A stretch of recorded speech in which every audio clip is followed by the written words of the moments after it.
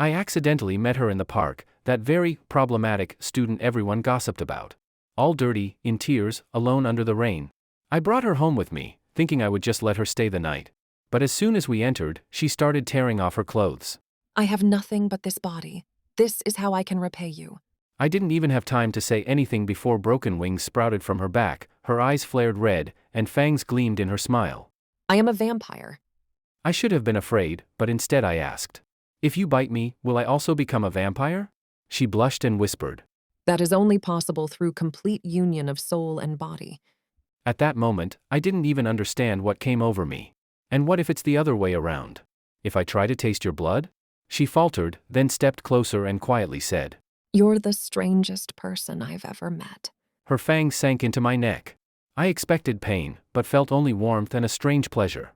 And in the morning, I woke up next to a white-haired girl. Her t-shirt had slipped off her shoulder. I turned my gaze away, but she just yawned and asked, looking at the photo of my ex. Is that your girlfriend? I grew flustered, averted my eyes, and fell silent for a moment. And suddenly, the memory of that day surfaced, the day when it all began. The day my life was turned upside down. You're a good person, but you can't give me what I need. We are destined to belong to different worlds. So, Lee Muhan, don't cling to me anymore. Goodbye. The girl with an angelic face bowed to Lee Muhan, then got into the passenger seat of a luxury sports car. The car sped away, leaving Lee Muhan standing there, still holding 2 ice creams in a daze. Everything was fine, so why was he suddenly dumped? And with the most standard breakup lines. Lee Muhan sat on a park bench, eating both ice creams at once, while his mind kept replaying everything about Gu Ruashi. He and Gu Ruashi were childhood friends, went to the same middle and high school, and officially became a couple in their senior year. For Gu Ruashi, Lee Muhan even studied desperately hard and finally got admitted to the same university as her. But in just the first month of university, he deeply felt what his best friend had once said, that once you enter college, both boys and girls change. Because their horizons broaden, they see many things they never saw before, and their hearts are struck by countless shocks and temptations. Lee Muhan didn't believe it. He thought Gu Ruashi must have had some hidden reason for breaking up with him. So for the past few months, he had been trying to win her back, even gritting his teeth to buy a bracelet worth 2,000 yuan. For someone like him, working part-time to support himself, that was already a big expense. But today, when he saw with his own eyes Gu Ruashi stepping into the future she wanted, far away from him, he finally realized that the bracelet in his hand was nothing compared to the life she longed for. Dragging his tired body, Lee Muhan returned to his rented apartment. He had rented the place to live together with Gu Ruashi, but she only stayed there for a week. At some point, she had already moved all her belongings out, leaving behind an empty room. In that moment, Lee Muhan felt like he had lost everything. Ding ding ding. His phone rang. Lee Muhan, Xiao Wang from the night shift has something to do. Come and cover his shift. It was his boss at the 24-hour supermarket where he worked. Love was gone, but life had to go on. Rent was due next week. Lee Muhan's parents had died early, and he had lost contact with his relatives. So there was no one to turn to for help. After washing his face, Lee Muhan went to the supermarket. Fortunately, there weren't many customers that night, so no one noticed that he was in a daze almost the whole time. At 5 in the morning, when he left the supermarket, it had started raining. He held up his umbrella and dragged his exhausted body home. But as he passed a park near his place, he suddenly saw a girl sitting on a swing without an umbrella. Xia Yu? Lee Muhan recognized her. She was somewhat of a celebrity at his university. Although only a freshman like him, she was known for her cold and aloof personality and flawless looks. Even as a fellow freshman, people kept their distance from her. Rumors even said she was a delinquent, smoking, drinking, fighting. The gossip about her only grew worse. Even someone like Lee Muhan, who rarely cared about school gossip, had heard her name many times. He stared at her sitting blankly on the swing in the rain, stunned for a moment, then gathered his courage and walked over. Are you Xia Yu? In the heavy downpour, her lonely figure looked so small. Her once beautiful black hair was now dull and soaked. Only when Lee Muhan's umbrella shielded her from the rain did she slowly raise her head. The girl looked at him with a puzzled expression. Raindrops slid from her wet hair down her face. Her hoodie, plaid skirt, and black stockings were all completely drenched. She'll catch a cold like this, Lee Muhan thought. You'll catch a cold if you stay like this. None of your business. Her voice was weak, maybe drowned out by the rain. Lee Muhan felt that if he had come a little later, this girl might have been completely swallowed up by the storm. She had already made it clear she didn't need his concern. But looking at her small figure, he remembered how he had once endured everything alone in the pouring rain too. And what had he wanted then? Someone to help him, someone to notice him. "I'll take you home." He finally spoke. He looked at her clothes, soaked, the hoodie worn out, the skirt creased, the stockings torn in places. It looked like she hadn't changed clothes in days. Gripping the swing chains, Xiaoyu stared ahead and muttered, almost to herself. "I don't have." "What?" Li Muhan leaned closer, not hearing her clearly. "I don't have a home." "Why?" He instantly felt it was a stupid question. Sure enough, she didn't answer. She only pressed her trembling lips shut. "Leave quickly." A voice in his head urged him. She was just a delinquent girl wandering around at night, don't get involved. Indeed, her reputation at school was terrible. Some even said she brought boys home at night. A girl like this, sitting here so late in the rain, must have problems. Best to stay away. But his mouth moved faster than his brain. "Then, do you want to come to my place for now?" Even her icy expression showed a hint of surprise. Li Muhan himself couldn't believe what he had just said. "Staying here isn't good. And it's late, there could be bad people around. At least you can take a shower at my place." Damn it. He wanted to slap himself. Why did he have to say even that, taking a shower? Was he secretly expecting something? Xiaoyu stared at him. After a long silence, her expression changed slightly. "Is that okay?" Her voice carried both reluctance and sadness. In her eyes, Li Muhan saw none of the rumored delinquency, only a girl desperately clinging to her last straw. "As long as you don't mind, of course." "Thank you." And so, under one umbrella, Li Muhan and the girl walked through the rain back to his small rented room. Everyone must have once imagined living together with a beautiful girl. Actually, Li Muhan could already be considered to have experienced it, though only for one short week. During that week, they did nothing. Yes, Li Muhan and his ex-girlfriend Gu Ruashi had gone from childhood friends to dating, but their physical relationship had only stayed at kissing. Now, he sat in the living room, listening to the sound of water from the bathroom, staring at the girl's clothes piled in the laundry basket outside the bathroom, lost in thought. Today I finally gave up on my ex-girlfriend completely, and yet tonight I brought another girl home. What exactly am I doing? Li Muhan covered his forehead. At this moment, he seemed to finally realize how irrational he had been. What if it's a honey trap? If Xiaoyu really was like the rumors said, a delinquent girl with a messy private life, then pulling a scam like that wouldn't be strange at all. Were there already a few strong men waiting outside, ready to rush in? Just then, the sound of water in the bathroom stopped, followed by rustling noises, and then the bathroom door opened. The girl with damp hair leaned out slightly. "Thank you for letting me use your bathroom. And also," she walked out, wearing a loose t-shirt and denim shorts. "Thank you for the clothes." Seeing Xiaoyu fresh out of the bath, Li Muhan's heartbeat quickened. Her slightly wet black hair rested on her fair shoulders. Her cheeks were flushed from the hot shower, and the loose t-shirt collar slipped slightly, exposing a bit of shoulder. All of it created a strange atmosphere that made Li Muhan uneasy. Did I say something wrong? Noticing his gaze, Xiaoyu tilted her head slightly and asked in confusion. No. I'll wash your old clothes and return them to you later." Li Muhan quickly turned his head away, not daring to look at her again. He had always been so natural with Gu Ruashi, so why, with another girl, a completely unrelated girl, was he suddenly so nervous? Thump, thump. He could even hear his own heartbeat. Xiaoyu lowered her head, looked at her body, then glanced around the room. Finally, as if making up her mind, she slowly walked toward Li Muhan and said, "I understand what you mean." Li Muhan didn't understand what she had realized. Just as he lifted his head, he suddenly found Xiaoyu standing right in front of him. Her small, thin figure stood so close that droplets of water from her hair dripped onto his pants. "As thanks, I will let you do what you want." Li Muhan froze. His brain stalled, unable to give his mouth any command, so he could only stare blankly at the girl in front of him. Usually, when a boy brings a girl home at night, he must be thinking of that kind of thing. "Especially for a girl like me, homeless and penniless, I only have this body to repay you." As she said this, she slowly put her hands behind her back, turning her head to the side, seemingly shy about her own words. God, does she even know what she's saying? Li Muhan was shocked inside. Though he had indeed felt a fleeting impulse earlier, he had just broken up. How could he possibly be in the mood for such a thing now? And to take advantage of someone like this? He raised his hand, wanting to push her aside or pull her down to sit so he could escape the situation.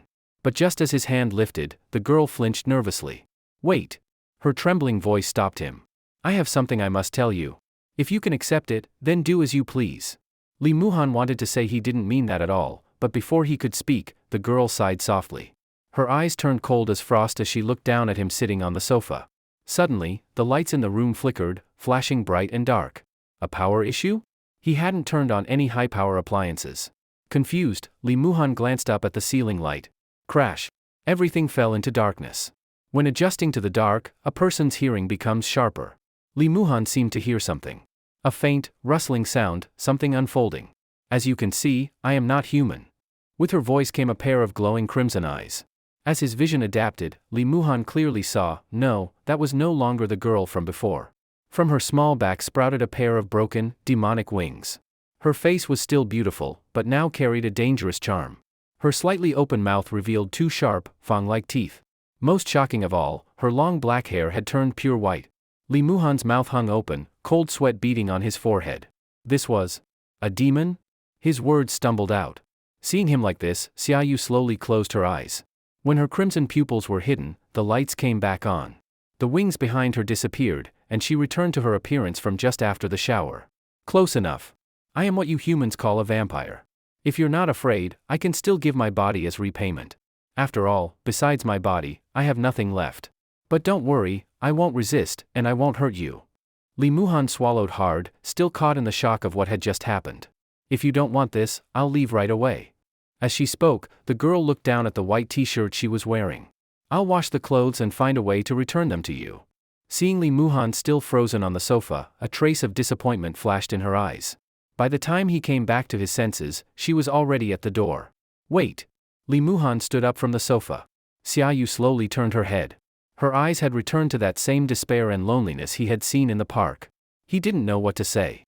She was a vampire, a monster? Yet it didn't seem like she wanted to hurt him. I bought breakfast on the way back. Do you want to eat together? Finally, Lee Muhan pointed to the soy milk and fried dough sticks on the table. Eh?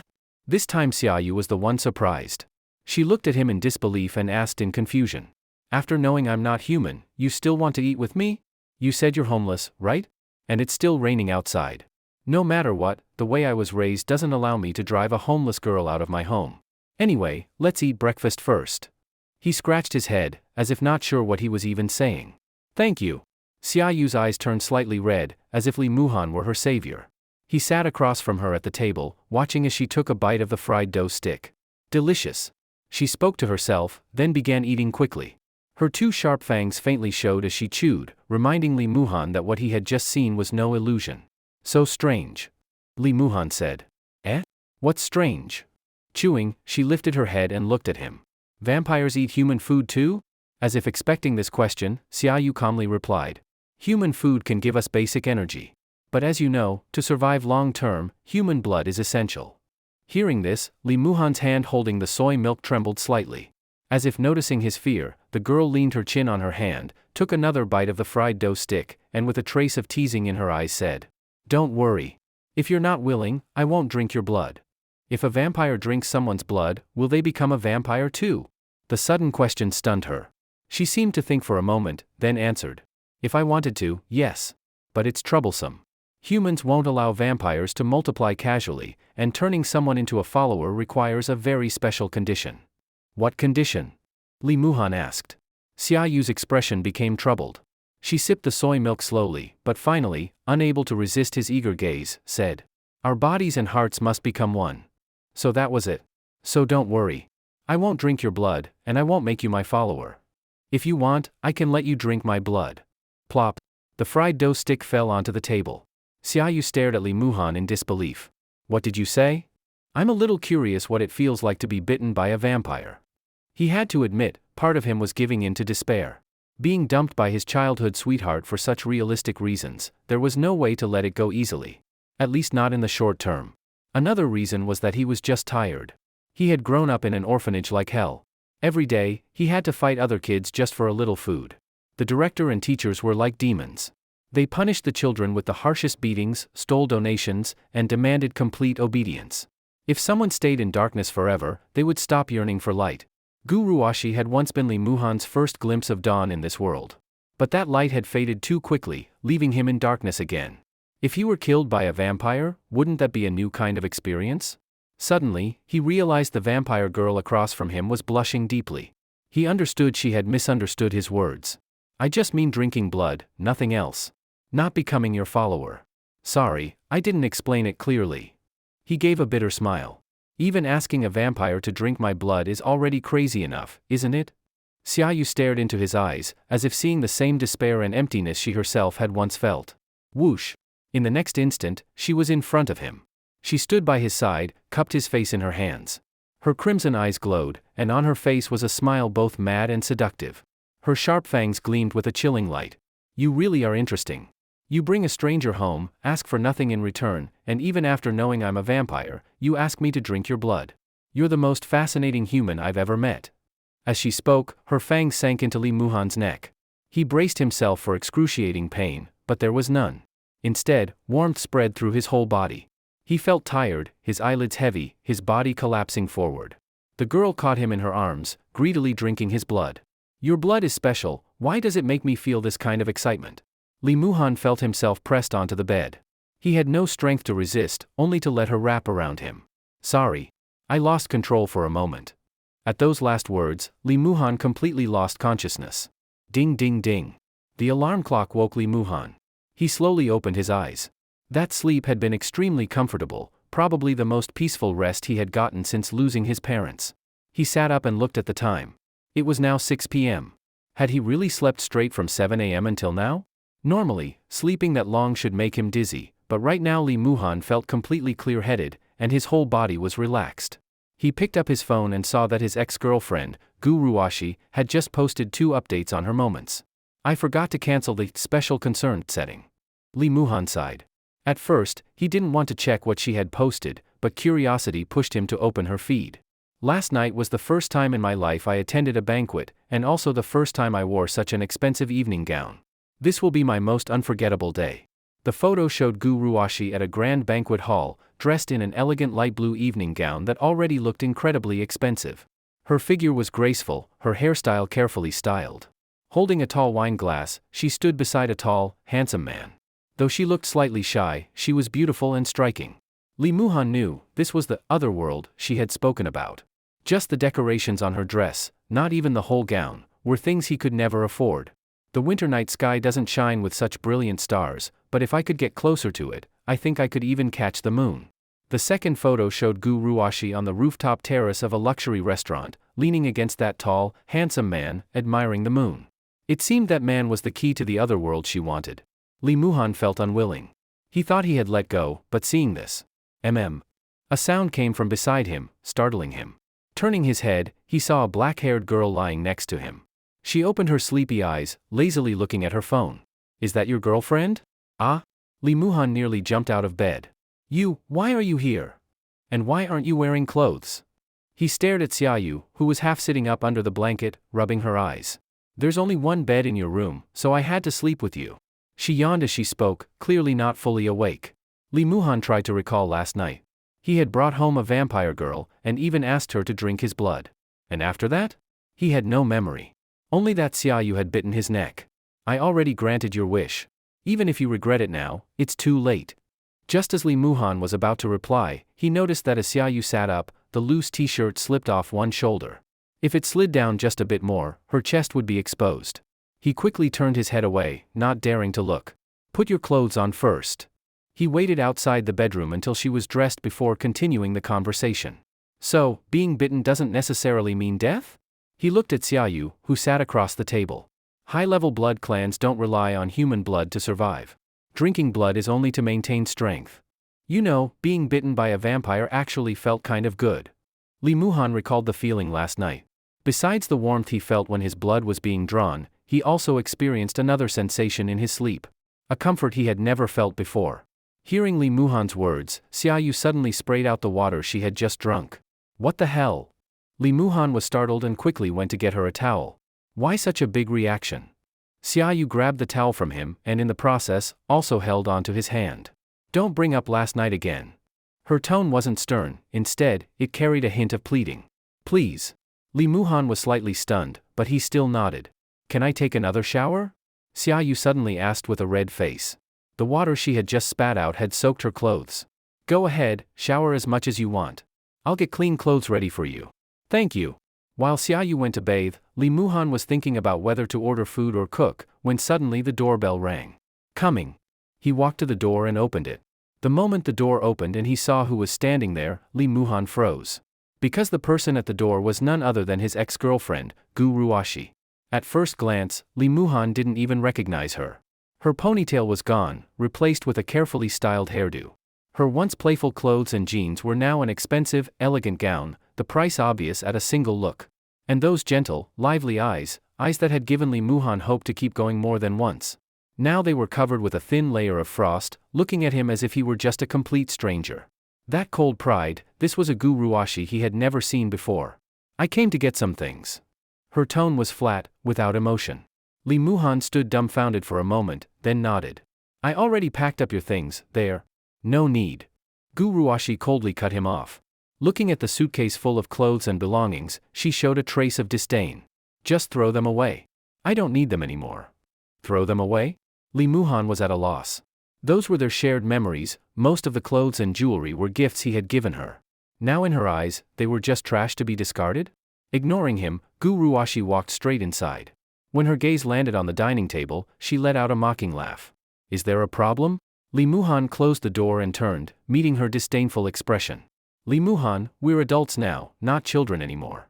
I know you love me, but it's impossible between us. Her sudden words left him baffled. She came here, at night, just to say this? I told you before, stop hoping. You're a smart man, Lee Muhan. Don't waste your heart on something impossible. What are you talking about? Lee Muhan frowned slightly. Gu Ruashi walked to the dining table, picked up a cup, and turned to him with a smile. This is my cup, isn't it? You actually kept it, and you even use it? Don't you think that's disgusting? I think you misunderstood. Lee Muhan tried to explain, but she tossed the cup into the trash. Don't use my things anymore. Don't keep anything of mine. Otherwise, I'll look down on you even more, Lee Muhan. Lee Muhan fell silent. Looking at this beautiful but unfamiliar woman, he felt a wave of sadness. I know what you're thinking. You think I'm materialistic. That's right. Lee Muhan, you're an orphan. My parents are just ordinary wage earners.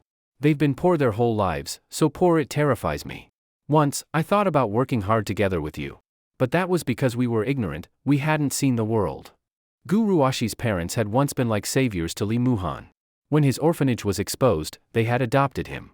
So, in a way, he and Gu Ruashi had even been like adoptive siblings. But now, the way she looked at him was as if he were trash. She lifted the bag in her hand slightly. Do you know how much this bag costs?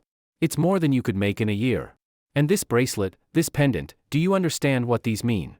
Seeing him silent, Gu Ruashi spoke even more passionately. These are the keys to the upper world, Lee Muhan. You must have seen my moments, right? Last night, he took me to the garden restaurant. The luxury there is something you could never imagine. Lobster, abalone, every ingredient flown in and cooked on the spot. Do you understand what that means? It means you're a rich lady now? Lee Muhan sneered lightly. It means a gap, Lee Muhan.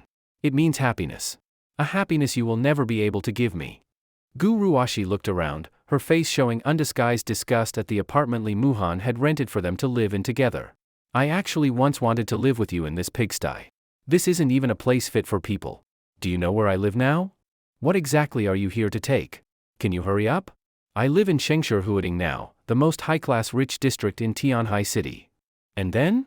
Lee Muhan was already impatient. He didn't know why, but his feelings for Gu Ruashi had completely changed.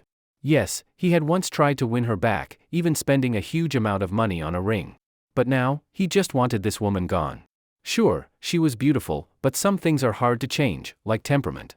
The way she was now, dripping with jewelry, she looked more like a clown desperately trying to force her way into a world that didn't belong to her. As for the cup she had mentioned, it was only because he didn't have any extra cups at home. He had simply washed it clean and given it to Xiaoyu. Now he didn't even have the chance to explain. My boyfriend is waiting for me downstairs. You've probably seen that car. I won't tell you the price, it might make you uncomfortable. But it's normal if you feel that way. Lee Muhan, listen to me, let go. Stop thinking about me. I came here today just to take our photo together. Without a word, Lee Muhan went into the bedroom. Moments later, he came back holding a photo frame of him and Gu Ruashi. Back then, they were young and innocent, leaning tightly against each other, smiling with happiness. But now, everything had changed. Gu Ruashi didn't even want to look at the photo. Maybe because her status was different now, she disdained looking back. Or maybe, deep down, there was still a trace of guilt toward Lee Muhan. In the end, she opened her bag and placed an envelope on the table. This is the compensation I could think of, Lee Muhan. Take it. Is this from your boyfriend? Lee Muhan sneered. Yes. What's inside is enough for you to finish college easily. You won't have to work yourself so hard anymore. Take your money and leave. Seeing his attitude, Gu Ruashi thought he was still hung up on her, so she spoke bluntly. If you keep clinging to me, then I'll. But before she could finish, the bathroom door suddenly opened. Wrapped in a bath towel, Xiaoyu walked out. Her face was flushed from the hot shower, her body still glistening with drops of water even after a light wipe. It was enough to make any man's heart stir.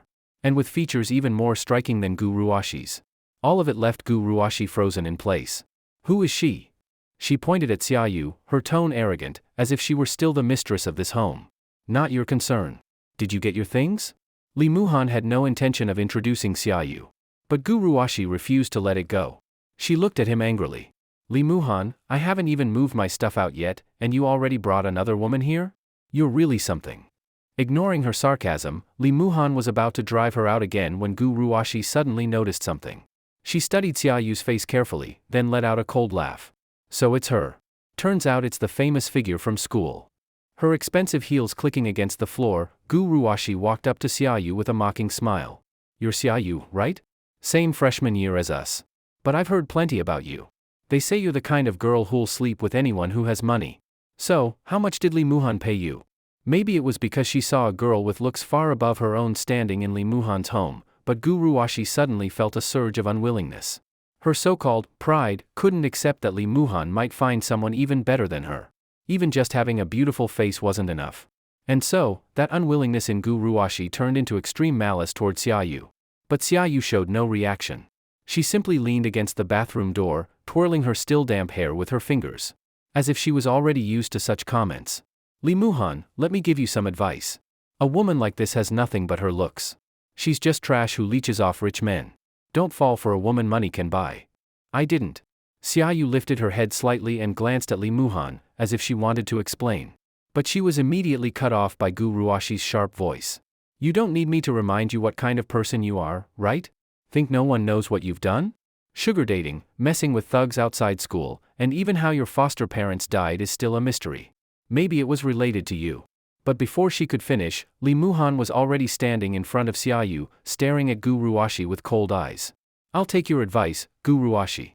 A woman who only leeches off rich men, a woman money can buy, I'll make sure never to be obsessed with one again. Lee Muhan, you.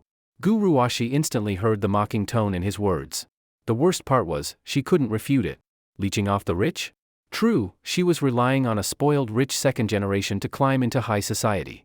A woman money could buy? True, she had abandoned her longtime boyfriend for money. Every word was the truth. The irony was that she had just used those same words to lecture Lee Muhan. Ashamed and furious, Gu Ruashi pointed at Xiaoyu. How could a filthy woman like her ever compare to me? With money, she's no better than any random. Bang. Lee Muhan slammed his fist into the wall behind her, forcing her back against it. His eyes were ice cold, like sharp blades of frost. Lee Muhan, you'd actually hit me, for this kind of woman? You. I won't hit you, Gu Ruashi. But listen carefully. The kind of woman you're talking about, she's 100 times cleaner than you, and 100 times better than you. Let me make this clear, she's my woman. So watch your mouth. This was the first time Gu Ruashi had ever seen such a Lee Muhan. Back when they dated, he had never even raised his voice at her. She had always thought he would never show anger to anyone, like a docile dog that silently endured everything. But now, that dog bared its fangs. And it was all because of that slut who would sleep with anyone. Xiaoyu herself was stunned. She was just a monster. Yet a human, even after learning what she really was willing to stand up and protect her like this. You're hopeless, Lee Muhan. This isn't over. Take your money with you. Lee Muhan shoved the envelope back into her hands. Gu Ruashi strode to the door. Before leaving, she turned to look at Lee Muhan, then at the silent Xiaoyu. What a desperate slut, you'll even pick up a man no one else wants. Whore. With those words muttered coldly, she slammed the door and left. Lee Muhan let out a long breath. Looking at the hand that had almost struck her face, he sank into thought. Why had he lost control like that? Suddenly, someone gently held his hand. At some point, Xiaoyu had walked up to him. She held his hands tightly, her expression full of worry. I'm sorry. I should be the one to say that. She's my ex, don't mind what she said. I'll take a shower to calm down. He tried to pull his hand back, but suddenly Xiaoyu pushed him against the wall, her strength shockingly great. She gripped his hand firmly. When she lifted her head, those alluring blood-red eyes locked onto his. Sorry. I can't hold back anymore. Can I drink your blood again? Huh? Didn't you say high-level blood clans? I really am sorry, but after drinking your blood last night, I've been losing control. Her voice trembled. Her eyes, filled with thirst, carried an irresistible seduction.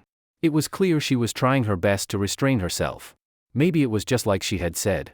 Without blood for a long time, she might weaken, but she wouldn't crave it this strongly.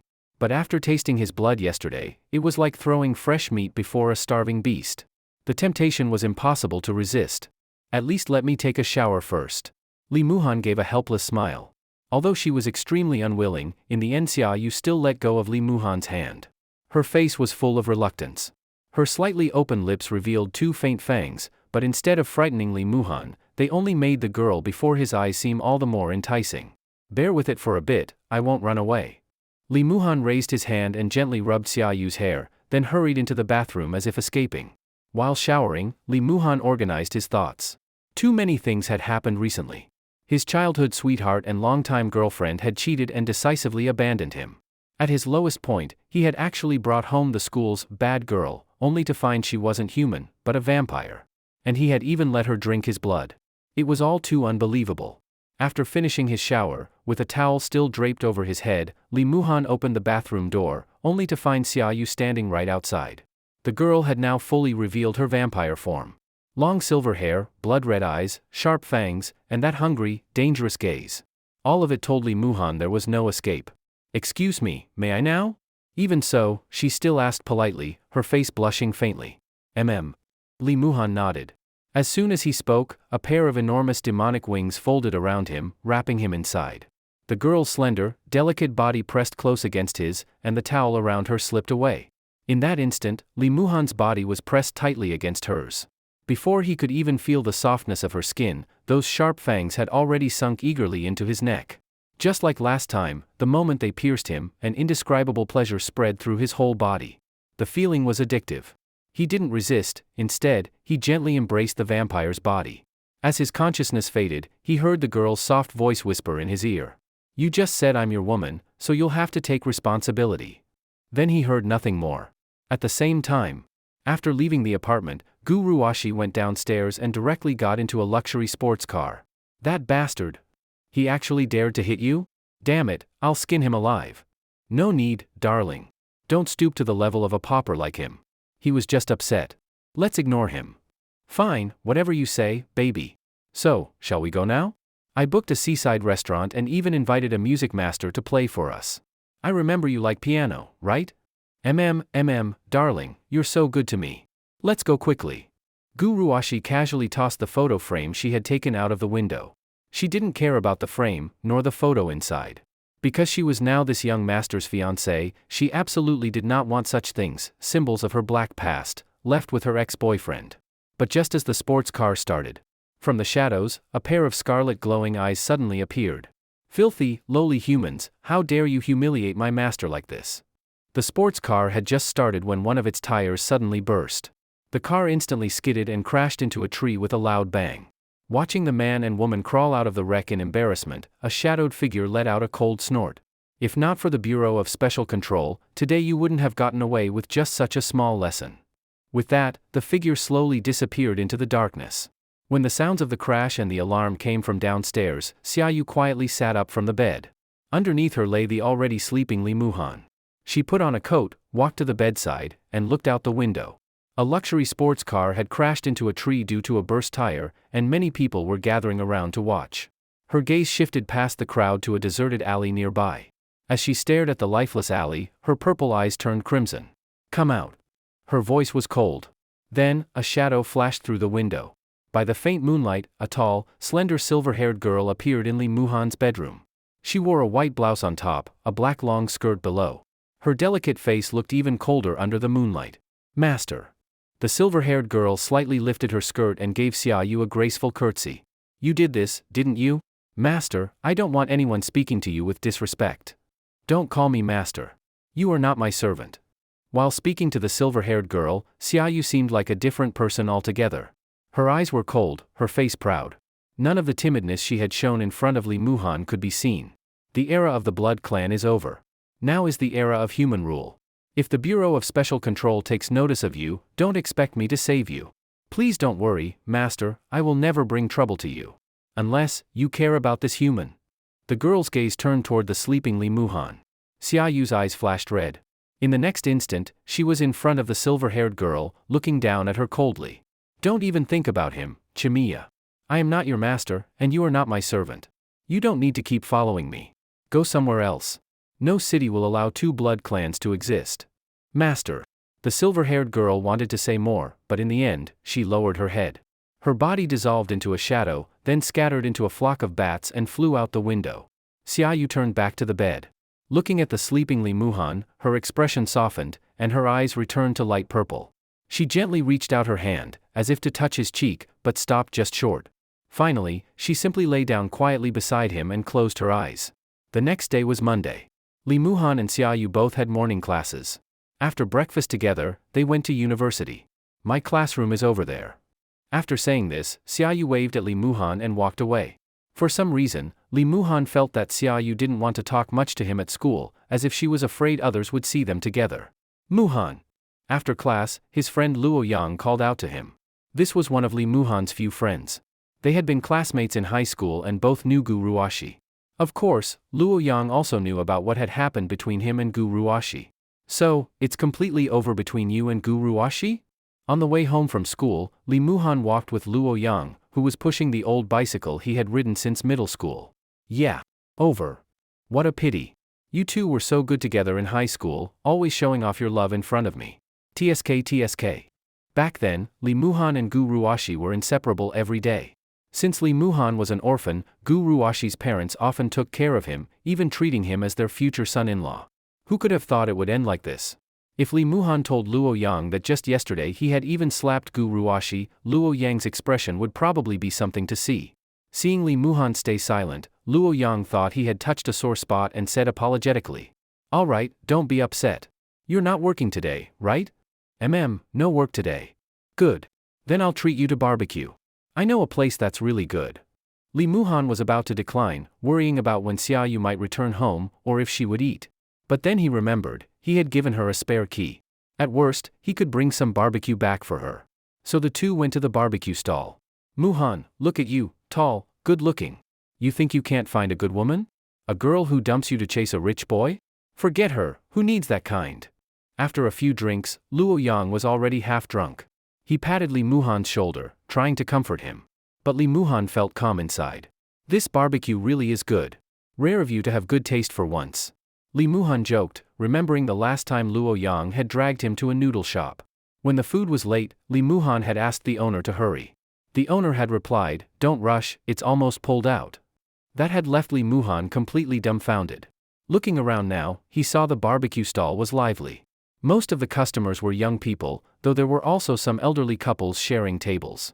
But none of the tables were like theirs, just two men sitting together. Muhan, you don't believe me, do you? I told you, you'll be fine. If you want a girlfriend, you could get one in minutes. Hey, look, that girl isn't bad. Li Muhan followed his finger, and saw a waitress working at the barbecue stall. The waitress was slim and petite. Her long black hair was tied into a ponytail, and she wore a mask that covered her face. She had on an ordinary white long-sleeved sweatshirt, but it looked too big on her, clearly not her size. Wait a minute. Li Muhan narrowed his eyes. That sweatshirt, why did it look so familiar? He seemed to own one exactly like it. Although the waitress wore a mask, her eyes were very beautiful, faintly glowing with a soft purple light. Hello, is this your barbecue? Just then, the girl walked over and placed a skewer of grilled meat onto the tray. Her voice was airy, carrying a trace of coldness, like a breeze in the night, clear and refreshing. And to Li Muhan, the voice was extremely familiar, as if he had heard it more than once, just recently.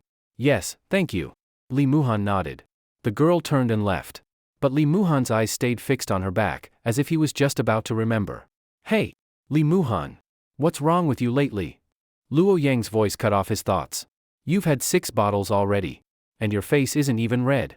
I remember you used to be a lightweight, 2 bottles and you were dying. What happened? Why are you so strong now? Only after Luo Yang mentioned it did Li Muhan realize, he had indeed finished 6 bottles of beer. Not a huge amount, but compared to the already drunk Luo Yang, he felt absolutely nothing. His face wasn't even flushed. Forget it, let's not talk about that. What do you think of that girl just now? What do you mean? Li Muhan asked while eating a skewer, then lifted another glass and downed it. This time, he carefully paid attention. After the beer went down, aside from feeling full, there was no other effect at all. It was as if alcohol no longer worked on him. I'm telling you, even though she's wearing a mask, with my experience from seeing countless women, she's definitely a beauty. Old Luo, you've never even had a girlfriend, and you dare call it countless women? Li Muhan laughed and teased. Luo Yang was clearly drunk. He raised his cup, pointing at Li Muhan with a shaky finger. Don't look down on me. I just don't want a girlfriend. If I wanted one, I could get one in minutes. Seeing the disbelief on Li Muhan's face, Luo Yang got worked up. He yanked Li Muhan along as they walked to the side. You don't believe me? Fine, I'll prove it to you right now. It was now 10 p.m., the busiest time for the barbecue stall. That same waitress seemed to be a newcomer. She had been scolded by the boss a few times earlier for mixing up orders. Now, she was cleaning up the trash from a table where customers had just left. Hey, girl! Suddenly, Luo Yang dragged Li Muhan over and loudly greeted the waitress. Hello. The girl lifted her head, her bright eyes looking at Luo Yang. Will you go out with me?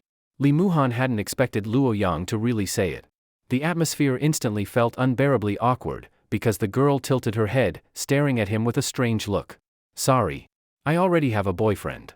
After a long pause, she said it calmly. Luo Yang looked like he had just taken a devastating blow. I told you not to embarrass yourself. Now look. Li Muhan patted Luo Yang on the back. But before Luo Yang could respond, the waitress had already walked up to Li Muhan. She looked up at him and said, Tonight is my first day working. I might be back late. You don't need to wait for me. Li Muhan froze mid-motion while trying to comfort Luo Yang. Luo Yang was also stunned. He turned his head, staring blankly at Li Muhan, then at the girl. You two know each other? Before Li Muhan could speak, Xiaoyu had already nodded and said, He's my boyfriend. Luo Yang collapsed into his chair, pointing at Li Muhan in shock.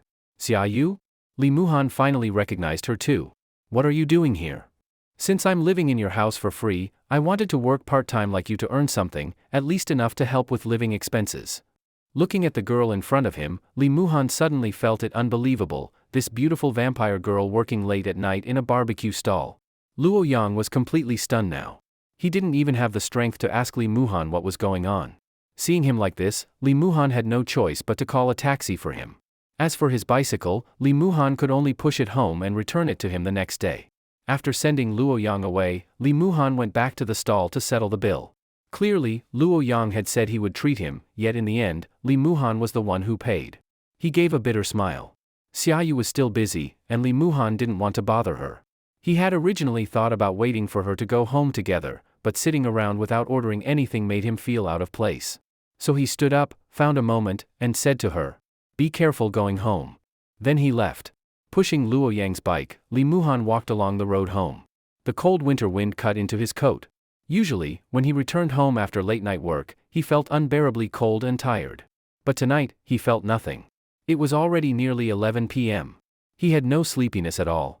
Even stranger, on this stretch of road without streetlights, he normally had to rely on his phone flashlight. But now, he could see clearly into every corner of the darkness. Just as Li Muhan reached the middle of the road, a car suddenly pulled across and blocked his path. 4 or 5 men in black suits got out. Li Muhan instantly sensed danger and tried to back away, but another car blocked him from behind, with more suited men stepping out. You're Li Muhan, right? The last to get out was a tall, handsome man, about the same age as Li Muhan but radiating the aura of a rich young master. That's me. You guys aren't here to rob me, are you? Li Muhan smiled, stalling for time while scanning for an escape route. Having grown up in a hellish orphanage, he was highly alert to danger. He knew these men weren't here with good intentions. He was good at fighting, but these men looked like trained fighters. One against many, he didn't stand a chance. You're the one who slapped my girlfriend, aren't you? The young man sneered as he walked up. He held a silk handkerchief over his nose, as if the very air here disgusted him. Yes, that was me. What can I do for you? Of course, Li Muhan already knew. This was the rich young master Gu Ruashi had attached herself to. The man took a deep breath against the handkerchief, his face softening slightly. After confirming Li Muhan's identity, the young master turned back toward the car. Before getting in, he waved his hand and said coldly, Do it. Immediately, the suited men rushed at Li Muhan from both sides. He shoved Luo Yang's bicycle forward, blocking the men in front, then spun and charged at the ones behind. He had already decided he would fight with everything he had. Even if he was skilled, facing so many trained men, there was no chance of escaping unharmed. Despite his resistance, the men were too strong. Within moments, Li Muhan was knocked to the ground, fists and kicks raining down on him. He quickly gave up struggling. At times like this, fighting back only made the beating worse. He curled up, shielding his head and stomach, trying to avoid fatal injuries. Enough. Bring him here. The young master sat in the passenger seat of his car, the door open as he watched. Like a ragdoll, Li Muhan was dragged over, his body covered in bruises, barely able to stand. You think I came after you because you slapped her? He squatted in front of Li Muhan, lit a cigarette, and looked at him with disdain. You're wrong. You really think I care that much about that woman? I just think she's pretty. I wanted to play. Of course, she can use my resources to climb higher. Kid, your ex is much smarter than you. He grabbed Li Muhan's hair, forcing him to look up. What the hell did I do to you? Li Muhan asked weakly. She told me you were chasing her since high school, pestering her until she agreed. True or not, I don't care, I don't want you near her again. Zhao Qiankuan slapped his face lightly. What surprised me is, she was still a virgin. And she actually asked me to take responsibility. Hilarious. You've been with her for so long, and she never let you touch her, did she? But me, just 1 week. I added her contact, bought her a meal and a phone, and she came to bed with me. He took a deep drag on his cigarette and blew the smoke into Li Muhan's face. Your girlfriend is very sweet. Zhao Qiankuan snapped his fingers. A suited man immediately brought over a video camera. Li Muhan had no strength left. He could only let them prop him up. Let me show you something good. Zhao Qiankuan tossed away his cigarette and shoved the camera in Li Muhan's face. Slowly, Li Muhan's eyes shifted to the screen. The video showed a man and a woman naked in bed, doing unspeakable things. And that woman was none other than his ex-girlfriend, Gu Ruashi. What, you can't recognize her once the clothes are off? This is your ex-girlfriend. Look at her, so slutty in bed. This must be a side of her you've never seen in your whole life, right? Zhao Qiankuan threw his arm around Li Muhan's shoulder, as if they were buddies enjoying something funny together. I know you're angry right now, but you need to accept reality. Let me tell you something, your girlfriend is just one of my many toys. You know? Women like her, who've never seen the world, are really the best to play with. Angry? Was Li Muhan angry? He should have been. But deep inside, he felt only calm. When he saw Gu Ruashi beneath Zhao Qiankuan, panting and moaning, he didn't feel rage, only sorrow. Sorrow for Gu Ruashi, and nothing more. Clack. Zhao Qiankuan shut off the camera, then yanked Li Muhan's hair. Kid, no matter how much I talk about the gap between us, you'll never get it. So I won't waste my breath. I'm a clean freak. Until I'm tired of that slut, you're not allowed to say a single word to her. Got it? Instead of getting angry, Li Muhan smiled. He turned his head. A mouthful of bloody spit landed on Zhao Qiankuan's face. A flash of killing intent crossed Zhao's eyes. He wiped his face with the handkerchief, then stood up, went to the trunk, and pulled out a baseball bat. With a cold smile, he walked back. You really have a death wish. Bang! The bat smashed into Li Muhan's head. A dull thud echoed in the silent winter night, blood instantly streaming down his forehead. Trash. You'll always be stuck at the bottom, a worthless beggar. He tossed the bat away. The men in black let go of Li Muhan and turned to leave. Li Muhan was dizzy, his vision red with blood. He could barely hear anything anymore. He tried to lift his head. Through the blur, he saw the rich air and his men get into the car. He tried to breathe, but each breath made his chest explode with pain. Maybe he was dying.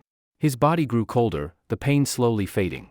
Darkness surrounded his vision, dragging him downward, as if countless hands were pulling him into a bottomless abyss. Then, an ancient and mysterious voice awakened him. His chaotic mind cleared. Where is this? He touched his head. No blood. No pain. It was as if the beating from Zhao Qiankuan and his men had been a dream. He pushed himself up, looking around. Everything was pitch black, except for the massive stone gate standing before him. The iron gate towered dozens of meters high. Beyond it, only darkness. Hell? Did I go to hell? He laughed bitterly at himself. He hadn't done much bad in life. Why would he end up in hell? The gate was carved with endless runes, glowing with ancient mystery. Around them, reliefs of twisted, monstrous figures.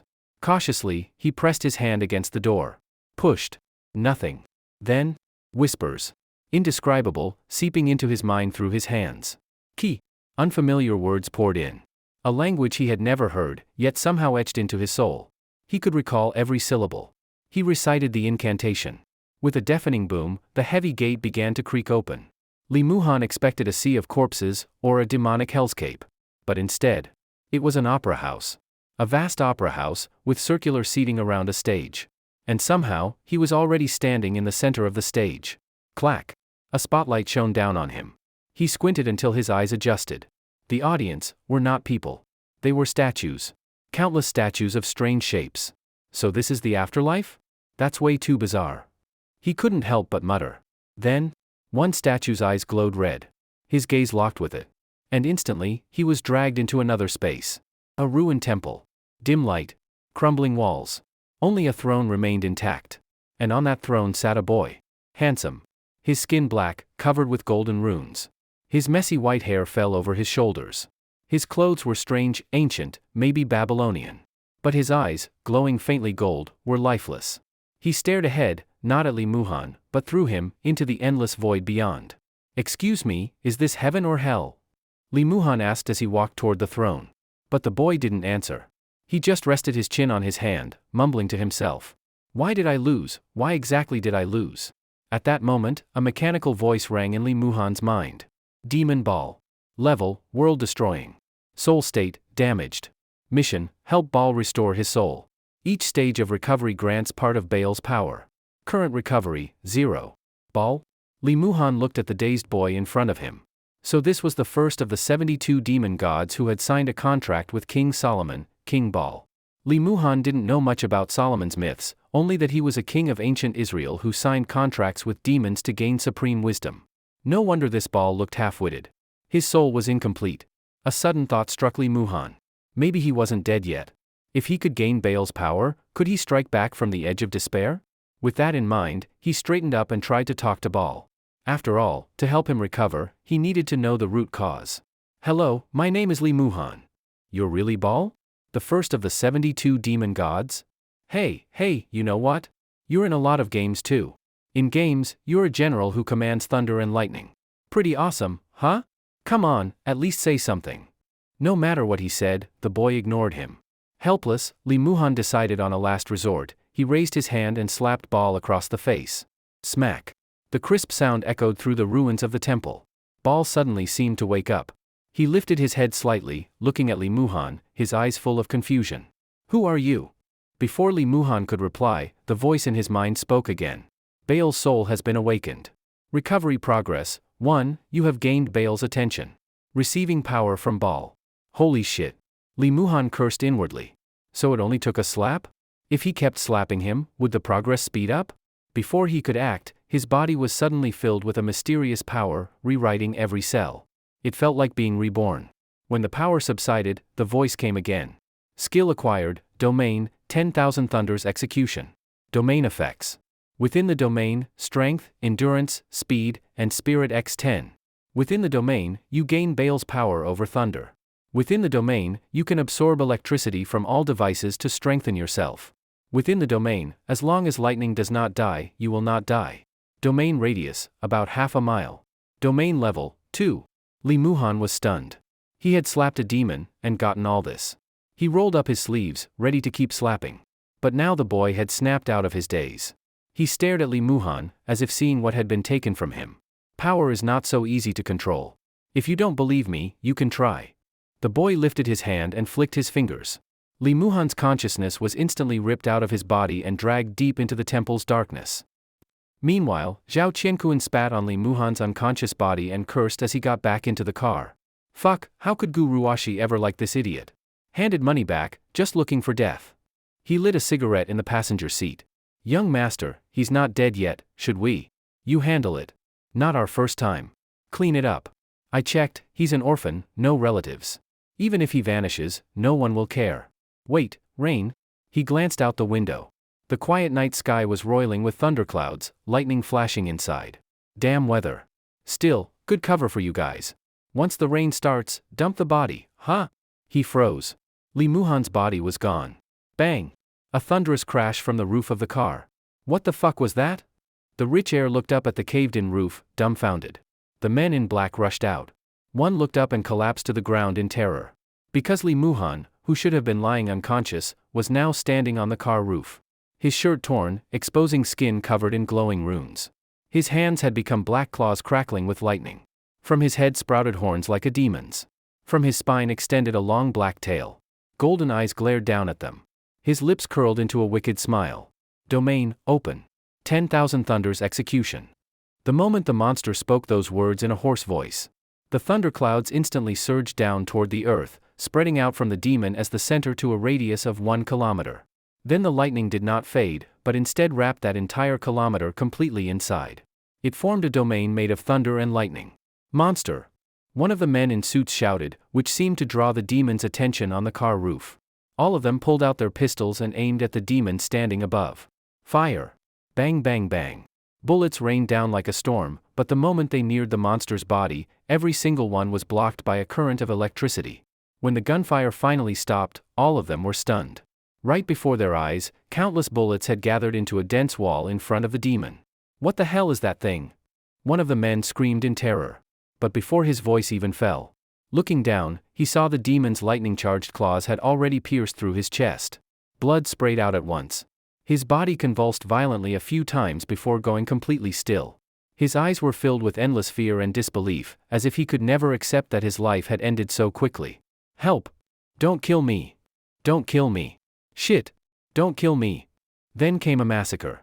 Wherever the lightning flashed, a man in black was torn apart into pieces by the monster. In an instant, screams, gunfire, and thunder fused together into a requiem of hell. When the last man in black died under the monster's claws, everything returned to silence. And Zhao Qiankuan? He clutched a pistol in his hand, curled up in the back seat, trembling all over. No, no, no. Outside, there was no more sound, but Zhao Qiankuan still didn't dare lift his head to look. He prayed it would all pass quickly, prayed that the monster had not noticed him. But that was impossible. A heavy breath broke the silence. Who? Who is it? I'm the young master of the Zhao family consortium, don't touch me. My father. Before he could finish, a claw suddenly shot in through the car, yanking him out of the back seat. The young master was lifted by his neck into the air, struggling to raise his gun and fire several shots point blank at the monster's head. But the bullets were again stopped by the invisible shield of current in front of the demon. All of this left Zhao Qiankuan in utter despair. I'm sorry. I'm sorry. I'll give your woman back to you. I'll give you whatever you want. You want money? I have money. I have lots of money. The monster tilted its head slightly, those emotionless golden pupils staring at Zhao Qiankuan like a lamb waiting for slaughter. Suddenly, it smiled, that same terrifying smile. Then the monster raised a hand and snapped its fingers. Boom! A bolt of lightning struck down with perfect precision, blasting Zhao Qiankuan's right hand into ash, leaving not even bone or flesh behind. Ah! My hand! Pain and fear tormented Zhao Qiankuan. From childhood until now, he had hardly ever even scraped his skin, yet now he had lost an entire hand, and it had been blasted into nothing by a monster's lightning. Snot and tears covered his cheeks. He knew without doubt he was going to die tonight. Only, this monster did not seem in a hurry to kill him. It wanted to drag out his suffering. Just as the monster was about to stretch out its claws to gouge out Zhao Qiankuan's eyes, the thunderclouds above the domain suddenly split open as if torn apart by force. A bright full moon appeared in the sky. White moonlight shone down through the broken thunderclouds. And with that moonlight descended a girl with enormous wings. Her long silver hair danced in the wind, and her blood-red eyes gazed down at the demon from above. Domain open, Crimson Hunt.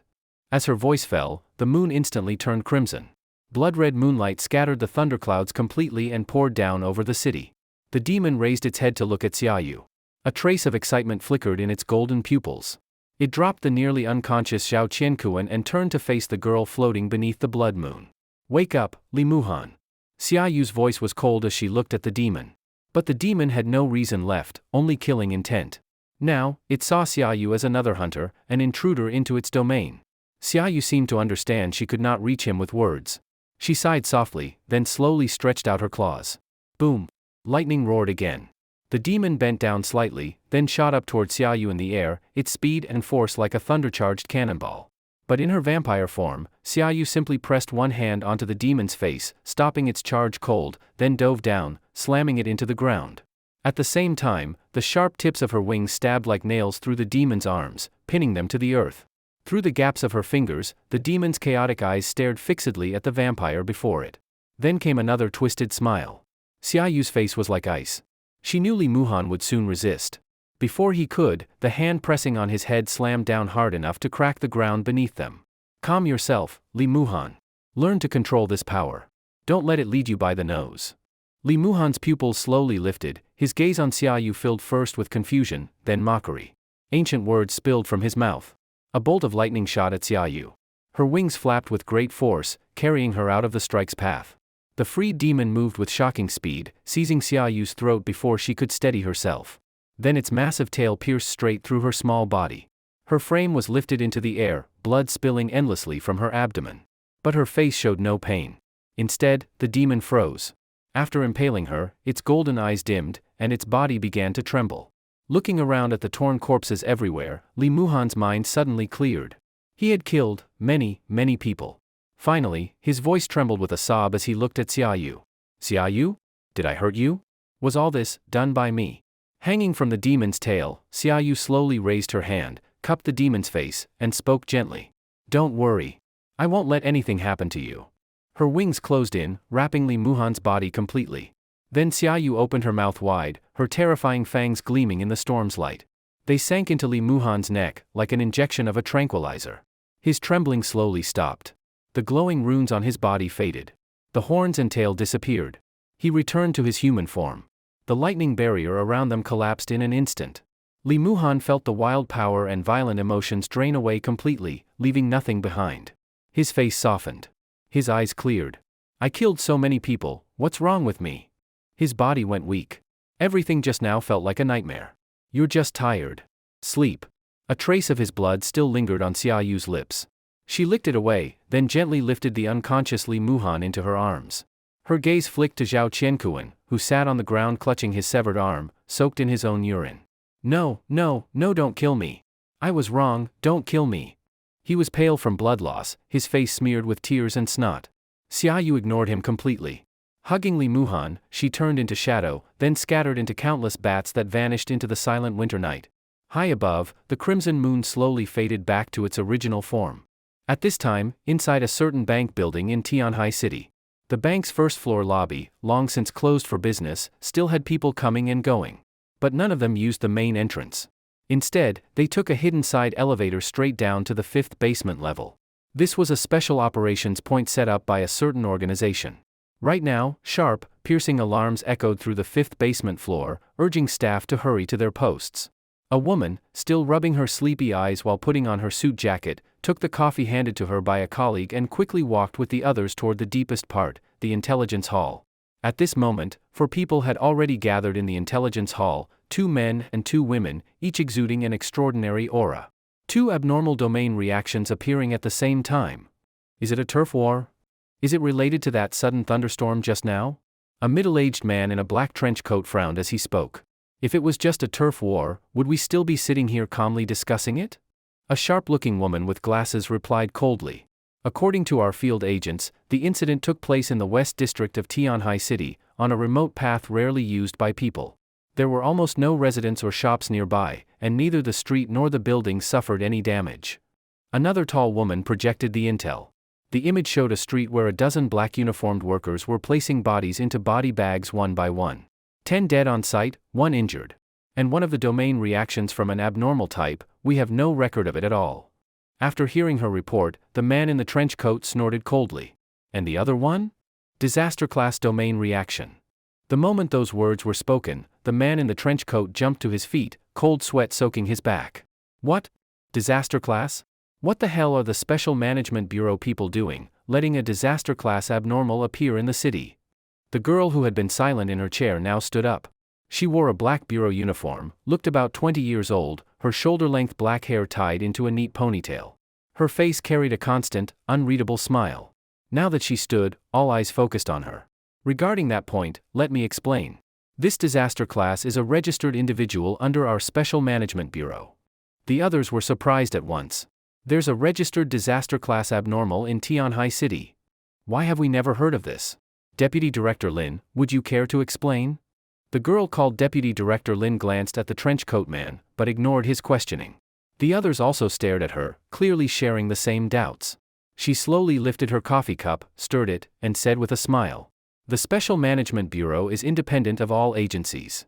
Whether it's your Central Intelligence Bureau, the Ministry of State Security, or the military, we have no obligation to report to you."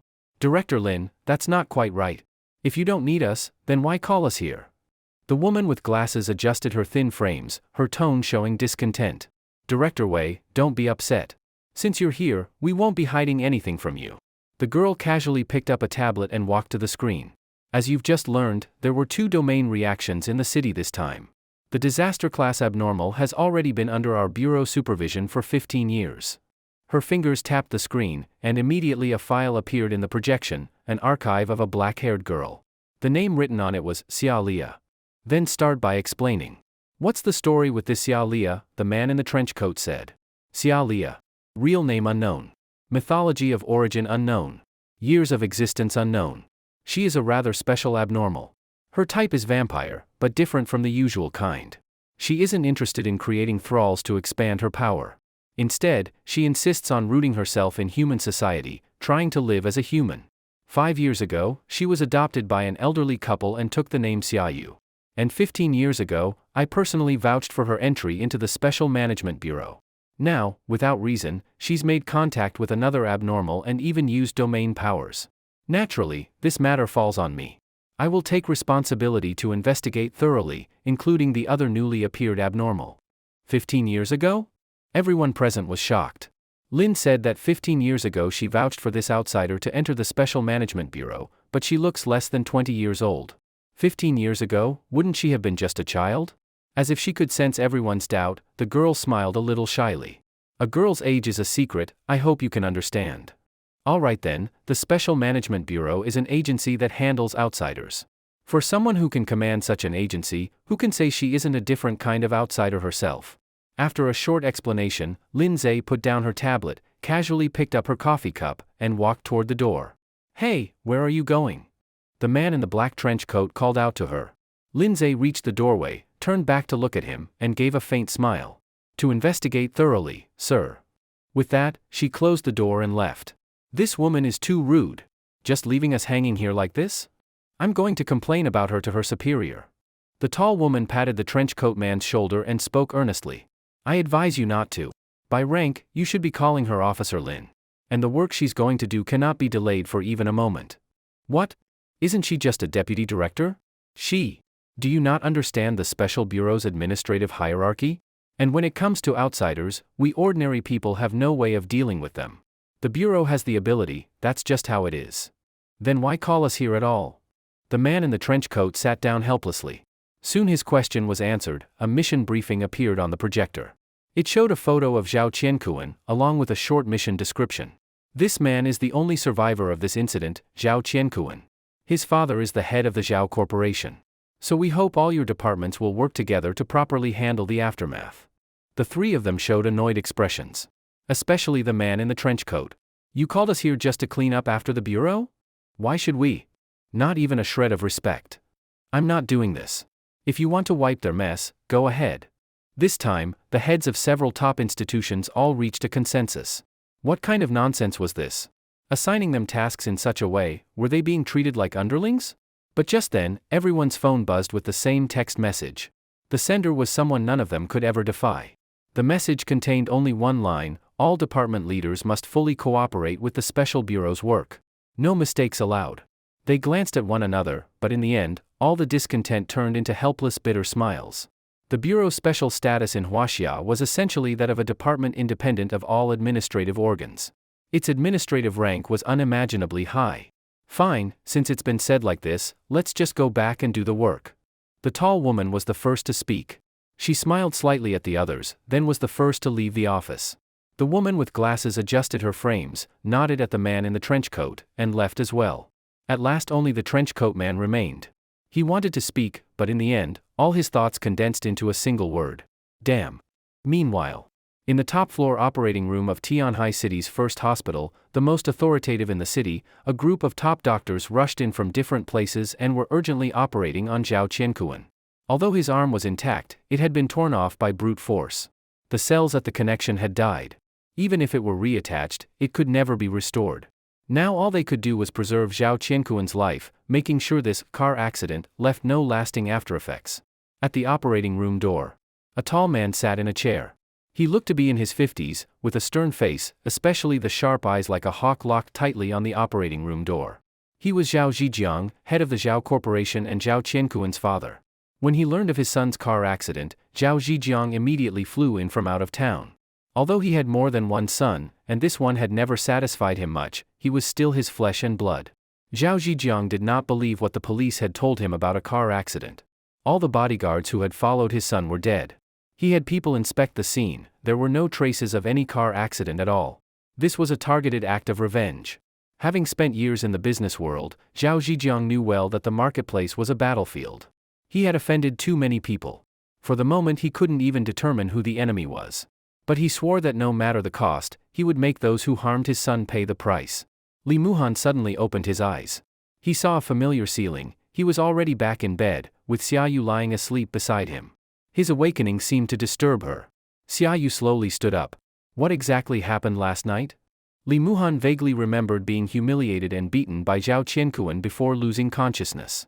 But he could still sense that he had seen a lot of blood, that many people had died at his hands.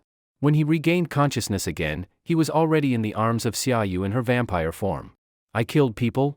Li Muhan looked at Xiaoyu with trembling eyes. Sitting by the bed, Xiaoyu gently raised her hand and placed it on his shoulder, speaking softly. The first time you awaken the power of a domain, losing control is normal. Then in the future, will I lose control every time I use this power? Just as Xiaoyu was about to answer, the door was knocked. It was 9 p.m. How could someone be visiting so late? Li Muhan didn't have many friends. Could it be Luo Yang coming to ask for his bicycle? While Li Muhan was still dazed, a young woman's voice came from the door.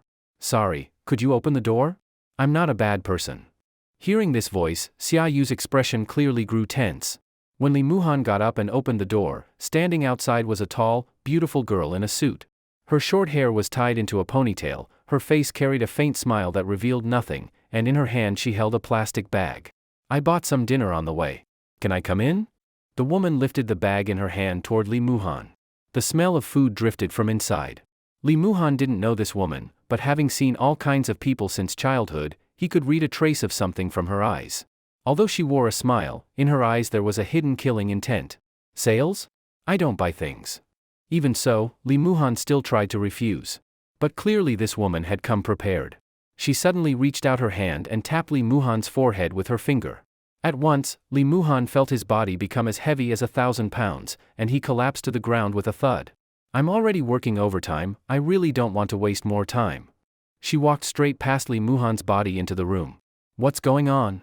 Li Muhan struggled to turn his head, looking at the woman entering the room. She tossed the bag onto the table, then waved at Xiaoyu, who was standing at the doorway. What are you standing there for? Come sit. She acted as if this were her own home. Let him go first. Xiaoyu was not friendly toward her. Her eyes, now blood-red, stared fixedly at the woman. Don't look at me like that. You know I yield to softness, not hardness. Call me sister, and I'll let him go. The woman pulled out a pack of cigarettes, lit one for herself, leaned back in the chair, and looked at Xiaoyu as if nothing were wrong. Sister. Li Muhan was stunned. Was Xiaoyu really that obedient? Or was it that this woman was so strong even Xiaoyu couldn't oppose her directly? Ah, good. Let him go. Xiaoyu's tone turned cold. The woman slowly blew out a ring of smoke, then raised her hand and snapped her fingers. At once, the crushing weight on Li Muhan vanished completely. First time meeting, let me introduce myself. She stubbed out her cigarette on the table, then pulled a business card from her suit pocket and placed it down. Li Muhan understood this woman was no ordinary person. He stepped beside Xiaoyu, facing her as if against a great enemy. My name is Lin Zhe. I belong to the Special Management Bureau of Huaxia, responsible for containing special groups that don't belong to humans. As she spoke of special groups, Lin Zhe glanced at Xiaoyu. You should already know the true identity of the young lady beside you. I'm her guarantor. So the commotion she caused last night really troubled me. If it's not handled well, I'll be in big trouble. What happened yesterday was done by me. It has nothing to do with her. Li Muhan blocked in front of Xiaoyu. Lin Zhe leaned back, examined Li Muhan carefully, then her face once again revealed that calm, unbothered smile. I know it was you. At first we didn't know who the other target was, but the moment I stepped into this apartment, I understood. The place is full of a strong scent, the scent of a demon. Xiaoyu suddenly raised her hand, and 5 blood-formed spikes appeared in the air. They circled around Lindsay, ready to pierce her body with just a flick of Xiaoyu's finger. Hiss! Lindsay inhaled sharply. Seeing the blood spikes so close, she couldn't help but shake her head with a sigh. I'm your guarantor. Do you vampires all repay kindness with hostility? What do you want to do to him? Xiaoyu did not withdraw the spikes. Her hair began turning white, her whole stance one of battle. Don't be so agitated. I just came to investigate. Whether he's a demon or something else doesn't matter. What matters is whether he will harm humans. He won't. Xiaoyu spoke firmly. Little cutie, this isn't for you to decide. Last night I was busy all night gathering those broken corpses. Lindsay looked at Li Muhan. Can you tell me, are you a born demon, or a human possessed? At least according to my memory, I should be human. Li Muhan said. Lindsay nodded, then stood up and walked to stand in front of Li Muhan. Xiaoyu was about to say something, but Li Muhan raised his hand and shook his head at her. He could see that this woman named Lindsay had no malice toward him, and she seemed to have done favors for Xiaoyu. Rather than letting them clash here, it was better to see what Lindsay wanted to do. Good, so sensible. Seeing Li Muhan stop Xiaoyu, Lindsay smiled slightly, then raised her hand, took off her glove, and placed it on Li Muhan's chest. Li Muhan did not move, just quietly let her feel his heartbeat. This power. Lindsay frowned slightly, which made Li Muhan nervously swallow. But after a moment, Lindsay's face once again showed that indifferent smile. Tell me, what did that demon say to you? Do you still stand on the side of humans? He hardly said anything to me. Am I still considered human now? Lindsay looked into Li Muhan's eyes and said. Unfortunately, no. In the end Lindsay seemed tired of this standoff. She sighed and said. I can give you a choice. Join the Special Management Bureau. Use your power well to protect humans and your country. This way, you can conditionally keep your current life. Do I need to remind you? You killed 10 people. At this moment, Li Muhan finally felt something real. The reality of having killed. He had killed, and the ones who should have come for him were the police. Yet the ones who came were from an organization called the Special Management Bureau. And for non-humans, this organization was essentially the police. If he refused this offer, what awaited him would naturally be endless hunting. And from the glimpse of this woman's ability just now, she was by no means ordinary. And let me remind you again, the young master you offended is no ordinary person. His father is the head of the Zhao Corporation. Without our protection, he probably won't let you go. Lindsay opened the plastic bag, picked up a piece of bread, and began to eat. As she ate, she said, Of course, the vampire by your side surely doesn't take him seriously. But if she harms humans because of you, the Bureau will list her as a kill target. Do you want her to meet such an end? I'll give you 3 days to think about it. Lindsay saw the confusion in Li Muhan's eyes. She wanted to stand up, but the spikes still circled around her. So she smiled and looked at Xiaoyu. I haven't settled the matter of your foster parents with you yet. What, do you still want to make me angry now? At the mention of her foster parents, Xiaoyu froze. Then she slowly closed her eyes. Her hair returned to black, and the spikes gradually disappeared. Don't worry. I'm not a bad person. You could say the Bureau is the best place for you now. After speaking, the woman wiped her hands with a tissue from the table and walked to the door. Think about it. Think carefully. With that, she closed the door and left. Xiaoyu and Li Muhan stayed silent in the room. Li Muhan sat on a chair, staring at his hands. Thinking that these very hands had taken 10 lives last night filled him with dread. Xiaoyu wanted to comfort him, but suddenly Li Muhan looked up at her with a foolish smile. It's fine. When the boat reaches the bridge, it'll straighten out. There will always be a way. You really are a fool. But in truth, Li Muhan's personality had always been this way. No matter how big the blow, he could always stand back up. It wasn't because he had a happy childhood, or good teachers and friends. On the contrary, his upbringing had been as cruel as hell. Even now, Li Muhan could still feel the demons inside the theater of his heart staring at him with greedy eyes. They were happy to see him discouraged, to see him fall. That way, they could take this body all the sooner. It's just that maybe now I can't really be called human. A bit of a pity. Li Muhan scratched his head with a smile. Xiaoyu suddenly remembered something. She reached out, grabbed Li Muhan's wrist, and looked straight into his eyes. I'll show you something. Without waiting for him to object, she pulled him by the hand straight to the window. Close your eyes. Huh? Why? Don't ask. Close your eyes. Looking into Xiaoyu's clear eyes shining under the moonlight, Li Muhan was moved. He felt his heartbeat speed up, then he slowly closed his eyes. Suddenly, a feeling of weightlessness came over him. He felt Xiaoyu pulling him as they leapt out the window. The world was silent. Only the sound of wind roared in his ears. It was as if time itself had stopped. Holding Xiaoyu's cool hand, Li Muhan felt utterly calm. He even had the leisure to wonder about a vampire's body temperature. You can open your eyes. He didn't know how long had passed, maybe very long, maybe just an instant, before Xiaoyu's voice sounded by his ear. Against the biting cold wind, Li Muhan slowly opened his eyes. He was stunned by what he saw. At this moment, held in Xiaoyu's arms, the two of them floated above the entire city. Below their feet were countless lights and flowing cars. All the lights of 10,000 homes shone beneath them. In the distance, the sea connected with the city's harbor, its black waves rolling in the night. This was Li Muhan's first time seeing the city from such a view. Born in an orphanage, he had never even left Tianhai City, let alone been on a plane. Xiaoyu said nothing, just held him tightly, making sure he wouldn't fall. Li Muhan gradually understood her meaning. Looking at the city, or the world, from another perspective might not be such a bad thing. Just like what Xiaoyu was doing now. She was a vampire, yet living in a human way. So as a human, why couldn't Li Muhan live once more as a monster? The view here is better than from the top floor of a fancy hotel, isn't it? Li Muhan was stunned for a moment, then understood her meaning. She still remembered the time she had seen Gu Ruashi's social post about a luxury hotel's rooftop view. Compared with this, it wasn't worth mentioning. Think of it as a gift for taking me in. Of course I know it's not enough, but… Xiaoyu smiled at Li Muhan. Before she could finish speaking, Li Muhan was already holding her tightly in his arms. Thank you. He embraced Xiaoyu's small, cool body firmly. Being a monster didn't seem so bad after all. At the very top of Tianhai City's TV tower, Li Muhan sat there, staring blankly at the night view below. If not for the biting cold wind stinging his cheeks, he might still feel as if he were dreaming. As for Xiaoyu, she had already taken on her vampire form. The girl sat tightly beside Li Muhan, her huge bat wings folding gently around the two of them. Still cold like this? But I'm still confused. This body was so badly injured, yet after waking up, I don't feel anything at all. Except for the blood-stained clothes, there wasn't a single trace of injury on his body after he woke up. The demon's power will heal your body, Xiaoyu said. Li Muhan touched the area of his heart. He was surprised to find his heartbeat extremely slow, so slow it didn't seem like he was still a living human. At this moment, he remembered the earlier explanation in his mind about the power. Within the domain of 10,000 thunders of execution, his recovery speed increased tenfold. In other words, his wounds had already healed while he was inside the domain. What a convenient ability this was.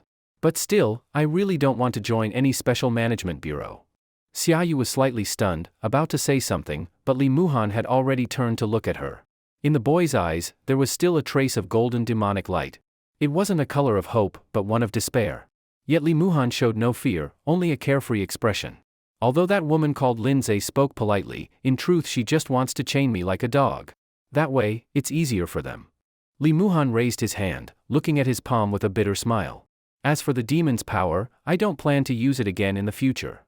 Xiaoyu did not answer, because once the bureau marked an outsider, there were only 3 endings. First, join, become an outsider under bureau control, and work for them. Second, be directly hunted down, eliminating the threat forever. Third, if an outsider was too powerful but chose to remain detached from the world, the bureau would not insist too much on control. After all, those of that level, if they truly wished to destroy the world, regulation would not be enough to stop them. Li Muhan looked up at the bright moon. From the top of the tower, it didn't seem any closer. Whatever. I came back alive this time, I've already gained. Maybe it's all my fault. It's my appearance that made you go through these things. I'm really sorry. Xiaoyu lowered her head, a trace of apology in her eyes. Li Muhan turned slightly, looking at the girl beside him. His gaze softened. It's really great. Then he suddenly pulled Xiaoyu into his arms, which left her stunned. What are you doing? Thank you. Really, thank you. Because you appeared, I was able to come out of the shadow of heartbreak so quickly. It might sound strange to say this, but you truly were sent by heaven to save me. Xiaoyu did not understand. Love, this kind of feeling she had almost never experienced. After wandering this world for thousands of years, she had never met anyone who could stir such emotions in her. It made Xiaoyu once believe that vampires were creatures without the capacity for love. But this human before her, was love really so important to him? If she could fall in love with him, would that be the best repayment? At this moment, Xiaoyu didn't really understand what love was. She thought it was a form of gratitude to Li Muhan. So she gently returned his embrace. The next day, Li Muhan went to school early. Even if he wasn't human anymore, he still had to attend classes. When he arrived, he found the school covered in an air of gloom. Everyone was whispering to each other. He didn't know if it was just his imagination, but it felt like everyone was talking about him. Muhan. A familiar voice sounded from behind. Li Muhan turned and saw Luo Yang running toward him. Last night? Did I fall asleep last night? You still have the nerve to say that? The taxi fare was 30, pay me back. Li Muhan showed no mercy to the panting Luo Yang and directly reached out for money. Hey, I haven't even asked you about my beloved bike yet. Forget that for now. Do you know what happened last night, right on the street near where we had barbecue? Luo Yang's expression was exaggerated, as if he were talking about some earth-shattering secret. What happened? I don't know. Li Muhan's expression was a bit unnatural. If he guessed right, not only did he know, he was the very cause of it. I'll tell you, that street near where we ate barbecue, someone died. Someone died. Li Muhan's eyes instinctively flickered, but of course Luo Yang didn't notice. He continued explaining what he knew. A car accident. 3 cars. They crashed on that street. 10 people died. And one more, an important one, didn't die, but his arm was broken. Do you know who it was? Who? That famous rich kid from our university, Zhao Qiankuan. Wait, you just said, car accident? Li Muhan suddenly caught the flaw. Why are you focusing on that? The point isn't the car accident. It's Zhao Qiankuan. Zhao Qiankuan lost an arm. I know he lost an arm. You what? I saw the news after breakfast. Luo Yang looked annoyed. Then why the hell did you just tell me you didn't know? I thought you had new info. Don't interrupt. You just said it was a car accident? Yeah, didn't you watch the news? Strange thing is, that road is deserted, no shops, no houses, usually no cars at all. But last night, 3 cars just happened to crash there. It's like seeing a ghost. While Li Muhan and Luo Yang talked and walked toward the lecture hall, a dazed figure came walking from ahead. Li Muhan accidentally looked up and saw it was Gu Ruashi. At this moment, Gu Ruashi's eyes were unfocused, her face pale and haggard, as if she hadn't slept all night. It wasn't hard to guess. After Zhao Qiankuan's accident, she must have stayed by his side all night. After all, Zhao Qiankuan was her golden key into high society. How could she let him die? Gu Ruashi also saw Li Muhan and Luo Yang. Hey, Muhan, that's. Don't bother. Li Muhan's face was calm. Even seeing Gu Ruashi like this, broken and lost, he felt nothing at all. Gu Ruashi slowly stopped.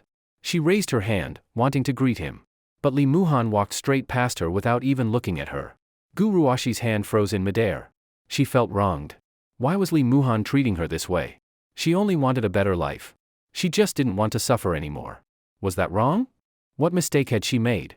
But she completely forgot that everything she wanted had once been built upon Li Muhan's pain. Muhan, so heartless? Heartless? Not really. I just feel I don't want any connection with her. There wasn't a shred of sympathy in Li Muhan's words. Luo Yang gave him a thumbs up. Awesome. As expected from someone with a new girlfriend. Li Muhan suddenly remembered. That night Luo Yang had seen Xiaoyu. Although Xiaoyu wasn't his girlfriend, they were now living together and taking care of each other. If he said she wasn't his girlfriend, no one would believe it. That evening at 8 p.m. After carefully dressing up, Gu Ruashi arrived at the hospital ward door, but the bodyguard stopped her. Do you know who I am? She pointed at the bodyguards and cursed. I'm your young master's girlfriend. The bodyguards exchanged glances. Even through their sunglasses, Gu Ruashi could see the disdain on their faces. This had never happened before. These bodyguards used to fawn over her, always respectful. Girlfriend of the young master? Which one? What do you mean which one? He only has me as his girlfriend, don't you know that? Gu Ruashi's little face flushed red with anger. With her makeup, she looked even more delicate. You really take yourself seriously? A bodyguard sneered. Our young master only sees you as a toy. You slut, did you really think our young master would like a filthy woman like you? Filthy? You call me filthy? Gu Ruashi's eyes widened with rage. You two dare to talk to me like this. When Zhao Qiankuan wakes up, When the young master wakes up, he probably won't bother with you. Still putting on airs here? A whore who can be bought with money, stop pretending to be high class. You, what did you say? Gu Ruashi tried to argue, but one guard casually pushed her to the ground. She was wearing high heels. The fall made her butt ache. Look at yourself. Even if the young master wakes, he probably won't be interested in you anymore.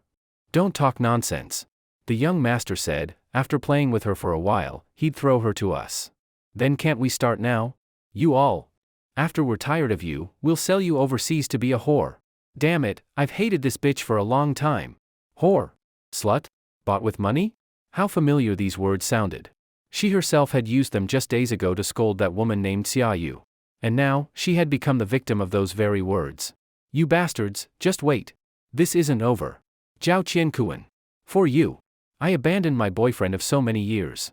You bastard. Stupid bitch. Keep spouting nonsense, and we won't be polite anymore.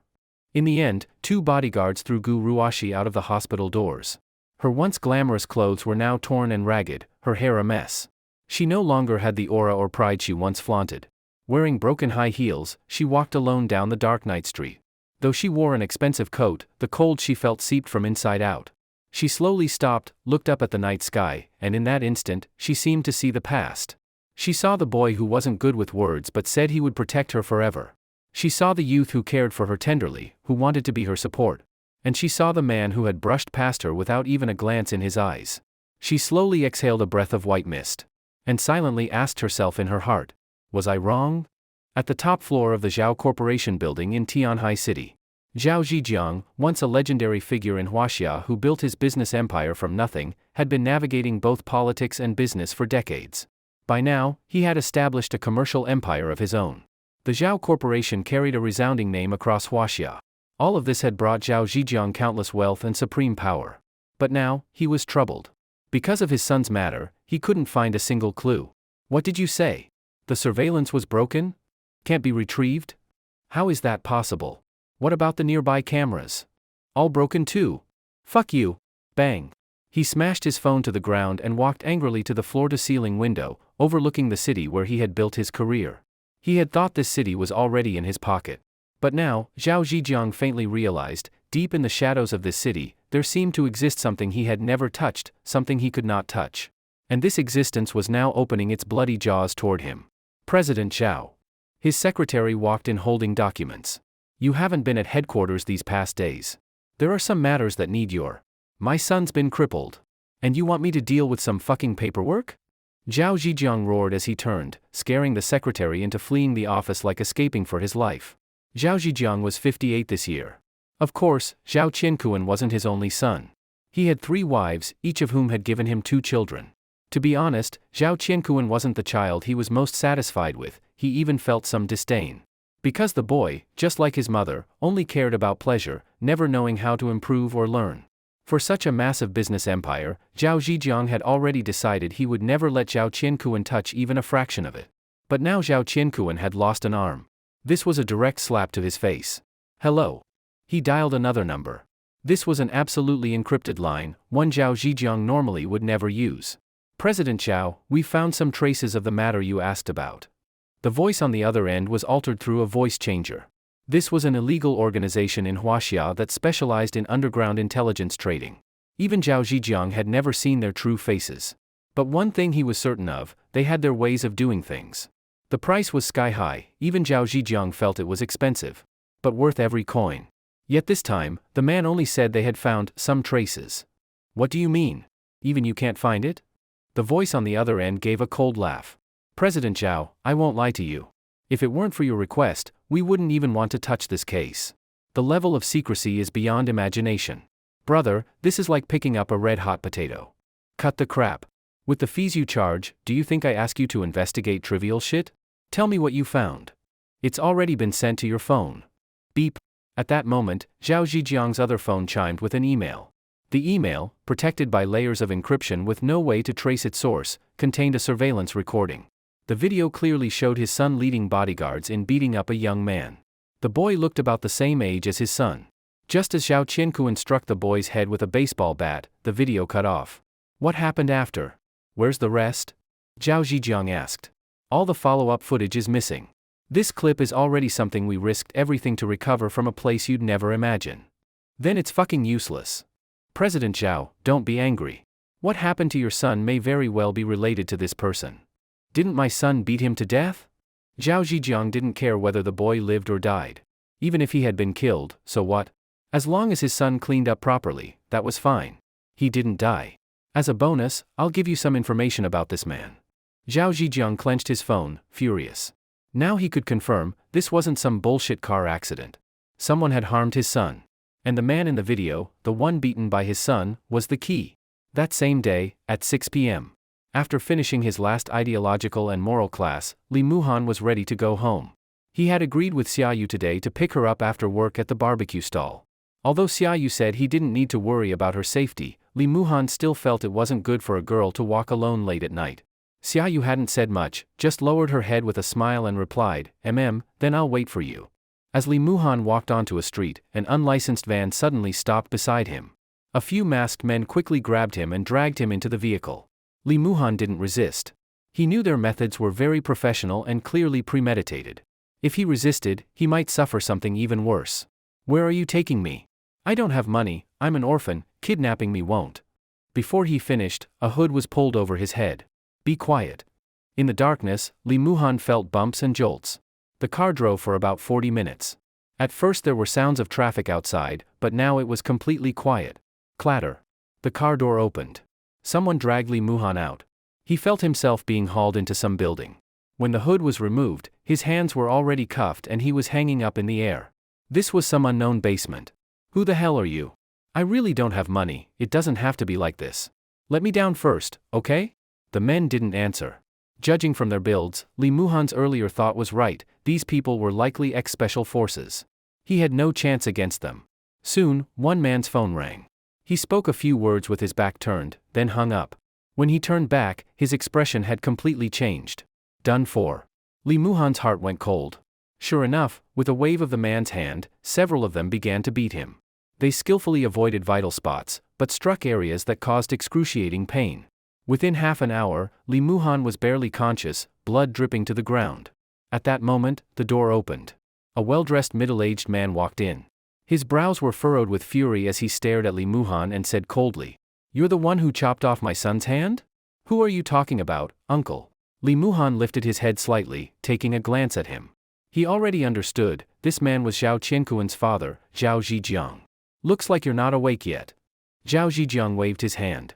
One of his men spun and kicked Lee Moo-han hard in the stomach. Hanging in midair, Lee Moo-han spat out a mouthful of blood, his body swinging back and forth like a sandbag.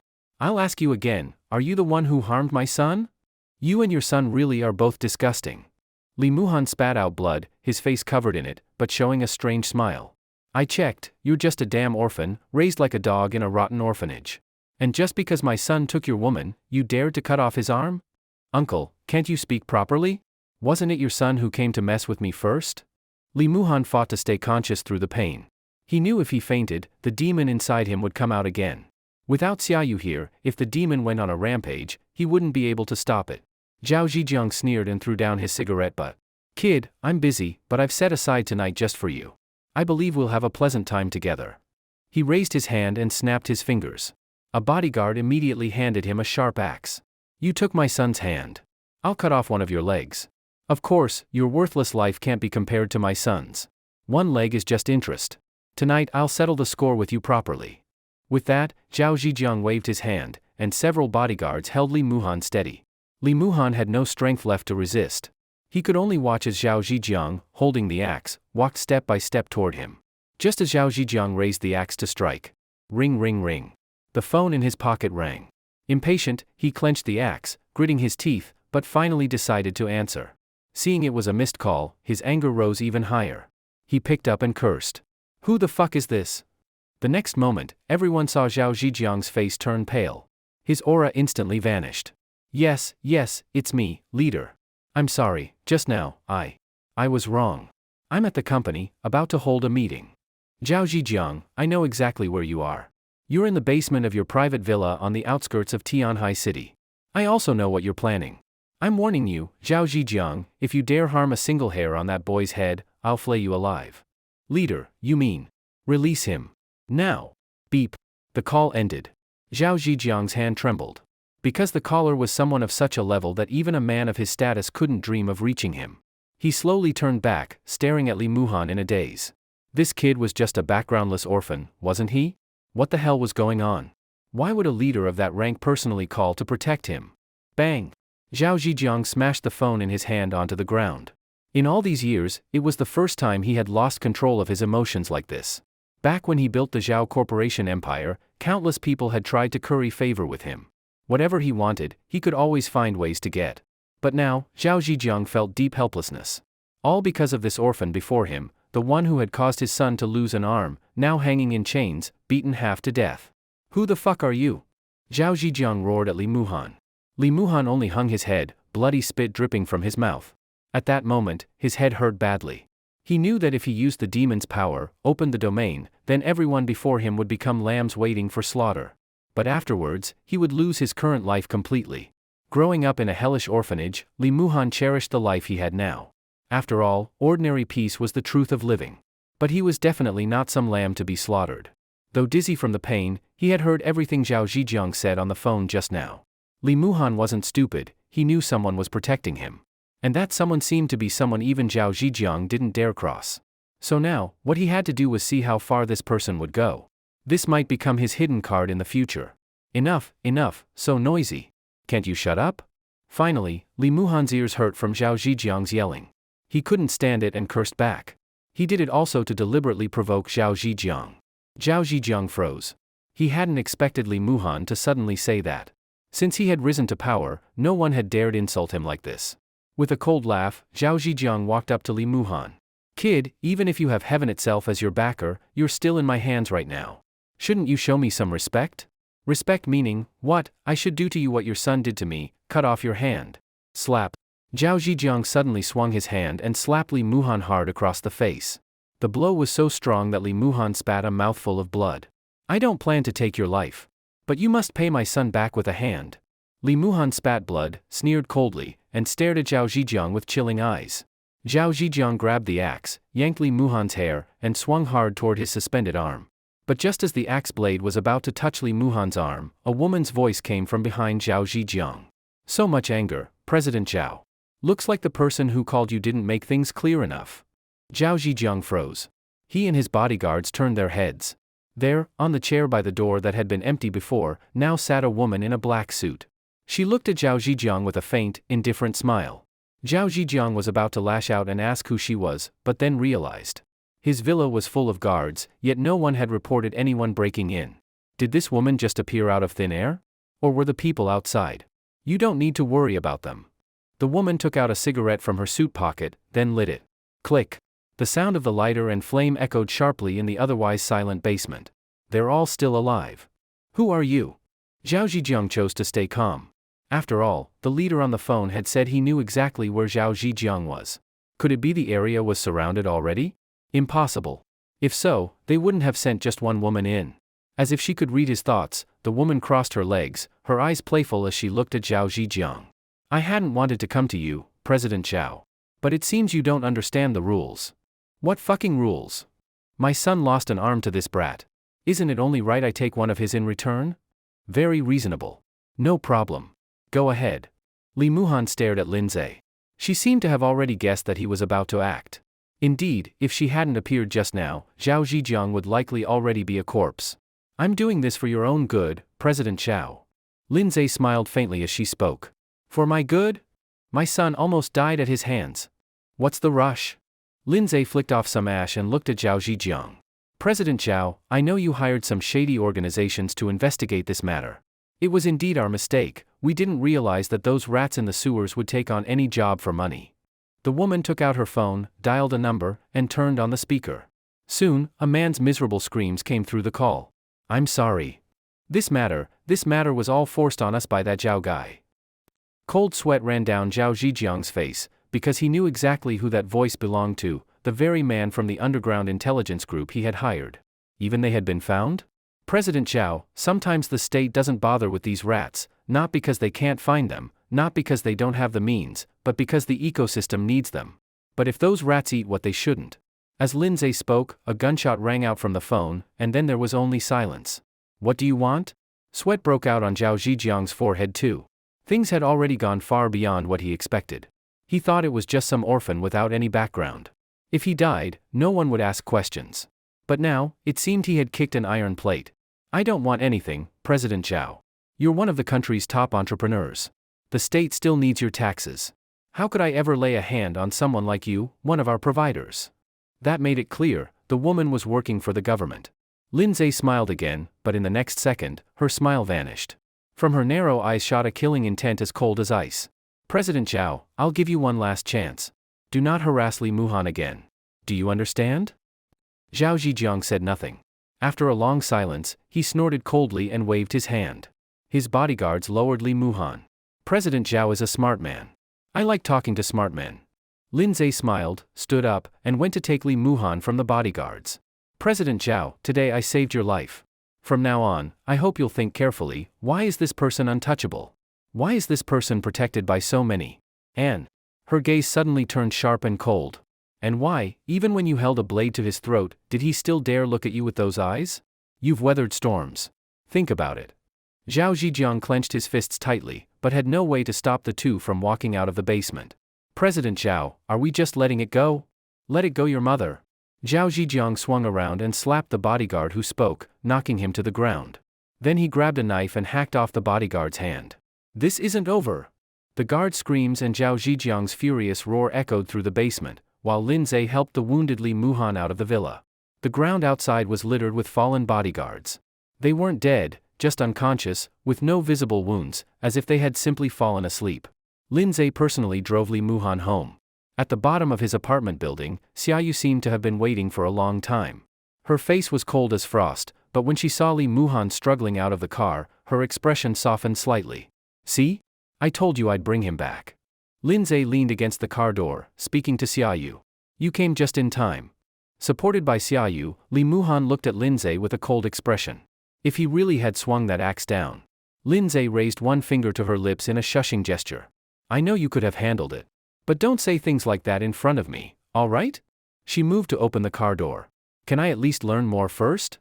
Li Muhan suddenly asked. Learn? That special management bureau you mentioned? If you want me to spend the rest of my life under their supervision, I should at least understand what it is, shouldn't I? Lindsay smiled, patted the car door, and said, Get in. Later that evening, with bandages covering his body and face, Li Muhan sat with Xiaoyu in Lindsay's car. When he saw Lindsay walk to a hidden door inside Tianhai City's largest bank, open it, and reveal an elevator, he was stunned. Isn't this basically digging a hole under people's wallets? He muttered, making Lindsay laugh into her hand. When the elevator doors opened, Li Muhan was even more shocked. He had thought it was just a secret office beneath the bank. But this was an underground hub. The bank's basement was only one node, from which other branches of the bureau could be reached. The structure was vast and complete. Director Lin. Waiting for them was a girl in a black uniform. She parked a black sedan on the underground road outside the elevator. This is like an underground kingdom. From the car, Li Muhan marveled at the sight outside the window. Xiaoyu, however, seemed unsurprised. It wasn't her first time here. But she stayed close to Li Muhan, clearly distrustful of Lindsay.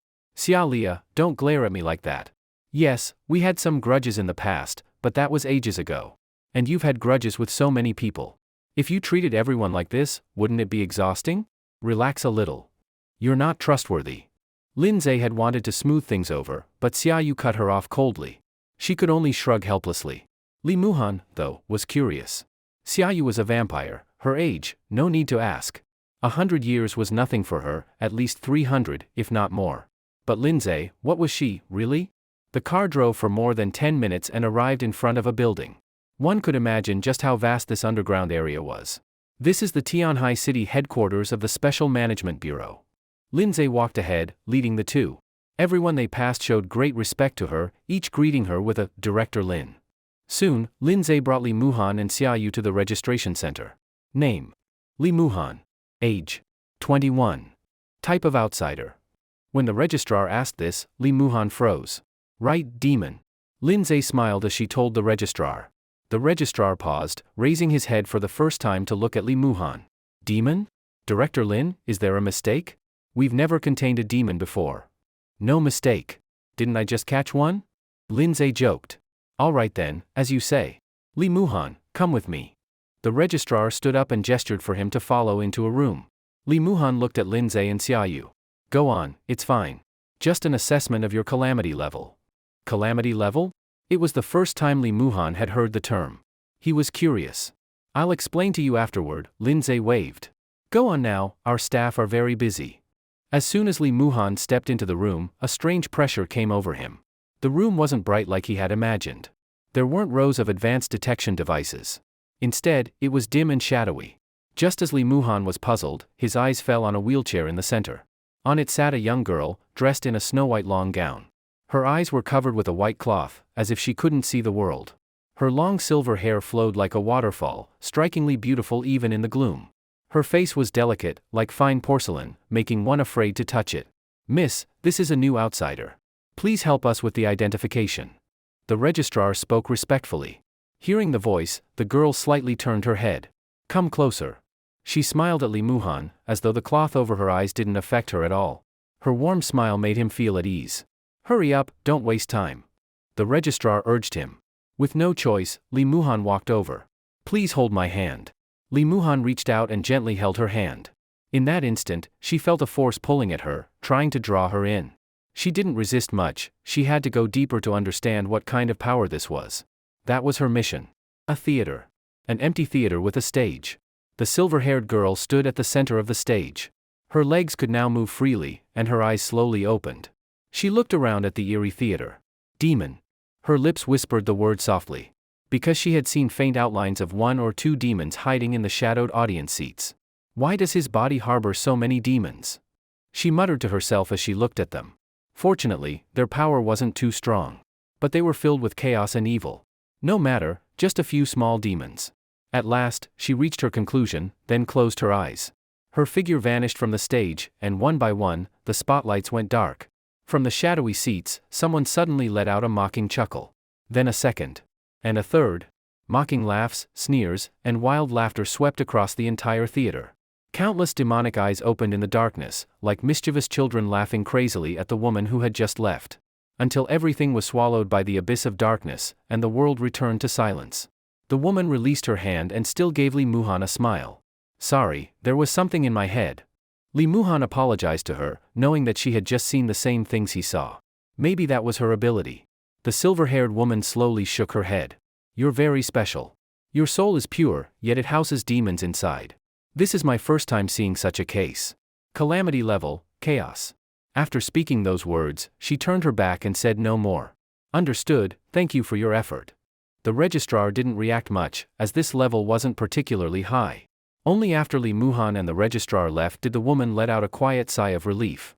She didn't understand. If she hadn't pretended not to see those things, would they have let her go? Her hand was still trembling, still afraid. What exactly were those things? After Lee Muhan left the room, Lindsay walked out from the darkness, smiling at the silver-haired girl. How was it?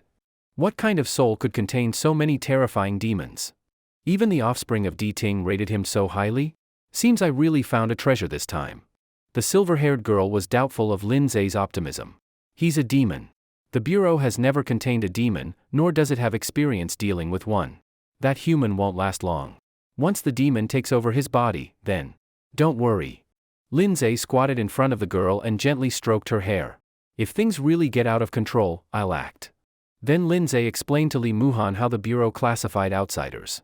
The lowest level was chaos, usually minor creatures that had slipped into the human world. Ordinary police could deal with them. Next was disorder.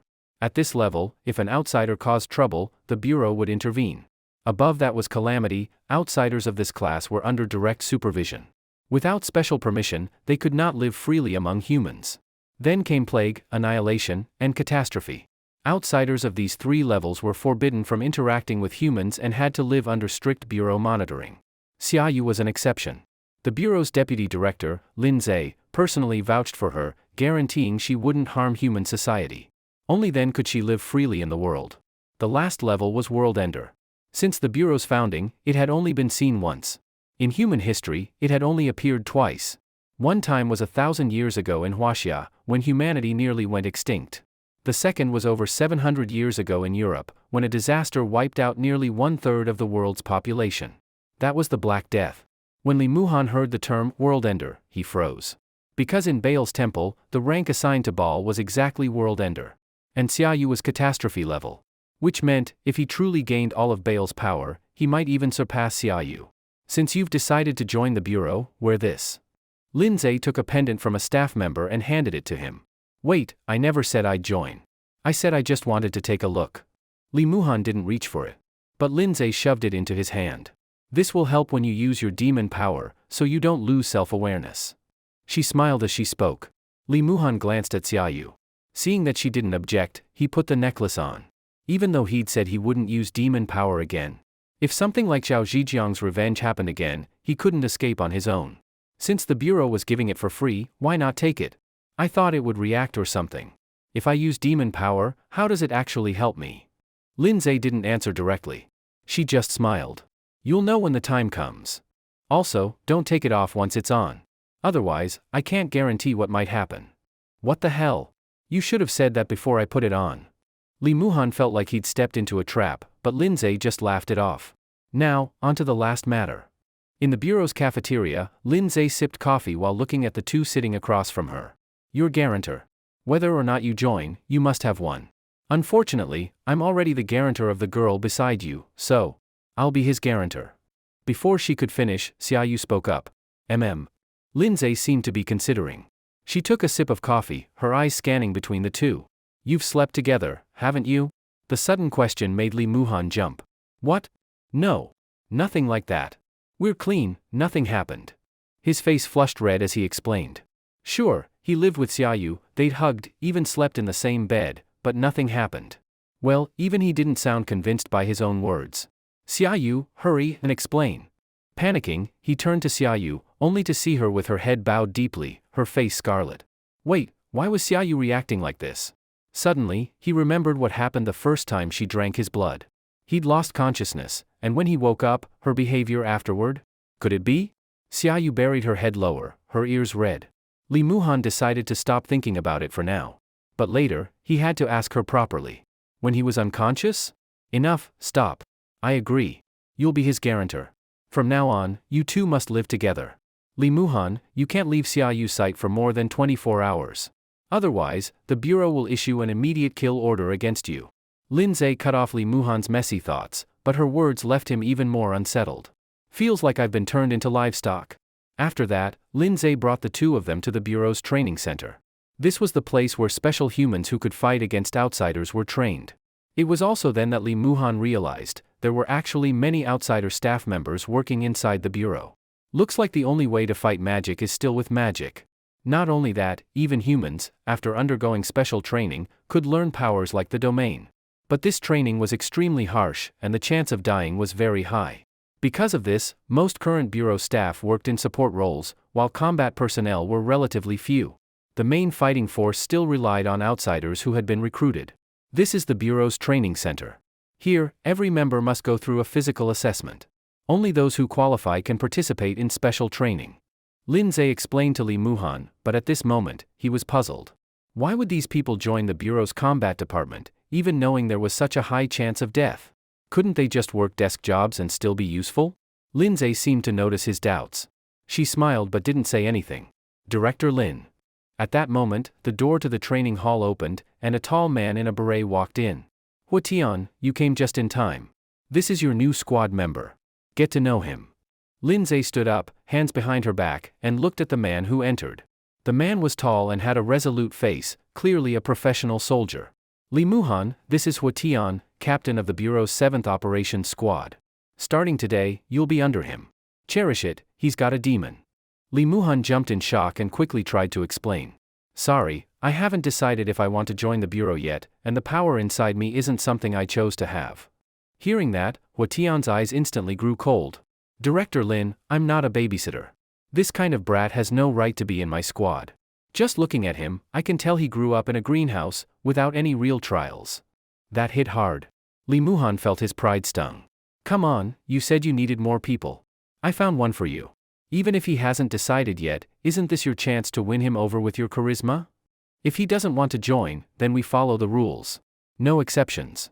When it comes to outsiders, there's no probation period. Huatian's tone left no room for compromise. This put Lindsay in a tough spot, because he was right. The Bureau's stance on outsiders was very clear: either you joined and accepted supervision, or you were hunted down. Outsiders, most were creatures from myths and legends. Aside from the true gods at the very top of mythology, there were no outsiders the Bureau wouldn't touch. At this moment, Xiaoyu's eyes turned scarlet. She stood firmly beside Li Muhan, her attitude clear. If they wanted to follow the rules, she would turn hostile right here. Lin Zhe sighed. Then suddenly, Huatian changed his tone. Unless he fights me. Brother, we just met. No need to fight, An. Fine. Fight then. Li Muhan tried to ease the tension, but before he could finish, Xiaoyu cut him off directly. Clearly, she was unhappy that Huatian had belittled him. Huatian glanced at Xiaoyu, but in that single look, he felt unprecedented fear. What kind of terrifying power was hidden inside that small body? Even just the killing intent she released made his legs nearly tremble. 10 of you wouldn't be enough for him. Xiaoyu continued to add fuel to the fire. What did you say? Huatian was a straightforward man. Even though he knew the gap between him and Xiaoyu, being insulted like this was hard to endure.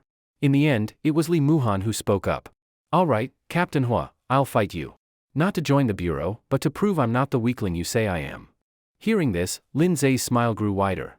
She hadn't expected Li Muhan to be so considerate of the bigger picture. It surprised her. Since that's the case, then fight. This is a training hall anyway. Perfect chance, Li Muhan, you can get used to using your demonic power. Whether or not you join later, it won't do you any harm. All right, Director Lin. Li Muhan imitated the others and gave Lin Zhe a slight respectful nod. This time, Xiaoyu, you can't help him. Lin Zhe set the final condition and stepped aside with Xiaoyu. Huatian took off his jacket, his muscular frame on full display. Just looking at him made Li Muhan uneasy. If it came down to raw strength, he wouldn't last even a few lives. Oh, and one more condition. Just as the two were about to start, Lin Zhe raised a finger. Huatian, you're not allowed to use your domain power. But Li Muhan, this rule doesn't apply to you. Li Muhan looked confused. He turned to Lin Zhe and said, isn't that a bit unfair to Captain Hua? But before Lin Zhe could reply, Huatian sneered. Kid, talk to me about fairness when you can actually force me to use my domain. The so-called domain wasn't something only outsiders could use. Most combat members of the Bureau could use domains. And domains were ranked according to the same disaster levels. Level 1 to 6 corresponded to chaos, disorder, pestilence, annihilation, calamity, and finally world's end. By rights, Bale's 10,000 Thunders killing domain should be world's end level, but what Li Muhan had mastered was only level 2, disorder. But he wasn't stupid enough to tell Lin Zhe and the others that the demon power inside him was actually world's end level. If he did, they would use every means to keep him locked in the Bureau forever. After all, if he lost control and harmed humans, even if it wasn't intentional, it wouldn't matter. Got your last words ready? Seeing Li Muhan remain silent, Huatian sneered. I have a question, Captain Hua. Go on. Why did you join the Bureau? Huatian froze for a moment, not expecting the question. What, trying to butter me up so I'll go easy on you? Too bad. With outsiders, I'm always ruthless. Hope you're ready. I just want to know, what makes you risk your life going through that kind of training? That touched Huatian's sore spot. His face instantly darkened. Damn it, I'm an idiot, talking to a monster like you. A monster like you will never understand what it costs a human to protect something. Li Muhan was baffled. What did I say wrong? Why's he so pissed? I'm actually human too. But before he could finish, Huatian's fist, like a cannonball, was already right in front of his face. Li Muhan's body reacted by instinct, trying to dodge. After all, he grew up fighting every day in the orphanage, and later, for Gu Ruashi, he often carried injuries. So Li Muhan's physical ability had always been better than that of most people his age. But this punch was absurdly fast, and full of force. Even though Li Muhan dodged at the very limit of his speed, he was still struck on the left side of his face. In an instant, his body spun and flew out, then crashed hard onto the ground. I've said this too many times already, Huatian, keep it under control. Lin Zhe yawned as she spoke to Huatian. Sorry, Director Lin. This is the Bureau, and he's an outsider who refuses to accept our supervision. I can't hold back. Fine then, just finish it quickly. Today's my day off. Don't worry, Director Lin, it won't take long. Huatian sneered, his sharp eyes locked on Li Muhan, who was sprawled on the floor.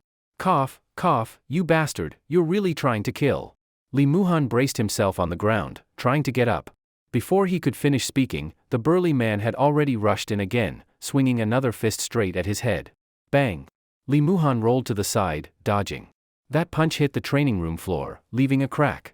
Don't damage the training room. Or are you fine with losing your salary this month? Lin Zhe frowned in dissatisfaction. When it comes to outsiders, I can't show mercy. Huatian sneered at Li Muhan, who had just dodged. Your reflexes are pretty good. No, that first punch, you read my move? You've got a fighter's instinct. But that's all. Not that exaggerated. But yeah, I can tell, you really do want to kill me. Li Muhan wiped the blood from the corner of his mouth, spitting out blood and a few broken teeth, glaring at Huatian with cold eyes. Huatian roared, charging again. He swung a whip kick at Li Muhan's head. Li Muhan had indeed read some of his moves. He suddenly crouched, dodging the kick, and threw a punch at Huatian's stomach. But right after Huatian's kick missed, he spun, slamming his boot into Li Muhan's abdomen. Bang! Li Muhan flew back, slamming into the wall. Ha ha ha ha ha. You're good at brawling, but real fights don't stay the same. I'm not here running drills with you. Huatian laughed, mocking him. Xiaoyu wanted to rush forward, but Linzei raised a hand to stop her. Trust him a little more. Then Xiaoyu looked at Li Muhan, who was struggling to rise from the ground. What's wrong, Li Muhan? Can you do this? Don't tell me you thought street fighting would be enough to take down our captain. Li Muhan knew well that in Huatian's eyes, his fighting was childish. To win, there was only one option left. But what if he lost control when he used his demonic power? It seemed Linzei saw his hesitation. Li Muhan, you're a chaos-level demon. Even if you lose control, so what? Quit stalling. Be a man.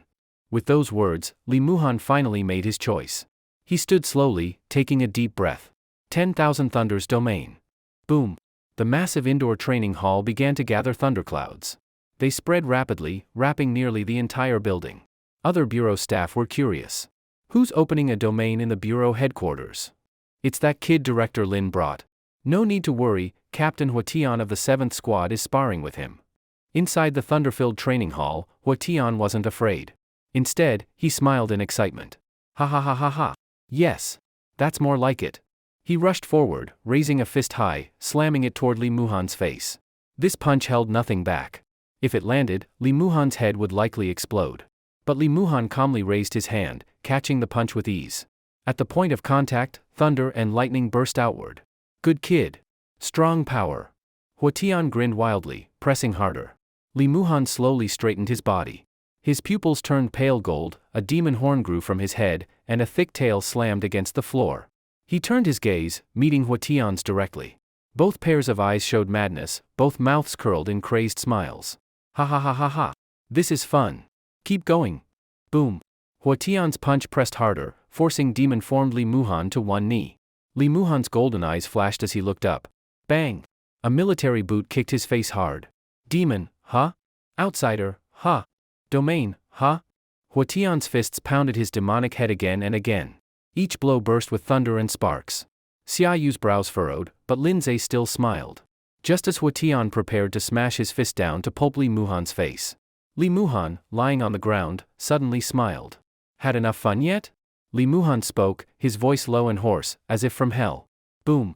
A surge of lightning blasted Huatian straight off his feet. The moment he hit the ground, a hand gripped his throat and lifted him into the air. Let go! Let me go!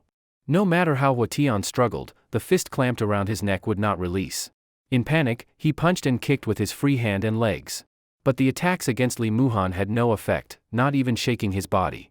The hand gripping Huatian's throat lit with sparks of lightning. In the glow, Li Muhan's face twisted into a near-maniacal smile. Boom! The lightning surged through Huatian's body.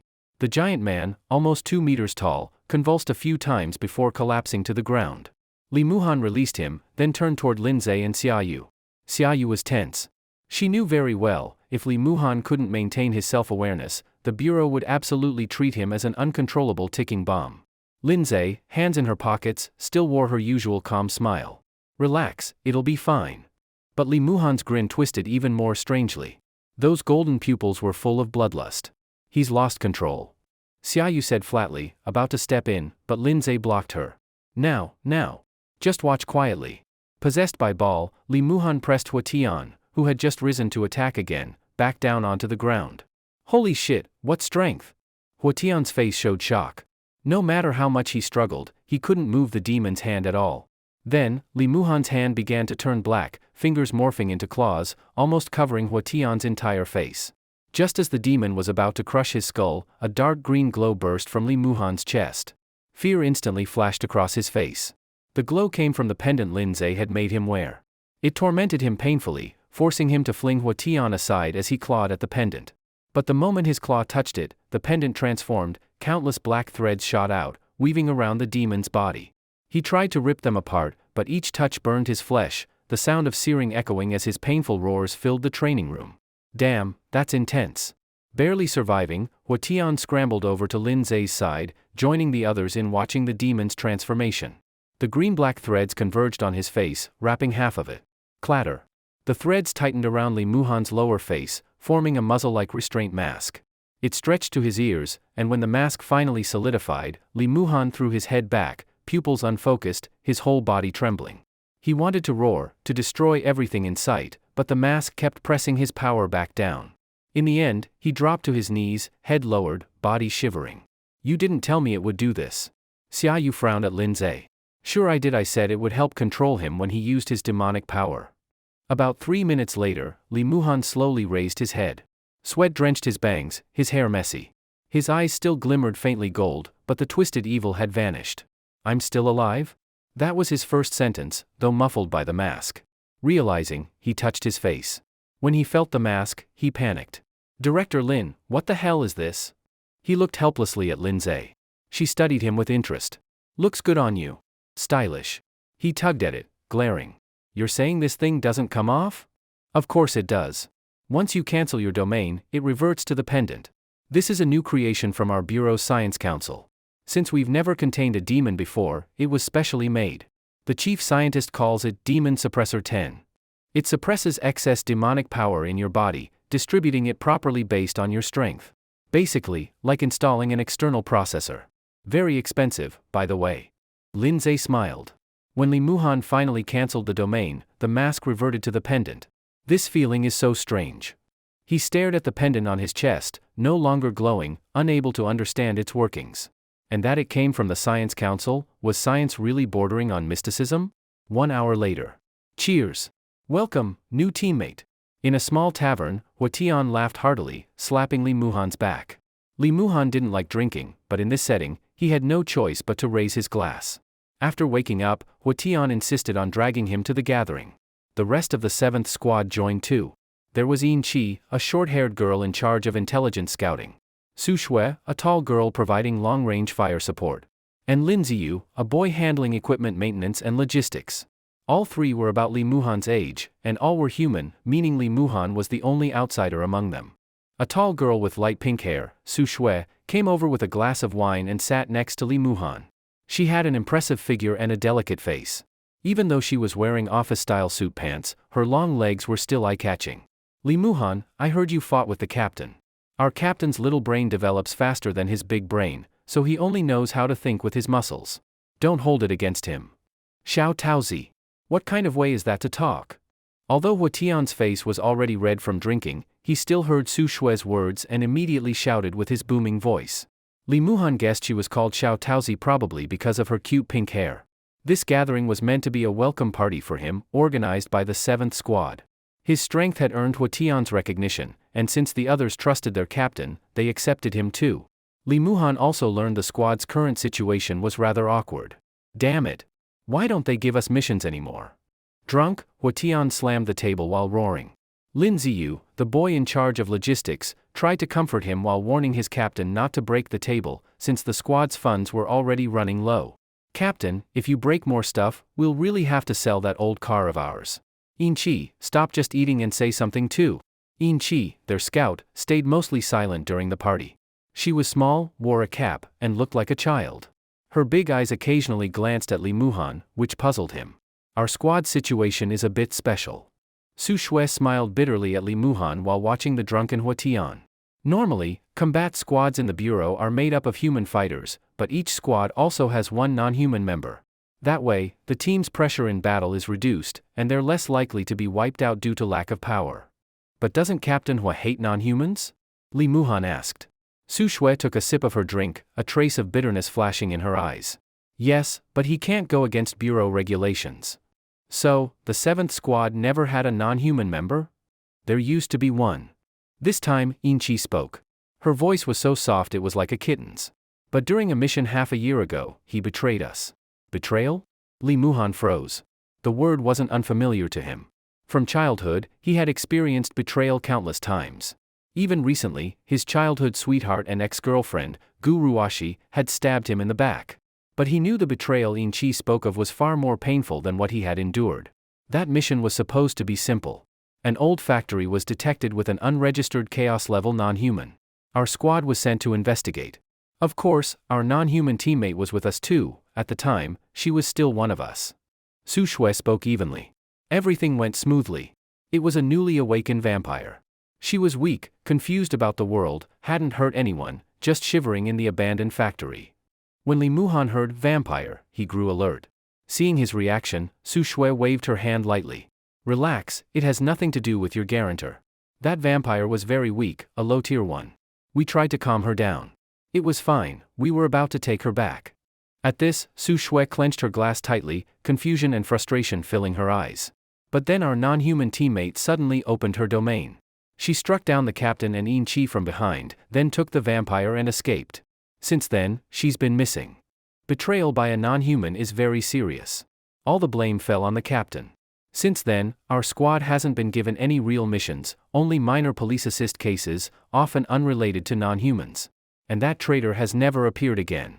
The captain never stopped searching for her. Since then, he's refused to let any non-human join. He always mutters the same thing, as expected, non-humans are beasts. They'll never truly help humans. So, Li Muhan, if during future missions the captain says or does something harsh to you, don't take it personally. Getting out of that shadow hasn't been easy for him. After the party, Su Shui and In Chi left together. Li Muhan helped Lin Ziyu carry the drunken Huatian into the car. Muhan, could you help me send the captain home first? I'll take you back after. Lin Ziyu, probably just 18, looked at him timidly. Li Muhan knew he feared his demon identity, so he simply smiled and nodded. He guessed Lin Ziyu had something to say, otherwise he wouldn't have asked him to come along. Sure enough, as soon as the car started, Lin Ziyu spoke. You must be wondering why our captain hates non-humans so much. Yeah, I'm a little curious. Lin Ziyu gave a bitter smile as he drove. Our captain used to be the chief of police in Tianhai City. That surprised Li Muhan. He hadn't expected Huatian to be such a figure. He's been in the bureau for 5 years. From the first day, he pushed himself through training. He nearly died several times. Oh, I only know this from others, I hadn't joined yet back then. Lin Ziyu scratched his head awkwardly, and Li Muhan reminded him not to drive with one hand. Then Lin Ziyu continued. Don't look at Captain Huatian the way he is now, he once had a family. A wife and a son. His son even became a policeman with top grades in the whole school. Although Huatian looked strong, he was already over 50. This made Li Muhan find it even harder to believe, why would someone at this age still risk his life joining the combat division? But he faintly felt he would soon hear the answer from Lin Ziyu. Glancing at Huatian in the rearview mirror and seeing him snoring soundly, Lin Ziyu continued. But 5 years ago, before he joined the bureau, a terrifying case happened in Tianhai City. Young women went missing one after another. The victims were all female university students or young office workers. The police took the case very seriously. The captain couldn't sleep for nights because of it. Finally, he really found a clue. All leads pointed to a taxi driver named Zhou Zhigua. Li Muhan said nothing, sitting quietly in the passenger seat, listening to Lin Ziyu tell the past. At that time, Huatian had just become police chief. His future was bright. A case like this in his district caused him deep pain. He stopped eating and drinking, spent nights sorting clues, and led the entire department to finally lock onto Zhou Zhigua. Just as he was preparing to close the net, a phone call from the provincial department warned him not to pursue the case further, saying someone else would handle it. Though angry, Huatian suppressed his urge and ordered his officers to stop investigating. Only one person opposed him, his son, a rookie officer who had just joined the criminal police team. Father and son quarreled fiercely, parting on bad terms. The next morning, tragedy struck. Huatian's son was found dead in an abandoned warehouse. His internal organs had been removed. And that warehouse was exactly where they had planned to close the net. After that, Captain Huatian completely broke down. More than once, he took a gun to go after Zhou Zhigua. In the end, he even lost his job. The strangest thing is, the missing girls suddenly all returned overnight. But it was like they'd been brainwashed, none of them remembered anything. Lin Ziyu turned to look at Li Muhan. You should know who did that, right? The Bureau. Li Muhan answered without hesitation. That's right. The Bureau intervened, recovered the missing girls, but had no evidence proving Zhou Zhigua did it. In the end, they could only tighten surveillance on him. The matter was declared closed. But for Captain Huatian, that was only the beginning. Li Muhan said. Lin Ziyu nodded. The month after he lost his job, the bureau found him. They told him his son was killed by a non-human, but they couldn't prove it was Zhou Zhigua. At this point, Li Muhan already understood the answer to the question he had once asked. Why did Hua Tian join the bureau? Because he wanted to avenge his son. Don't think of the captain as too narrow-minded, though. Revenge is part of it, but after learning about the existence of such monsters, he felt that as a former policeman, he had the duty to protect the people. So he resolutely joined the bureau and forced himself to become a combatant capable of using domains. Those who hold on to such obsession may be the only ones able to survive that hellish training. At that moment, Hua Tian slowly opened his eyes in the back seat. In them flickered a rarely seen sadness. Meanwhile, at the top floor of the Zhao Corporation building in Tianhai City, the lights shone bright even late at night, as if refusing to let darkness fall. Zhao Zhijiang sat at his desk, chain-smoking. He was waiting for results. Soon, someone knocked on the office door. Zhao Zhijiang stood up immediately. Come in.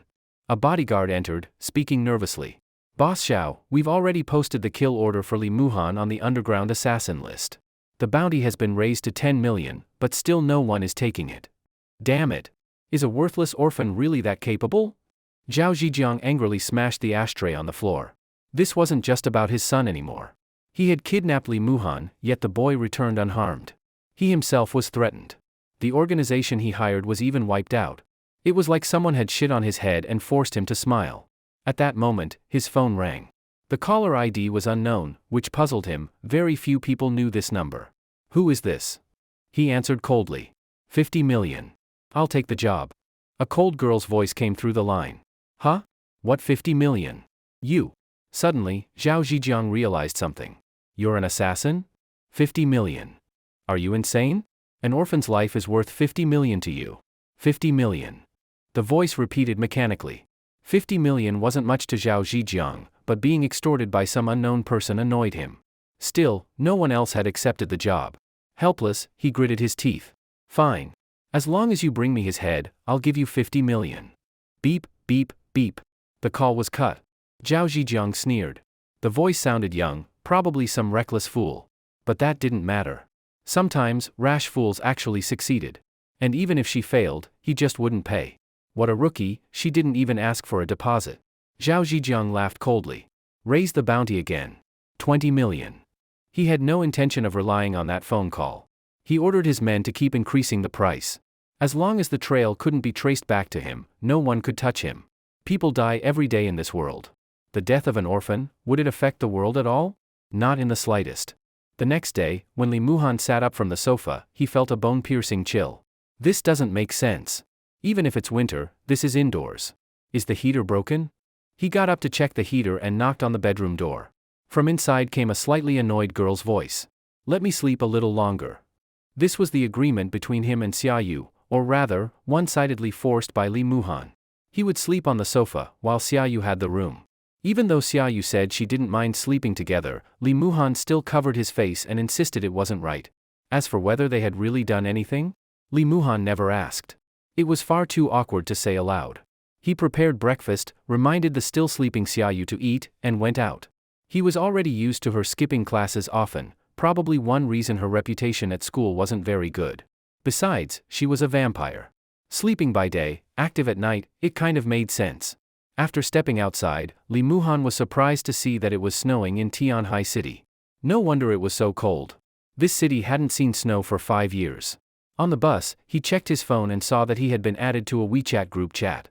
The name was 7th Squad, Forever a Family. Welcome, Muhan. The first message came from Su Shui, whose profile picture was a cute little sheep. Peach, are you still half asleep? Didn't we already welcome him yesterday? This came from Lin Ziyu, with an anime girl as his avatar. Welcome. This was from Yin Chi. To Li Muhan's surprise, her profile picture was a small cat. And indeed, it fit her, quiet, petite, with big eyes. Where's the captain?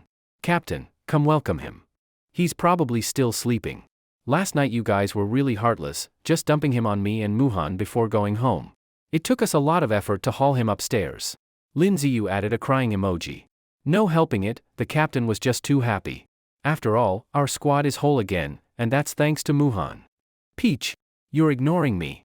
Do you even realize how heavy the captain is? Doesn't matter. As long as we can do missions. Yin Chi replied coldly. In Chi. You're ignoring me too. Reading the chat, Lee Muhan couldn't help but smile. He had never had this many friends before. Never had he been so welcomed and embraced. Since childhood, the only person close to him was Luo Yang. But even Luo Yang had his own social circle, one that Lee Muhan couldn't enter. Luo Yang was smart. He never forced Lee Muhan to join his circles. He kept them separate, making sure Lee Muhan never felt uncomfortable. Thank you, everyone. But I don't really count as a bureau member yet. At most, a trainee. Lee Muhan finally typed. This was the agreement he made with Lin Zhe. He would act as a trainee, joining 7th Squad's missions for now. Whether he would officially join or not, he would decide himself. Bundled in his thick coat, he got off the bus and arrived at school. But something felt strange. At school, the chill was even stronger. Almost as if the campus itself was the source of the cold air. God, it's freezing to death. Yeah, what's with this weather? No forecast said today would be this cold. It's winter, sure, but this temperature is too much. This is a southern city. Listening to his classmates complain, Lee Muhan walked toward the teaching building. All along the way, the topic most students were talking about was the arrival of a transfer student. She's unbelievable.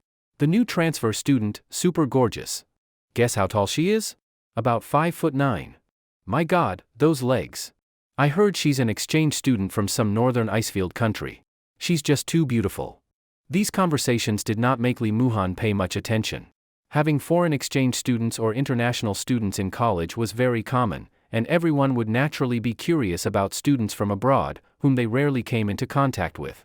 In a certain classroom, by the window, a tall girl with fair skin and breathtaking beauty, her golden hair shining, rested her chin on her hand and looked out of the window. Miss Hattie, are you getting used to living here in Huaxia? Is it very different from your country? Wow, your skin is so well cared for. So white. Do you have a boyfriend? A group of students surrounded her, asking all sorts of questions. The blonde girl ignored the students crowded around her. She kept her cold face the whole time, until her eyes happened to fall on Lee Muhan, who was walking downstairs. Her face, which had shown no expression, suddenly revealed a strange smile. Found him. At noon break, Lee Muhan received a call from Xiaoyu. Did you get up and eat breakfast? Xiaoyu's voice still sounded lazy, with the rustle of blankets in the background. Today it's really cold outside. Oh right, this weekend I plan to take you to buy some clothes. You can't keep wearing mine. Sorry. I'm not blaming you, I just think since you're so good looking, you should wear clothes that fit you better. On the other end, Xiaoyu let out a small laugh, then suddenly seemed to remember something. You said it's very cold today? Yes. You're still half asleep. Look outside, it's snowing. Then came the sound of curtains being pulled open. Xiaoyu's voice became colder. Lee Muhan, do you have a part-time job tonight? Yes, why? Don't go to work for now. Come home early in the evenings. Lee Muhan felt strange, but Xiaoyu's tone sounded very serious. If I don't work, where will I get money for rent? I'll find a way.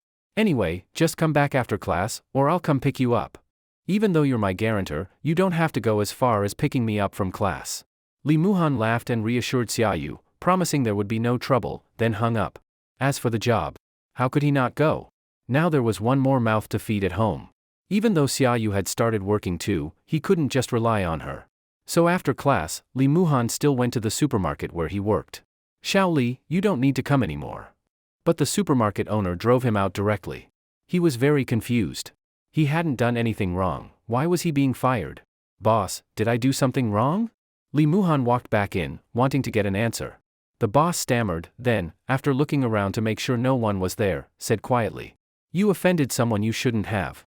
Now people are coming after you. I'm afraid you won't find work anywhere. Lee Muhan instantly understood. It was Zhao Zhijiang's doing. He couldn't kill him, but he could use power and money to ruin him. Even if Lee Muhan graduated smoothly, he wouldn't be able to find a job. Helpless, he went home. Walking alone on the snowy streets, he thought of Gu Ruashi again. That woman had once been his lighthouse. But now, when he thought of her, he only felt sorrow. Passing the park, Lee Muhan remembered, this was where he met Xiaoyu. That rainy night, if he hadn't reached out to her, taken her home, would he still be drowning in betrayal and pain now? Almost without realizing it, Lee Muhan walked into the park and sat on the swing where Xiaoyu once sat. In just half a month, so much has happened. Muttering to himself, he took off his gloves and looked at his hands. These hands had taken 10 lives just days ago. Even though it was because of power running wild, he felt like his hands still carried the warmth of blood. Forget it, better go home. Just as he put on his gloves and was about to leave, he noticed someone was sitting on the swing beside him. It was a silver-haired girl, tall, wearing a white cloak, with long legs wrapped tightly in black stockings, and a face so beautiful it made one gasp. The girl didn't look at Lee Muhan, as if he didn't exist. Lee Muhan also didn't pay much attention, planning to get up and leave. What's so special about you? The girl suddenly spoke, looking at his back. Lee Muhan stopped walking and slowly turned around. She was smiling strangely at him. What did you say? He asked. What is it about you that attracted my master's attention? The girl stood up and walked toward him. She leaned closer, sniffing around him. So you're a demon? Before Lee Muhan could reply, the girl opened her mouth, and sharp fangs appeared before his eyes. Something's wrong. This woman, something's very wrong. Lee Muhan's shoulder was bitten, and a large chunk of flesh was torn off. His clothes were ripped to shreds. That woman was a vampire. Unlike Xiaoyu, she was extremely aggressive, and maybe she carried very strong hostility only toward him. Lee Muhan had no time to think about the reason. He had just managed to escape from the vampire's grip, and now he was running through the street. Because of the heavy snow and the late hour, there were almost no pedestrians on the street. Blood from his shoulder flowed everywhere. Clearly, both drank blood, but why did this vampire act as if she wanted to tear him apart alive when drinking his? Where are you going? A woman's voice came from above his head, extremely close. Lee Muhan looked up. The woman was hanging upside down on a street lamp, her face level with his. Then, with a strange smile, she pressed her hand onto his face and forced his body down into the snow. Let me taste the demon's blood again. The silver-haired woman's mouth was stained with blood, all of it Lee Muhan's. Maybe that blood had excited her, because now her attacks were even fiercer than before. She pressed down on Lee Muhan's body, stretched out her claws, and squeezed his neck hard. It really is delicious. She licked her lips, her smile widening. Girl, cough, who are you? Do we even know each other? Lee Muhan was almost unable to breathe. His hand reached for his school bag. Inside was a gun, the one the special bureau had given him. But just as his hand touched the bag, the woman's wing nailed it to the snow. The sharp tip of her wing, like steel, pierced straight through his palm. Blood instantly poured out like a fountain. 50 million. Your head is really expensive. At last, the woman curved her mouth into an evil smile, the strength of her hand squeezing his neck increasing even more. By this time, several passers-by had witnessed the scene. Are they filming a movie? The props look so real. But I don't see any cameras. Should we call the police first? That blood looks real. The woman ignored everything. In her eyes now there was only Lee Muhan. Just as she was about to tear his head off with her bare hands, Lee Muhan realized he had no choice but to fight back. 10,000 thunders. If you open a domain here, all these humans will be in danger. The silver-haired vampire smiled wickedly at Lee Muhan. Only then did he realize, at some point, many bystanders had gathered. They were all recording with their phones. Ha ha ha ha ha, this is the first time I've seen such a kind demon. The silver-haired woman's smile grew wild. She looked at Lee Muhan coldly, as if she already saw her victory. Taking advantage of his hesitation, she drove her hand straight into his chest. Lee Muhan was hit with a wave of pain, as if his heart had been caught in her grip. You're supposed to be a demon, why the hell do you have a heart? Disgusting. He wanted to fight back, but his body would not move. He could only watch as the woman kept tormenting him. In her eyes was a frenzied excitement.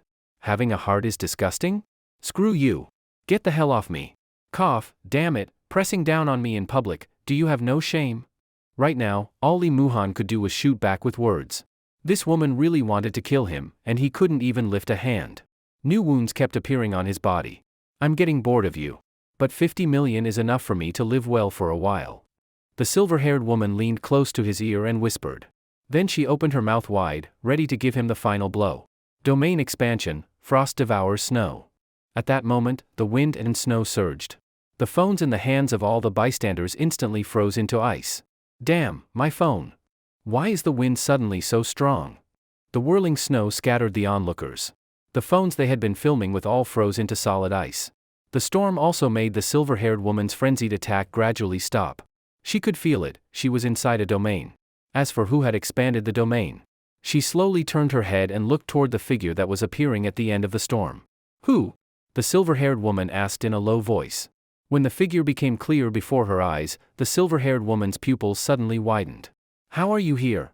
This was no longer a question, but the shock and fear in her heart. Before she could finish speaking, her face was rudely grabbed by the newcomer, as if in a silent interrogation. This figure was like a mountain with endless strength, pulling the silver-haired woman off Li Muhan with one hand, then throwing her aside like a rag doll. Why are you appearing here? The silver-haired woman gasped, astonishment and confusion shooting from her eyes like sharp arrows. Li Muhan finally got a chance to breathe. Struggling to prop himself up, his eyes met the person standing in front of him. It was a pair of turquoise eyes, like those of a beast. At this moment, they were looking down on him from above. It was a tall girl, at least about 1.75 meters. Her long, slender legs were tightly wrapped in white stockings. Although she wore a loose coat, it did not cover her enticing figure at all. She did not speak, nor did she pay attention to the terrified silver-haired vampire nearby. She only stared at Li Muhan, her face carrying a faint smile. "Who are you?" Li Muhan asked as he looked at the girl. But she only raised a finger to her lips in a gesture of silence. Her eyes were full of desire, looking at Li Muhan as if he were an irresistibly delicious meal. At that moment, Li Muhan heard the sound of a car braking. The blonde girl seemed to hear it too. She turned her head toward the direction of the vehicle, then looked back at Li Muhan. Finally, she spoke softly. "I've set my eyes on you, demon." Then she turned and disappeared into the swirling snow. "Hey! Li Muhan! Where are you?" The first shout came from Hua Tian. Soon, his tall and broad figure appeared out of the storm. "What the hell are you doing?" Hua Tian pushed through the snow and came to Li Muhan's side. Seeing him covered in wounds and his demon power awakened, he roared. "What exactly happened?" "Ran into a variant. I was attacked, then saved by another variant." As he spoke, Li Muhan glanced at the place where the silver-haired girl had been. But she was already gone. "Who saved you? Was it Xiaoyu?" "No, I don't know her." "Forget it, let's get out of here. This is a domain." Hua Tian shoved Li Muhan into the car while grabbing the radio. "There's a variant who opened a domain in the city. Hurry, send support." But the storm quickly subsided. Apart from the frozen phones of the onlookers and their later erased memories, there was no damage. Lin Ziyu was driving. The two of them rushed Li Muhan straight back to the special bureau. In a special area of the bureau, Li Muhan opened his domain, and his wounds began to heal quickly. After the medical team gave him a simple treatment, he and Hua Tian were taken into an interrogation room. "Don't worry, just routine." Hua Tian smiled at Li Muhan. Indeed, it was just a few simple questions before they let Li Muhan go. But later, Li Muhan learned the seriousness of the matter. Although he had not joined the special bureau, the supervision of him was temporarily in the hands of the 7th Squad. Each squad was assigned one variant to strengthen their combat power. But a variant's battles had to be supervised by the squad captain, and if the variant had a guarantor, the guarantor's approval was also required.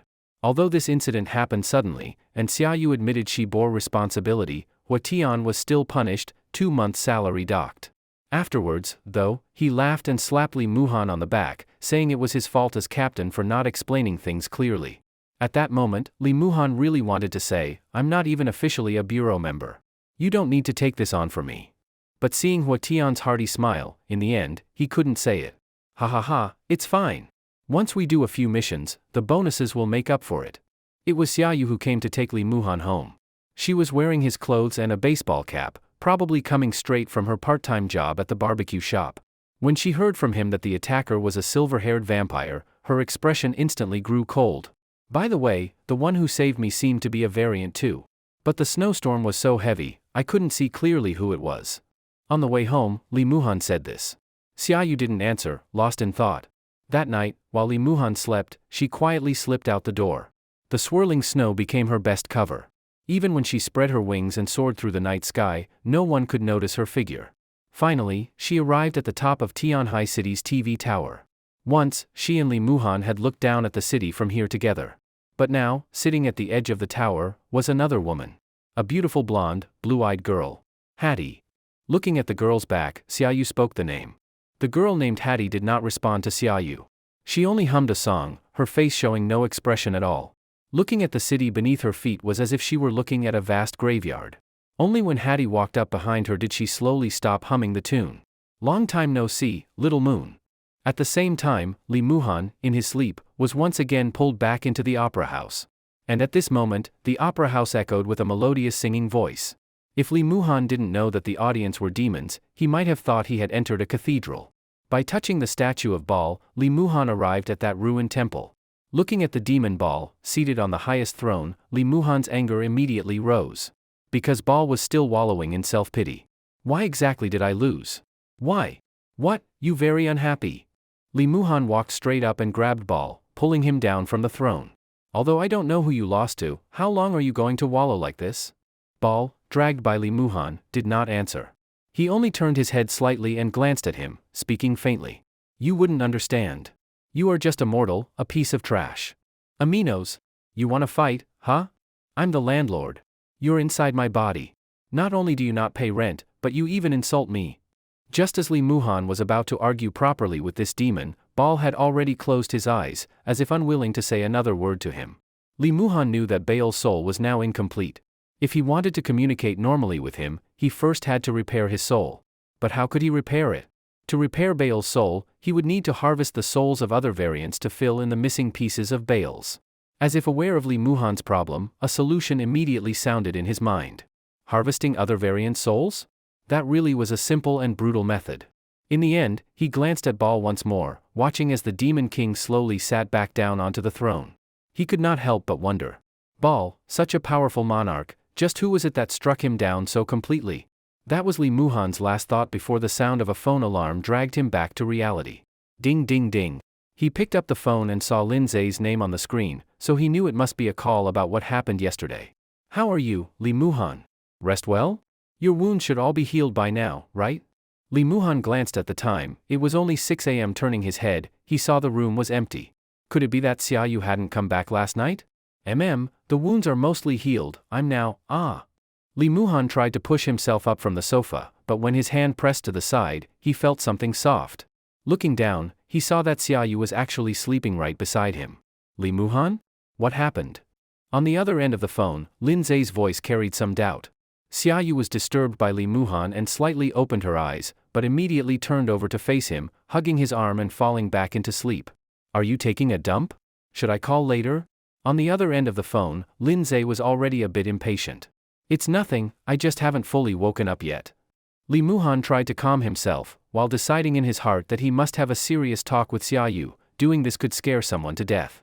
After finally managing to free himself from Xiaoyu's hand, he put on his slippers, went to the doorway, and continued speaking with Lin Zai. All right, you can continue now. Didn't expect you to be a henpecked guy, Li Muhan.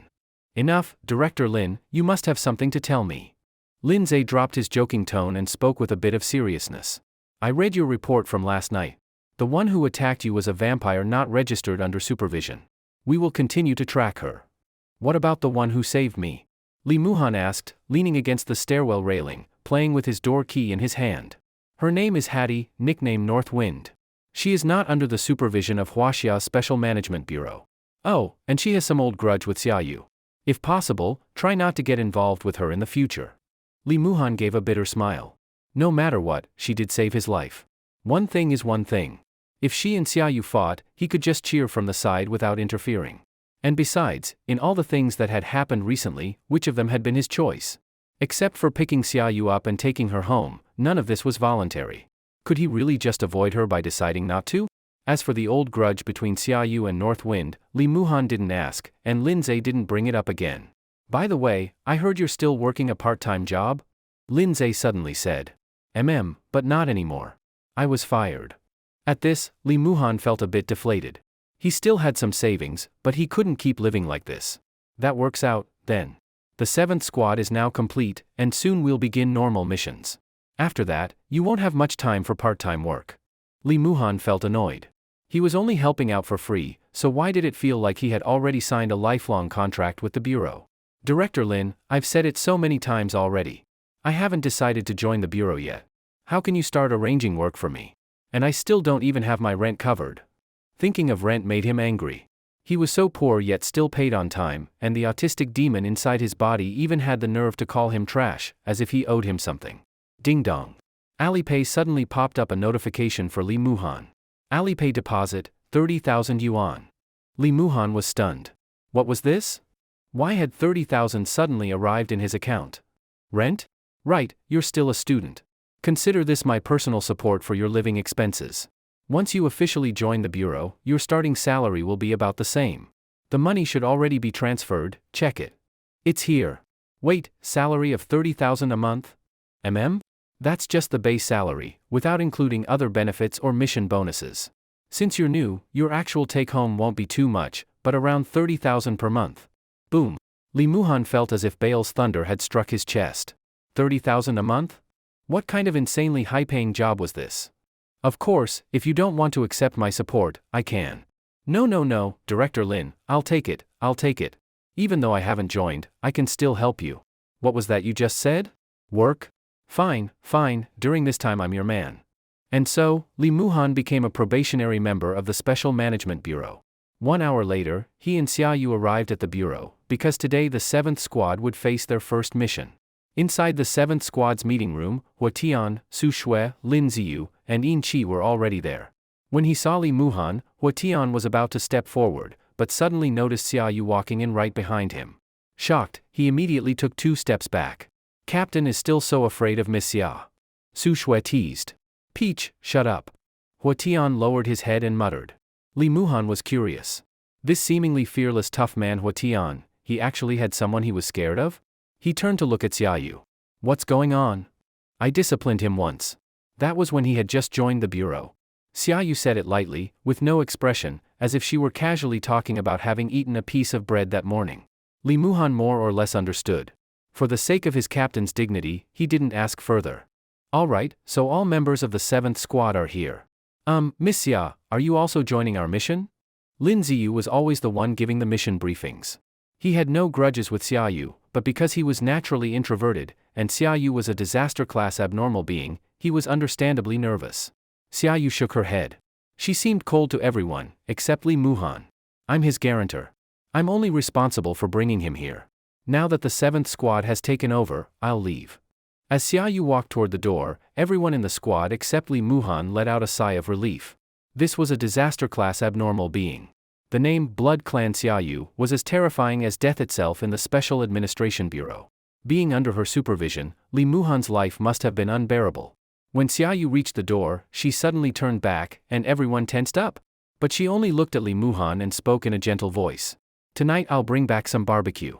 The boss said I can take what's left. When she said this, her face carried a trace of expectation, as if waiting for Lee Muhan's praise. Lee Muhan didn't let her down. He smiled, stepped forward, and rubbed her hair. No need. I got my salary too. Tonight I'll take you out to eat, and on the weekend I'll buy you some clothes. Xiaoyu lowered her head slightly, her face faintly red. Lee Muhan still found it hard to imagine Xiaoyu working part-time in a barbecue shop. It was said Lin Zhe had introduced her to that job, which meant the shop's owner probably wasn't an ordinary person either. After Xiaoyu closed the door, the mouths of the 7th Squad members were still wide open. Even the usually expressionless Yin Qi now had her jaw dropped, wondering if she was seeing things. What the hell? That's Xiaoyu? You too? Lee Muhan? Damn it! What's going on? Hao Tian was so shocked he could barely speak. He had thought Xiaoyu was only Lee Muhan's guarantor. But now, it seemed their relationship was anything but ordinary. Muhan, what's your relationship with Miss Xia exactly? Su Shui leaned in, gossiping. Unbelievable. Who would have thought that Xiaoyu, that disaster class her, could actually be so gentle to someone?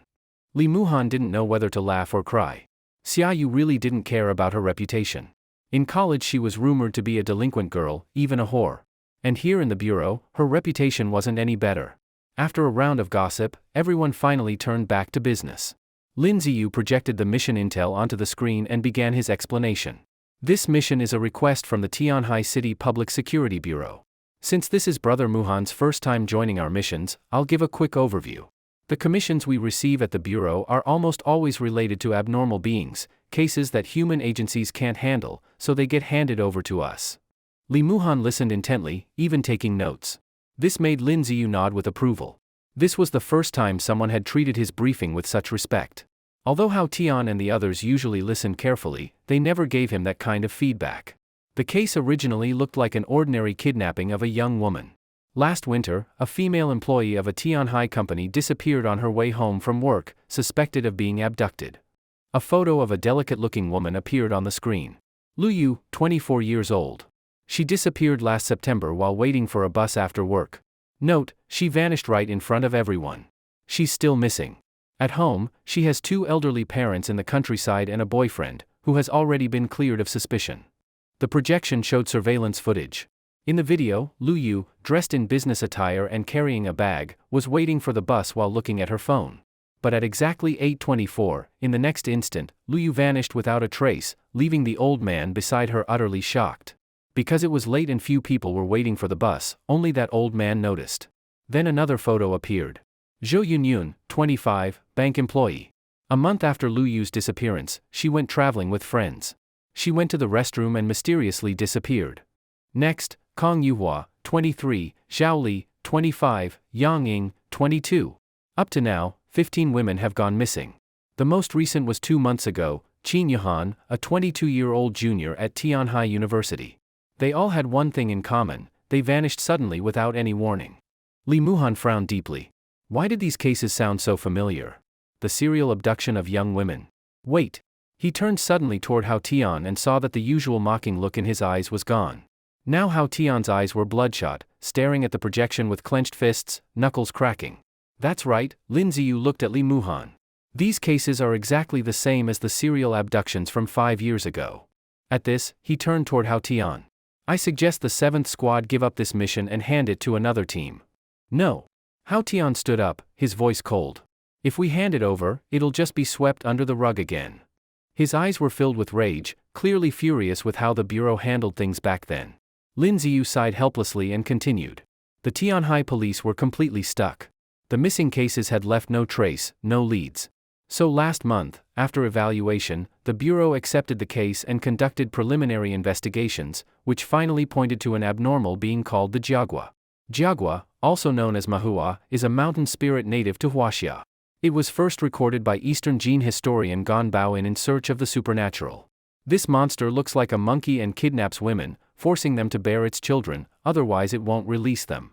Currently, Jiagua exists only in Huaxia, or rather, only our bureau here has records and keeps them under supervision. There are 3 in total. 3 photos appeared on the screen. They looked no different from ordinary men, around 40, a little bald, 3 greasy middle-aged men. The first Jiagua, alias Zhu Chang. First recorded 50 years ago. He's now a minor, basically with no access to women. The second Jiagua, alias Zhang Yu. First recorded 30 years ago.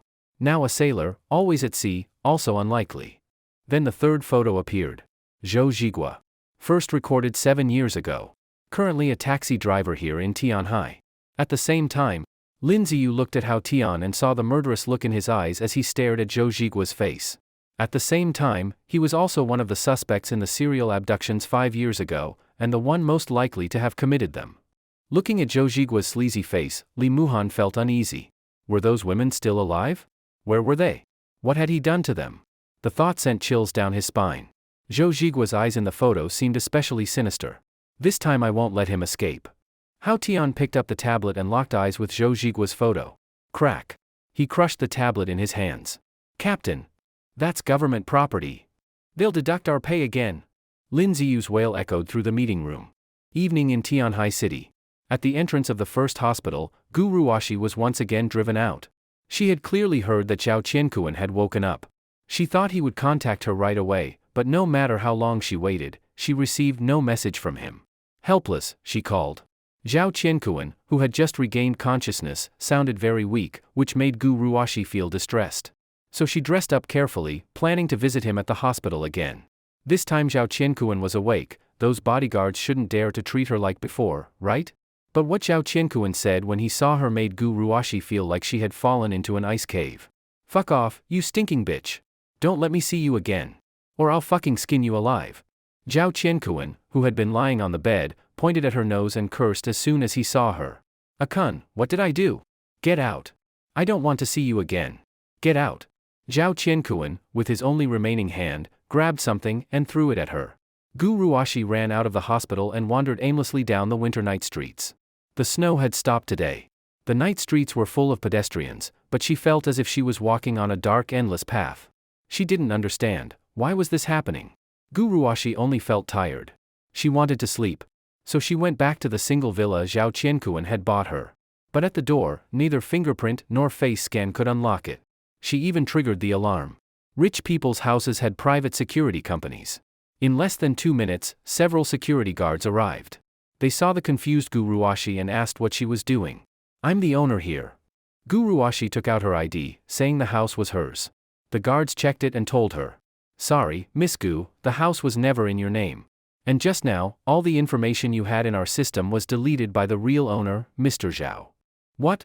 But Zhao Qiankuan bought this house for me. Many of the furniture inside was bought with my savings. My luggage is still inside. We don't know about that. But now, please leave. Guruwashi tried to argue but was directly dragged into a car and thrown onto a street a few blocks away. She felt deeply wronged. She not only had no home now, but all her belongings were gone. But then again, was that really her home? Covered in dirt, she climbed up from the ground, thinking of staying at a hotel for the night. Before, Guruwashi was the kind of girl who would plan a trip with her parents a month in advance, bargaining with guesthouse owners for 10 yuan. But now, she walked straight into the most luxurious 5-star hotel in Tianhai City without even looking. To her, everything here was deserved. She ignored her current situation. She booked a luxury suite on the top floor. Lying on the soft big bed, just as she was about to fall asleep, the door suddenly opened. Half asleep, Guruwashi was dragged downstairs to the front desk. Sorry, miss, the card you just used has been frozen. What? She stared in disbelief, then took out another card. This one is frozen too, miss. Wait a second. Guruwashi flipped through her wallet, card by card. As expected, all of them were frozen. Finally, she understood why. Because all those cards were from Zhao Qiankuan. The money was never hers.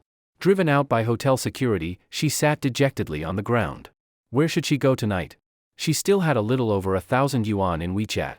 She could only stay at an ordinary hotel. But how could she bear such a place now? She decided to eat something first. At the entrance of a high-end restaurant, she hesitated for a long time, but in the end didn't go in. That money was her last support. One meal here could bankrupt her. Finally, wandering aimlessly, she was drawn by the smell of barbecue. How long had it been since she last ate this kind of food? Looking at the busy barbecue shop, she gritted her teeth and went in.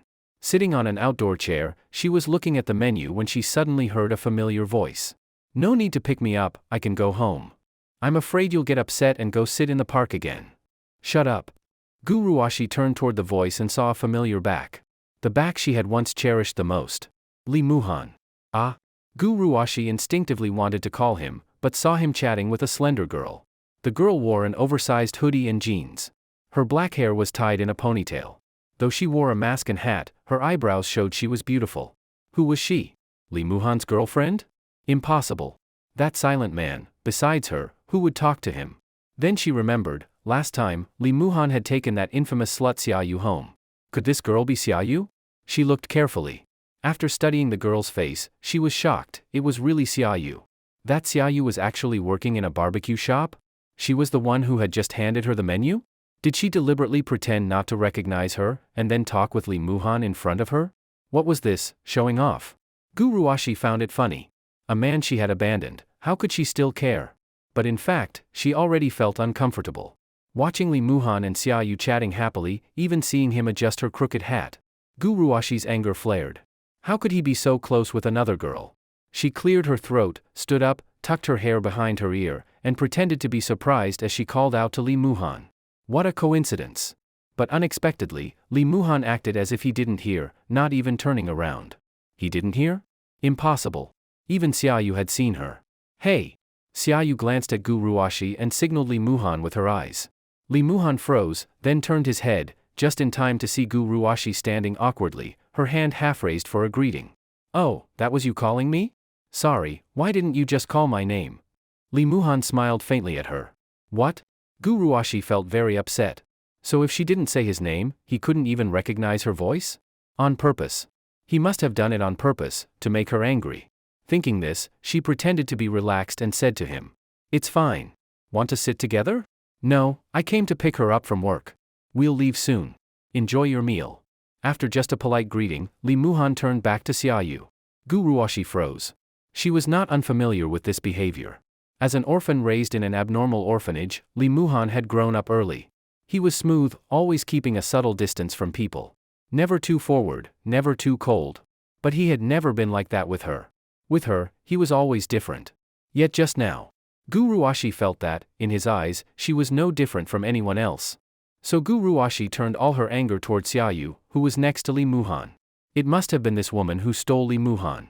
She had completely lost her head, forgetting it was she who abandoned Lee Muhan first, and vented all her rage on this girl, who even dressed simply, wearing a mask and hat, was still more dazzling than her.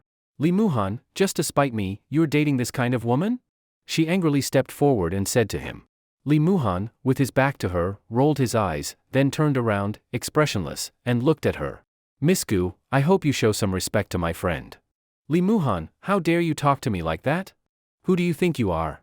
The fact that I'm even talking to you now is already me giving you face. Miss Gu, as you said, we're not from the same world. You'd better stop talking to me. Hearing this, Gu Ruashi became even more convinced he was just trying to spite her. She sneered coldly. She straightened her chest and said to him. Lee Muhan, even if I don't want you anymore, you shouldn't sink this low. Do I even need to remind you what kind of woman this is? Maybe she'll sleep with you today and be in another man's bed tomorrow, you. Lee Muhan's gaze suddenly turned vicious. He glared coldly at her, and said word by word. Don't take my tolerance for weakness.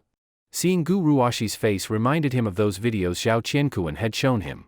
He wasn't angry, just felt that this woman he once loved so deeply was filthy. How can you talk to me like this? Lee Muhan, I'm telling you, I thought we could still be friends, but now, I think I should cut all ties with you. This was a tactic Gu Ruashi had used many times before. No matter what she did, as long as she said, then let's break off, never speak again. Lee Muhan would immediately lower himself to coax her. She thought it was because he couldn't live without her. But she never realized it was because of his love for her that he had always indulged her. But now, Lee Muhan's love for her was completely gone. Hearing her words, he sneered, pulled out his phone, and in front of her blocked her on WeChat, deleted her number, even blocked her Alipay account.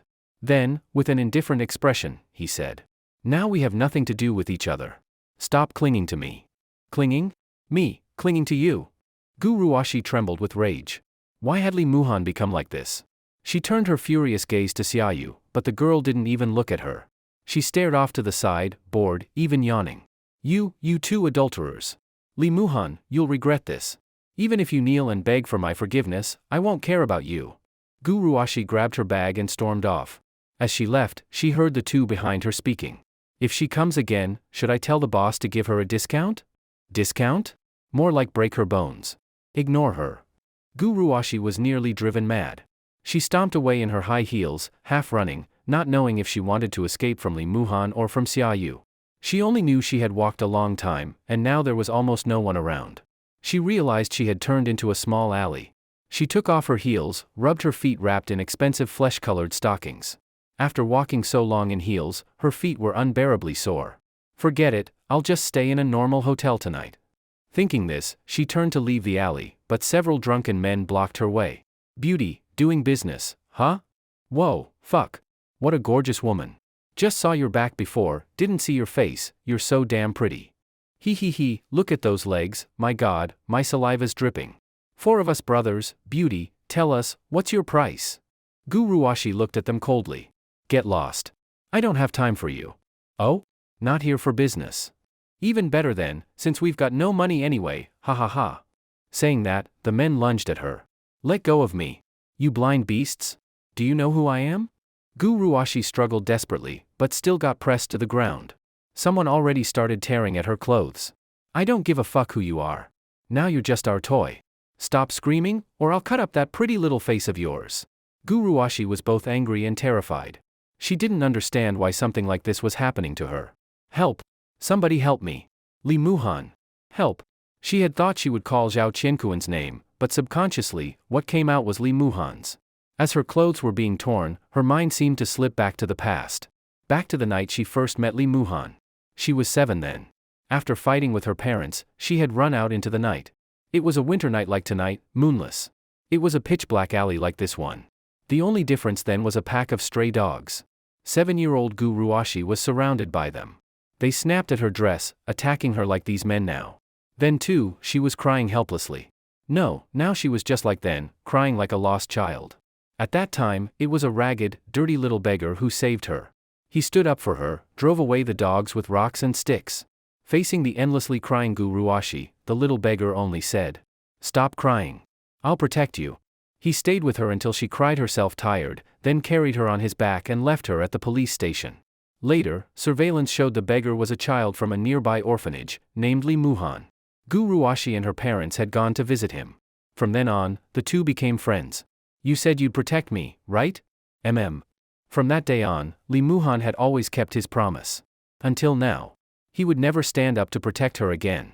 Didn't you say you'd protect me?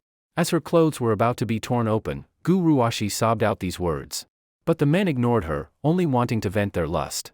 None of them noticed the dark shadow slowly approaching from the end of the alley, watching their show, before slitting a few throats. The shadow crouched, tilting its head, studying the terrified Gu Ruashi, and let out a low, cold laugh. That winter night, another disappearance happened. The police received a report the next morning, not of a disappearance, but a murder. A scavenger had found 4 men's corpses in the alley. Their throats slit, blood everywhere. What truly brought the Special Administration Bureau in was the discovery of a luxury women's handbag and a surveillance video. A woman had walked into the alley. Then the 4 dead men followed. But afterward, no one came out. And the alley was a dead end. The 7th squad arrived at the scene. This was Lee Muhan's first mission. He looked at the corpses and felt like vomiting. But when he saw the bag, his brows furrowed. What's wrong? Feeling sick? It's normal the first time seeing corpses. Hao Tian walked over and patted his shoulder. Their identities were special assistant investigators. After all, the Bureau's existence couldn't be known to ordinary people or the police. But Lee Muhan just squatted down, picked up the bag, and said to Hao Tian, "This missing person, I know her." Every squad of the Special Administration Bureau had vehicles assigned to them, as well as specially made IDs.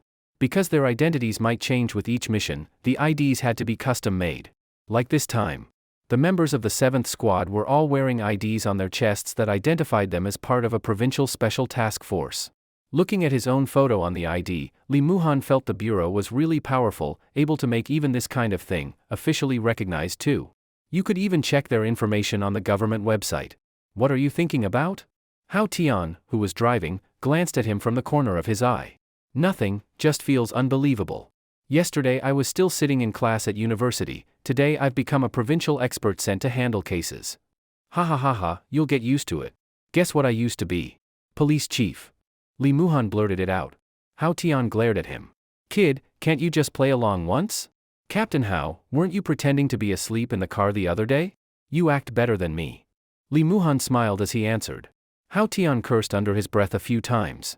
Then Lee Muhan glanced at the back seat through the rearview mirror, where Su Shui and Yin Qi were sitting. What, interested in my past? Su Shui, who had been reading the case file, noticed his gaze. She smiled and met his eyes through the mirror. I may not have joined the Bureau, but now, we're comrades in arms. Lee Muhan scratched his head, smiling. As for me, I used to work in administration at a state-owned company. Really? Didn't expect that, Sister Shui, you've already worked. Hearing him say this, Su Shui narrowed her eyes slightly. This girl always gave Lee Muhan the feeling of smiling all the time. But the more she smiled, the less he felt he could see through her. Work? Do you know, if Taozi wanted to, she could eat delicacies every day without working a single day in her life, and still not finish spending her money in 10 lifetimes. Captain, you talk too much. Su Shui smiled at Hao Tian, but in that smile Hao Tian sensed a trace of killing intent. He shut up at once. So she was a rich woman, Lee Muhan thought to himself. What about you, Xiaoyin? He looked at Yin Qi, who was staring at her phone. You don't need to care about me. That was all she said coldly. Ah? Lee Muhan felt awkward. Just then the car's intercom crackled with Lin Ziyu's voice. You'll never guess what I used to be. I was a hacker, once hacked into the national security system, a super hacker. Who asked you? Hao Tian cut him off, then sighed and explained to Lee Muhan. The kid was pulled out of prison by the Bureau. At 14 he dared to hack the national security system. When he was caught, he pissed his pants. Look at him, if he'd really gone to jail, his ass wouldn't have been safe. Captain. Don't expose me like that. The car filled with laughter, lightening the mood and easing the nausea Lee Muhan had felt earlier from seeing those corpses. Their destination was a rundown apartment in Tianhai's old district. This area had been left out of the city's redevelopment plan. Too many historical issues made it impossible to resolve, so the government had let it rot. Over time, it became a gathering place for homeless people and gangs. Muhan, are you feeling better? Su Shui had seen him leaning against a wall, vomiting for a long time earlier, so she was worried. I'm fine. Just never seen something so bloody before. That was a lie. As a child, he had seen plenty of dead bodies. But there was no need to talk about that. It was in the past. Seeing didn't mean he was numb to it. Even back then, in that hellish orphanage, he had still longed for an ordinary life. That was why he once saw Gu Ruashi as the light of his life, because she had led him out of that hell. But now, things had changed. Strange. Your file clearly says you carry 10 lives on your hands. And judging from the photos, those deaths were far worse than these 4. So why are you uncomfortable? It was Yin Chi speaking. Her words were sharp, almost accusatory. The 10 lives she spoke of were Zhao Qiankuan's men. Strictly speaking, that was Balthazar's doing. But Li Muhan said nothing, only smiled bitterly. Xiaoyin, watch your words. Hao Tian immediately scolded her. That's right, the file also says Muhan lost control of his power at the time. And what if he loses control again? Her words made the car's atmosphere freeze. I can't trust him with my back. That's enough, Yin Chi. This time, it was Lin Ziyu's voice on the intercom breaking the silence. Muhan has a guarantor. And that necklace around his neck, it's the latest product I developed with the Science Council, made specifically for demons. Besides, he's not an official bureau member, just assisting. Spare me. Yin Chi cut him off coldly. Li Muhan felt awkward, not knowing what to say. Until Lin Ziyu's words made him frown in thought. Wait. Can someone like Xiaoyu, an abnormal being like me, be a guarantor too? Normally no. But Xiaoyu is special. Hao Tian explained. She doesn't belong to the Huaxia Bureau. You must have noticed her looks aren't purely Huaxia either. And she's a controllable disaster class being. Which means the Bureau will do anything to bring her in. Li Muhan understood. The guarantor explanation wasn't to reassure Yin Chi. It was to warn her. Even if the Bureau abandoned the rest of them, it would never abandon him. Why? Because his guarantor was disaster class. Yin Chi snorted and went back to her phone. Finally, they arrived. Through the car window, Li Muhan saw the scenery had changed. No tall buildings, no bustling streets. Only crumbling shacks and old apartments. Groups of shady people loitered outside, staring at the car with wary eyes. Kid, you're not local, right? Came here for university. Then don't talk later. Hao Tian parked in front of a shabby apartment building. The good thing about the bureau is money and resources. Do your job well, and you can have whatever you want. But there's one rule, you must stay low-key. Especially when dealing with ordinary people. Don't draw attention. Got it. After Li Muhan nodded, Hao Tian suddenly pulled a gun from his waist and handed it to him. But never backed down either. Li Muhan accepted it with a complicated expression. Hao Tian opened the door. As soon as they got out, a few men surrounded them. Where are you from? What are you doing? The leader chewed gum, staring disdainfully at the 4 men in suits and ties. Official business. Don't worry, no inspections. Hao Tian showed the fake ID. The man, though rough, seemed to recognize it. Oh, from the province. He wasn't afraid at all. After staring at the ID for a long while, he looked at Su Shui and Yin Chi. Damn, you government ladies are pretty. He moved as if to check their IDs, but Hao Tian blocked him with one hand. Enough. That was all he said. The man spat his gum on the ground and waved his hand. Go in. Keep a low profile, or even if you were sent from heaven, no one could save you. Even as they entered, the men kept watching their backs. Li Muhan felt uneasy. No local police station? Can't we ask for backup first? Touch one thread and the whole net moves. The system here is rotten to the core. By the time the police took us, the suspect would be gone. Li Muhan nodded. As expected of a former cop, Hao Tian's insight was sharp. The old elevator was narrow, stinking of urine. Clearly people often relieved themselves inside. As soon as they entered, Su Shui covered her nose, frowning. Yin Chi, on the other hand, looked completely unfazed, as if she was used to such places. They reached the 5th floor and went straight to room 58. The corridors were open. Looking down over the railing, Li Muhan was shocked to see more than 30 men gathered below, all gripping weapons, staring up at them. Now you know why bureau salaries are so high? In his earpiece, Lin Ziyu chuckled. You can see what I see? Your IDs have micro cameras. Of course I can see. I'm your support, after all. Look at your 9 o'clock. Li Muhan turned and saw a drone hovering silently. Enough showing off, Ziyu. Tell us about 58. Got it, Captain. Though he clearly wanted to talk more, the mission came first. The drone circled to the other side of the building. Then Lin Ziyu spoke again. He's inside.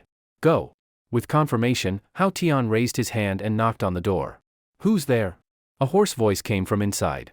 I'll pay next week, just don't come again. Zhou Zhigua. Open up. We're not here for protection money.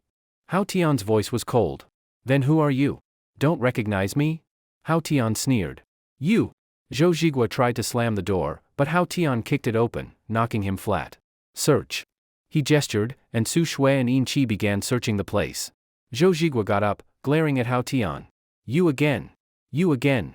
Your son's death wasn't my fault. Why won't you let me go? Hao Tian threw his bureau badge in his face. I'm bureau now. Here to investigate. At that, Zhou Zhigua fell silent. Li Muhan finally got a clear look at the man, ragged clothes, haggard face. This was Zhou Zhigua, the monster known in legend as Jiagua. Director Hao, I've already told you many times, your son really wasn't killed by me, and I have nothing to do with those missing girls' cases. You already broke one of my legs, why won't you let me go?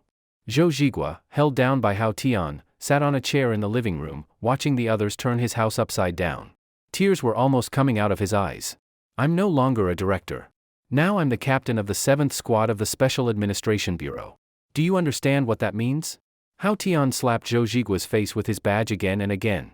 Li Muhan could see how deep his hatred for Zhou Zhigua was. But even so, he was suppressing his rage, for otherwise, Zhou Zhigua wouldn't even be able to speak right now. Zhou Zhigua's home was so poor that dirt poor was not an exaggeration. The only valuable thing inside was an old CRT TV. I understand, Director, Captain Hao. Good. I thought beasts like you didn't even know how to speak with people. Hao Tian sat down without politeness. By now Su Shui and Yin Qi had finished searching the apartment and returned to the living room. Both shook their heads at Hao Tian. He gave Su Shui a look. She immediately stepped forward and took out some photos, pictures of the missing girls. Have you seen these people? These people? Sorry, sir, I haven't seen them. Did something happen? Zhou Zhigua glanced at the photos, showing no reaction. They went missing. Very strangely. Not something humans would do. Su Shui emphasized her last words, as if hinting to Zhou Zhigua. Sorry, sir, I really haven't seen them. I really didn't do it. Please, sir, believe me. What the fuck are you yelling for? Hao Tian slapped him hard across the face, making Li Muhan wonder if this wasn't too much. Zhou Zhigua froze, then immediately fell to his knees. Captain Hao.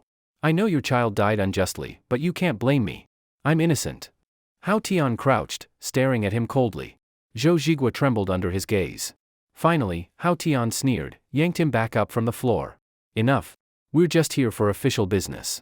As for the past, I won't mention it again. If you really didn't do it, I won't trouble you. Thank you, Captain Hao. Thank you, leaders. Hao Tian waved his hand. Who are those people downstairs? Hearing this, Zhou Zhigua sighed.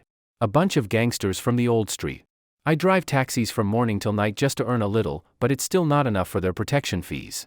Sir, don't you think some people are greedier than monsters?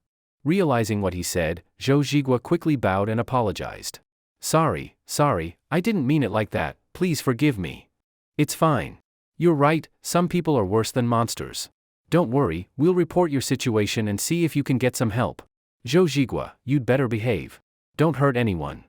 Hao Tian's attitude suddenly changed, as if his earlier rage had been just an act.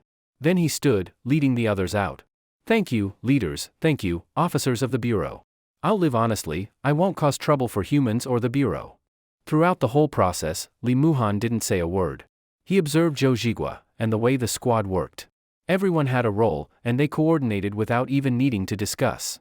Leaving Zhou Zhigua's home, they went downstairs, where they inevitably faced the group of men gathered outside. Well, leaders, done already? If you'd told me you were after that bastard Zhou Zhigua, I'd have thrown him down myself. He still owes me money. The grinning man got no good face from Hao Tian. Move. The man didn't block them, but his gang surrounded their car. What's this supposed to mean? Hao Tian turned. He stood 6 feet 5 inches, built like a tank.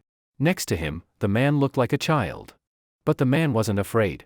Maybe because they had numbers and weapons, so he felt bold. Ah, so it's you. I didn't recognize you at first. Aren't you the former director Hao of Tianhai City Police? Oh, my bad eyesight. What now, got promoted?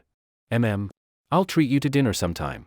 Director Hao, back then, more than 10 of my brothers went down because of you. You didn't show any mercy. Hao Tian sneered. So what do you want? How about this? Tonight I host, and we put this behind us. Don't know why you came looking for Zhou Zhigua, but since you're here, stay for a meal. Not today. Another day. I'll host. Hao Tian smiled, trying to walk past, but the man shoved him back, his face turning dark. What? Think you're too good for us? Refusing our goodwill? Fine. Leave those two women here. We'll give the provincial beauties some fun. Consider it an apology for my brothers still in prison." The man grinned lewdly. The crowd laughed with him. But their laughter didn't last, because Hao Tian laughed too. He turned to Li Muhan and chuckled twice. Before Li Muhan could react, Hao Tian grabbed the man's neck and slammed his face against the car window. The bureau's car glass was reinforced, so it didn't break. But the man's face wasn't so lucky. Blood, spit, and broken teeth slid down the window. Li Muhan remembered Hao Tian's words. When dealing with ordinary people, never attract too much attention. "You fuck." Before he could finish, Hao Tian slammed his head again. Bang! The man twitched and passed out. "Get them, boys! Get your asses back!" As the gang prepared to rush, Li Muhan had already drawn his pistol, aiming it straight at the blonde in front. He glared at them with disdain, his eyes full of menace. They had numbers. He had only one gun. But none of them wanted to be the first to die.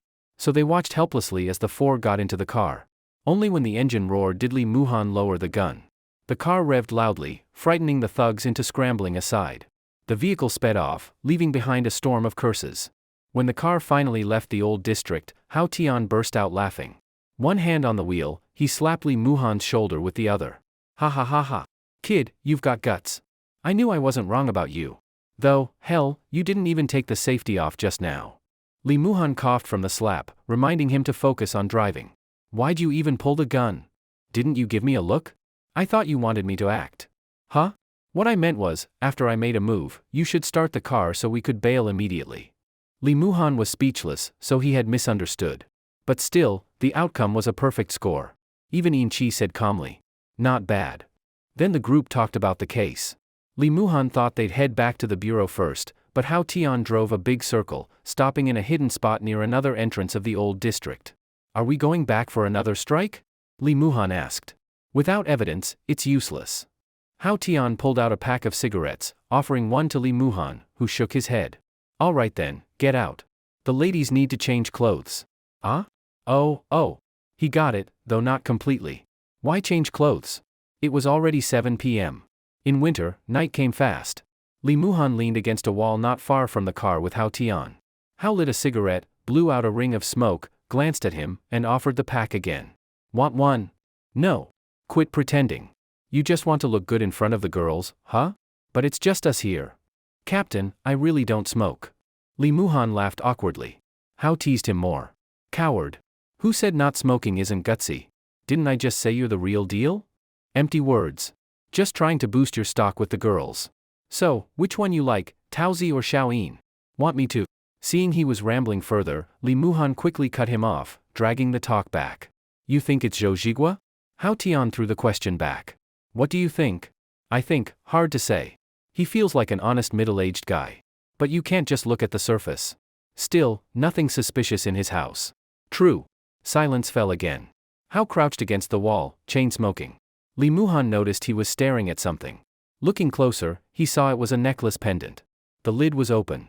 Inside was a photo. "Handsome, isn't he?" Hao suddenly turned toward Li Muhan. "Huh? My son. Handsome or not?" Hao proudly showed him the photo in the pendant. It was a young man in a police uniform, tall and sharp-looking, the very image of a noble hero. "Handsome. Righteous too. Haha, of course. That's my son." Hao inhaled deeply on his cigarette. If he'd kept being a cop, he'd have been chief one day. Li Muhan knew, the boy in that photo would never be a cop again. His life had ended 5 years ago. "Captain." He crouched beside him. "Is that why you joined the bureau?" Hao didn't answer. He stared at the pendant. At the boy in the photo.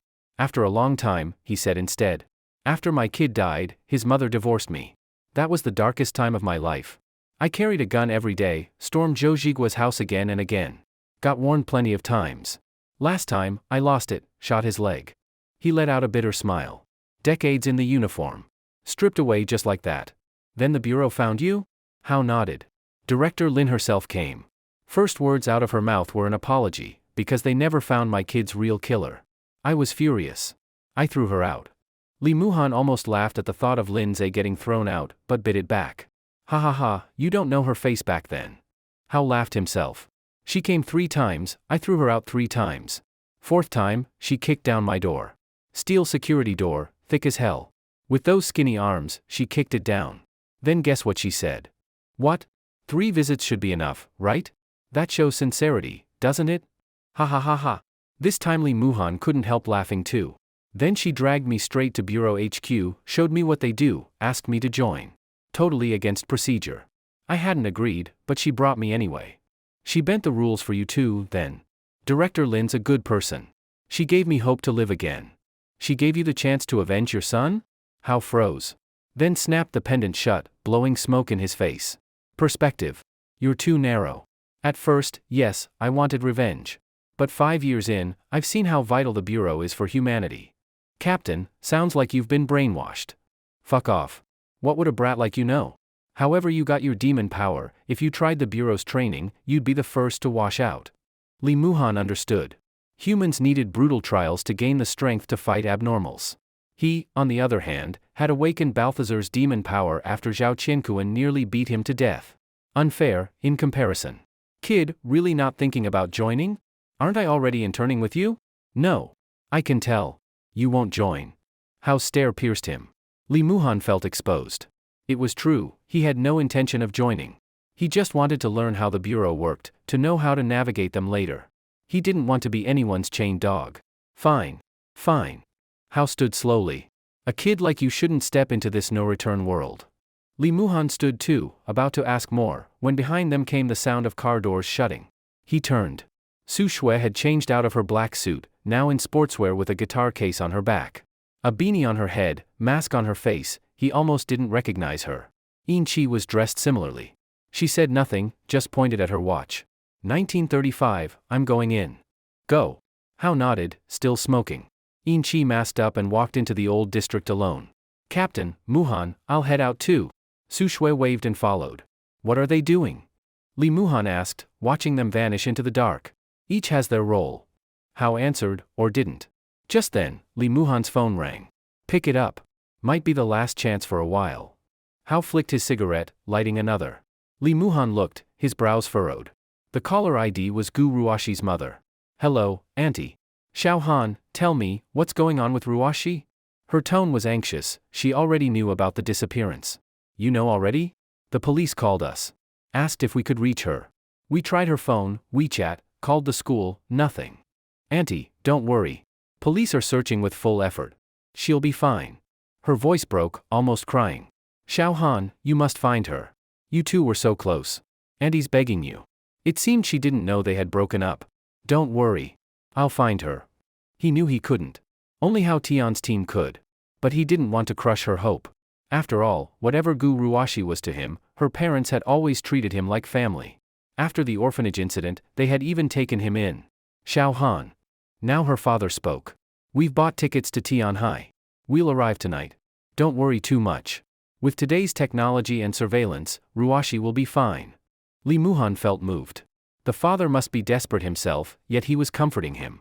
All right. Once you're here, I'll arrange a place for you. Don't worry. I'll find her. After a few more words, he hung up. But his heart felt heavy. Feeling the pressure? Yeah. Heh. If I were you, I wouldn't make promises like that. Hao chuckled. You've just put all the responsibility on yourself. What is she to you? Ex-girlfriend. Oh-ho, ex-girlfriend. Hao dragged the word out, giving him a long look. Finally he clapped his shoulder. Relax. We won't tell Xiaoyu. Huh? What's she got to do with it? Kid, you don't understand women. Out late at night for your ex, don't you think Xiaoyu would be jealous?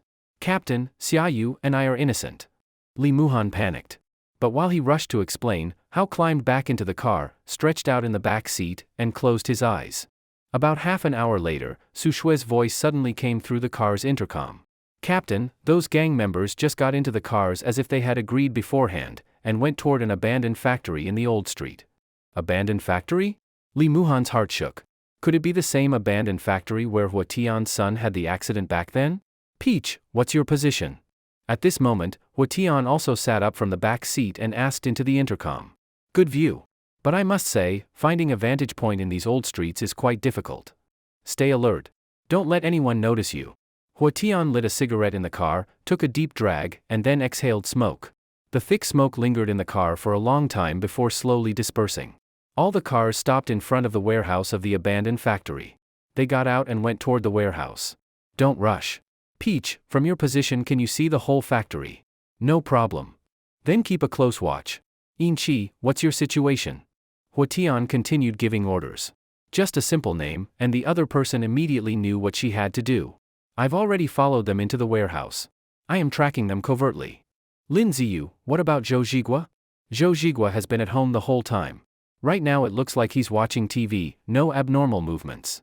It turned out Lin Ziyu's drone had been hovering near Zhou Zhigua's house, its coating specially treated.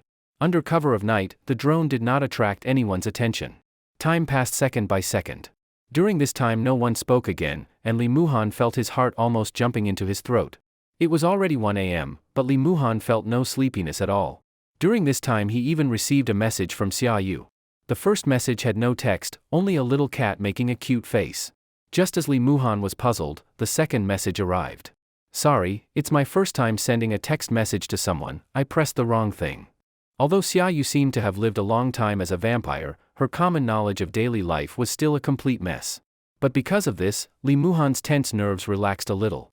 Yet before the tension could fully ease, In-chi's voice came again through the headset.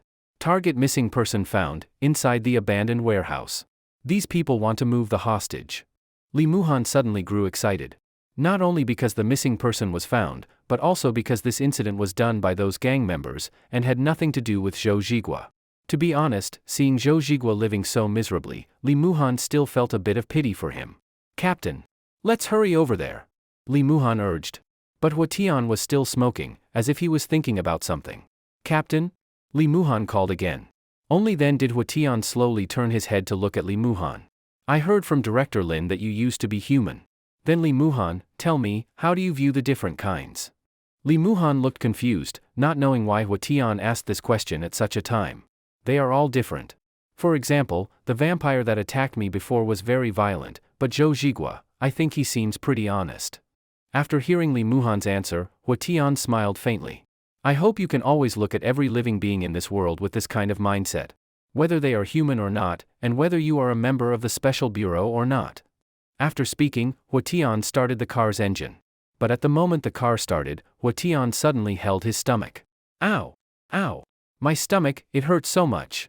Li Muhan was stunned. Why did Hua-tian suddenly have a stomachache at this moment? It must be that restaurant we ate at for dinner, not clean. Ow! Captain, didn't we eat together? My gut is weak, isn't that allowed? Ow, no, I have to find a place to take care of this right here. Li Muhan, you go ahead and support Su Shui and In-chi. Ah? Me, alone? What are you afraid of? You're one of the different kinds, and you're afraid of humans. And Su Shui and In-chi are fighters, just don't drag them down. Alright then. Li Muhan felt dizzy. How did things turn out like this? But I can't drive. Hua-tian leaned over, opened the passenger door, and kicked Li Muhan out of the car. Damn it, you still want to drive there. Run over. Hurry. I need to take a dump now. Although completely confused, Li Muhan still rushed toward the abandoned factory at full speed. Watching Li Muhan's back disappear into the night of the old street, Hua-tian's pained expression gradually turned calm. He opened the door, got out of the car. Lighting another cigarette, he opened the trunk, took out a long backpack, and while humming some tune, walked toward the rundown apartment. Just as Li Muhan was about to reach the abandoned factory, Lin Ziyu's voice suddenly came through the earpiece. What's going on? Why did my drone crash? And who just cut my signal? Hearing Lin Ziyu's words, Li Muhan suddenly felt something was wrong. Where are you guys? Report your situation quickly. On the other end, Lin Ziyu shouted anxiously. No time. In-chi's short reply came, with faint sounds of fighting and shouting behind her. It seemed In-chi had already engaged in battle. Sorry, Lin Ziyu, we've already started fighting here. Captain, how long until you reach the scene? In Su Shui's background there was the sound of rushing wind, and from time to time the sound of a sniper rifle firing. Captain suddenly said he had diarrhea. I'm running toward the abandoned factory right now to give support. At that moment, Li Muhan seemed to hear Lin Ziyu take a sharp breath. Li Muhan. Go back. Go back. Return to the captain immediately. Li Muhan slowed his pace, and asked anxiously. Huh? What's going on? Li Muhan, the captain purposely sent you away. In-chi spoke while fighting. Brother Muhan, the captain must have noticed details that none of us noticed, details about Zhou Zhigua. Su Shui said. Then why didn't he tell us? Because he wants to settle the matter from back then alone. We can't let him go. Director Lin just sent word. Zhou Zhigua, his disaster level suddenly rose to cholera. That's not a monster the captain can handle. Li Muhan was dumbfounded. Director Lin already said, rescue the hostages first. As for Zhou Zhigua, she will send people to handle him. You hurry and bring the captain back. Li Muhan didn't ask again. He remembered the words Zhou Zhigua said to him the last time they looked at each other. His heart started pounding wildly, as if sensing some ominous premonition. Immediately, Li Muhan turned and started running toward Zhou Zhigua's residence. At the same time, at the door of Zhou Zhigua's home on the 5th floor of the rundown apartment building, Hua Tian smoked his last cigarette, then took a deep breath and knocked on the door. Coming. Zhou Zhigua's voice came from inside the room. So late, who is it? When he opened the door and saw it was Hua Tian, Zhou Zhigua froze. Captain Hua, why are you here again? There are still some things not clear yet. Hua Tian sneered. Although very unwilling, Zhou Zhigua still let Hua Tian inside. Captain Hua, what do you still want to know? Zhou Zhigua brought out a cup of tea, but saw Hua Tian throw a long bag onto the table. Zhou Zhigua, stop pretending. No one else is here. Captain Hua, what exactly are you talking about? I know, the incident 5 years ago was your doing. And this case now, also your doing. Hua Tian looked at Zhou Zhigua, and Zhou Zhigua's thin figure trembled slightly, then he gave a dry laugh. Captain Hua, why do you bring that up again? It really wasn't me. Perfume. Hua Tian interrupted Zhou Zhigua, then said. 5 years ago you overlooked this problem, and now, you made the same mistake. On you, in your house, there are scents of at least 5 different women's perfumes. And these perfumes are not the kind prostitutes could afford. Zhou Zhigua opened his mouth wide, but for a long time could not say a word. Sorry, my wife, my ex-wife, was a perfume blender, so I have long been used to all kinds of perfumes. That's why I suspected you back then. At the time I didn't understand why you didn't clear away the perfume smell from your house. But after I joined the special bureau, I understood. As Hua Tian spoke, he slowly unzipped the bag. Inside, a tang sword in a black scabbard was revealed. Hehehe. Zhou Zhigua lowered his head, letting out a strange laugh. Because we of the narrow country have no sense of smell. When he raised his head again, his eyes were already full of madness. Watching Zhou Zhigua gradually reveal his true nature, Hua Tian instead felt increasingly calm inside. He took out the tang sword, slowly drew it, and the blade flashing with cold light reflected in his icy eyes. 5 years have passed. It's time to give an answer. He, Captain Hua, you really are persistent. 5 years of humans mean nothing to us. But in just this short time, you actually caught me twice. Too bad last time your son died in your place. I wonder, this time. Shwa. The flash of the blade swept by, and Zhou Zhigua's open-mouthed head dropped to the floor with a thud. Hua Tian slowly sheathed his sword. Looking at the rolling head on the ground, his eyes were cold. Just as he was about to turn away, he suddenly felt a terrifying force eroding the whole building. And behind him came a strange rustling sound. Captain Hua. The fallen head on the floor was now staring at him, wearing a ferocious smile. Don't rush off. Since you're here, have a cup of tea. Hua Tian turned, looking at the headless body crawling up from the ground, and sneered. As expected, a monster. In the next moment, endless darkness began to spread, wrapping the entire building in shadow. Domain, unfold. Kill all paths of life. At the end, what Hua Tian heard was Zhou Zhigua's voice, already beginning to twist. Cholera. Hua Tian's eyes widened. He looked at the endless darkness and the writhing figure within it, and let out a helpless laugh. My luck is still this bad. At the same time, Li Muhan finally ran back in front of the apartment. The car was still there, but Hua Tian was gone. He rushed inside, ran straight up to the 5th floor, and kicked open Zhou Zhigua's door, only to find everything normal inside. But Zhou Zhigua and Hua Tian were nowhere to be seen. They're not here. Li Muhan shouted into the earpiece. The captain and Zhou Zhigua are gone. Lin Ziyu suddenly remembered something and said to Li Muhan. The captain must have used the Special Bureau's domain decree to isolate the entire apartment from the current plane. Speak human language. Li Muhan shouted anxiously. It's a tool used by the Special Bureau when eliminating anomalies. You can think of it like this: after it's placed, the whole area is moved into a fake zone created by the tool.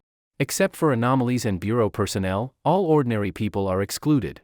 It's to keep normal humans from being dragged into battles between anomalies and the Bureau. Li Muhan was stunned. Then what do I do now? Su Shue's voice came through the headset. Brother Muhan, search nearby. See if there are command flags. There should be 5. If you pull out all 5 flags, you can break the domain decree. Li Muhan ran frantically around the area, searching for the flags. But after several laps, out of breath, he hadn't found a single one. When he returned helplessly to Zhou Zhigua's room, Lin Ziyu's voice came. Li Muhan, use your power. The power of the domain. Tear open a gap in the decree. You can do that? Why the hell didn't you say so earlier? But you must control your power. The domain cannot fully expand. You must compress it into a single point. Only then can you avoid affecting the other residents of the building. Compress it into a point? Damn, easy to say. What do you think this is, kneading dough? Though cursing inside, Li Muhan still slowly closed his eyes. Please, Li Muhan, bring the captain back. Lin Ziyu's voice was already almost sobbing. Li Muhan pulled off his headset. He had to focus completely now. He recalled the feeling of unfolding his domain, then began to press it down, compressing it again and again. Finally, when a small sphere had formed in his mind, he suddenly opened his eyes. 10,000 thunders, kill. Boom. Thunder split the sky, and in front of him appeared a small black circle. From inside the circle, Li Muhan heard Hua Tian's voice. Ha ha ha ha. Good. Good. You're this strong. Killing you will be even more satisfying. Human. Courting death. Another voice, twisted, hoarse, like a scream from the abyss. Captain Hua. Li Muhan looked at the circle. He had torn open a gap, but it was far too small to pass through. You brat, why are you here? Didn't I tell you to support the others? Hua Tian's voice came from the circle. Though still loud, Li Muhan could hear the rasp hidden in it. Hurry, undo the decree. I'll help you. Bullshit. That monster has already unfolded its domain. If you undo the decree now, everyone in the old street will die. Get the hell out? Bang. From the darkness came more roars and the clash of metal. By now Hua Tian's suit was torn to shreds, one eye blind, his whole body covered in blood. But he still swung the tang sword with madness. As for Zhou Zhigua, no, the anomaly of the narrow country, he no longer had any trace of human form. Now he was like a massive ape, over 4 meters tall. His body was already covered with wounds, blood seeping out. He stared at Hua Tian in shock and rage. He couldn't understand, he had reached the level of cholera, while this human had only domain power.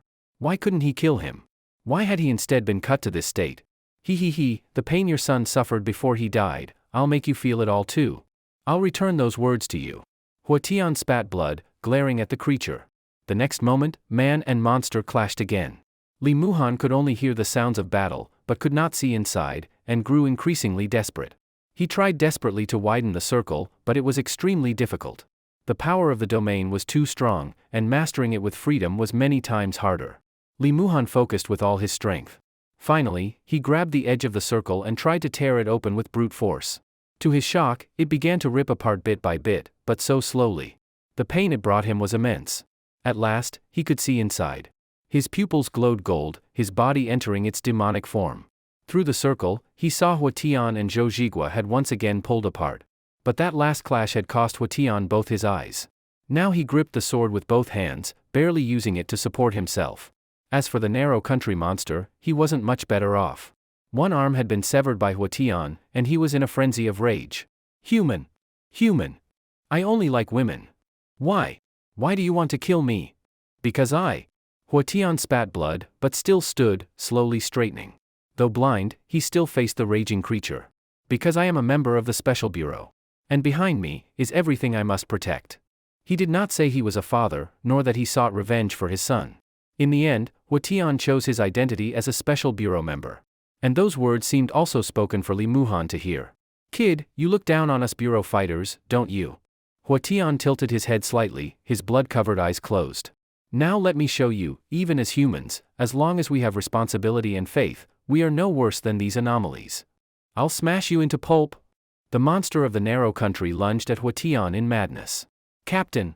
Li Muhan tore frantically at the circle, but it was already too late. The monster was almost upon Hua Tian.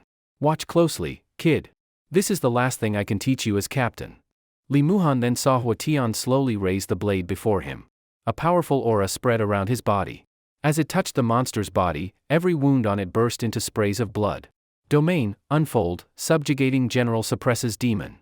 A golden giant form appeared behind Hua Tian, clad in golden armor, like a celestial general of heaven. With Hua Tian's movement, the golden figure also raised its massive long blade. Cut all. Shwa. Hua Tian and the golden figure swung down together. The blade's light cleaved straight through the anomaly, splitting its massive, blood-spurting body clean in half. As the body of the narrow country monster crashed to the ground, Hua slowly knelt, coughing out a great mouthful of blood. The golden figure behind him also slowly faded away. Li Muhan, like a madman, forced his body into the black circle, squeezing himself through. He rushed to Hua side and found that the wounds on him were even more than he had imagined, even deeper. Especially the abdomen. His belly had split open, and half of his intestines were exposed. Hua had actually tied them in a knot to stop the organs from spilling out further. He had forced himself to this extent, just to kill the anomaly. Captain! Captain! Li Muhan slowly laid Hua flat on the ground. At this moment, Hua could no longer speak properly. Every time he opened his mouth, blood poured out. Li Muhan gripped his slowly rising hand tightly, leaning close to his ear, listening carefully to what he wanted to say. Damn it, old? I'm old now, not as strong as before. You're strong. You're the strongest, damn it. Captain. Don't talk. I'll take you out. Don't move me, my guts are rotten, no saving me, coughed Li Muhan, my last strike, wasn't it amazing? Tears streamed down Li Muhan's face. He wasn't someone who cried easily, but now, seeing this man, who had gone so far, no matter the cost, to cut down the anomaly, he knew clearly why. It was revenge. It was to uncover the truth of that year. But in the fight just now, none of that mattered. What he thought of was only that the anomaly could not be allowed to live, because it would bring disaster to the world. All right, you, admit it. I was handsome, that's enough. I'm going to see my son now, you, bastard, coughed Li Muhan, don't join the special bureau, you, don't belong in this world, get far away. I don't accept, cowards like you, you're not worthy. Li Muhan couldn't even speak. He gripped Hua hand tightly, until the man exhaled his last breath, his hand dropping limply to the ground. Only then did Li Muhan slowly let go. At the same time, from behind him came a faint rustling sound. Li Muhan knew. The narrow country anomaly wasn't dead yet. He slowly stood, picked up Hua tang sword, and turned to face the crawling monster, which only had half its body left. We are both anomalies. I am your companion. The Bureau treats us like dogs, like beasts. We should resist. You and I are the same.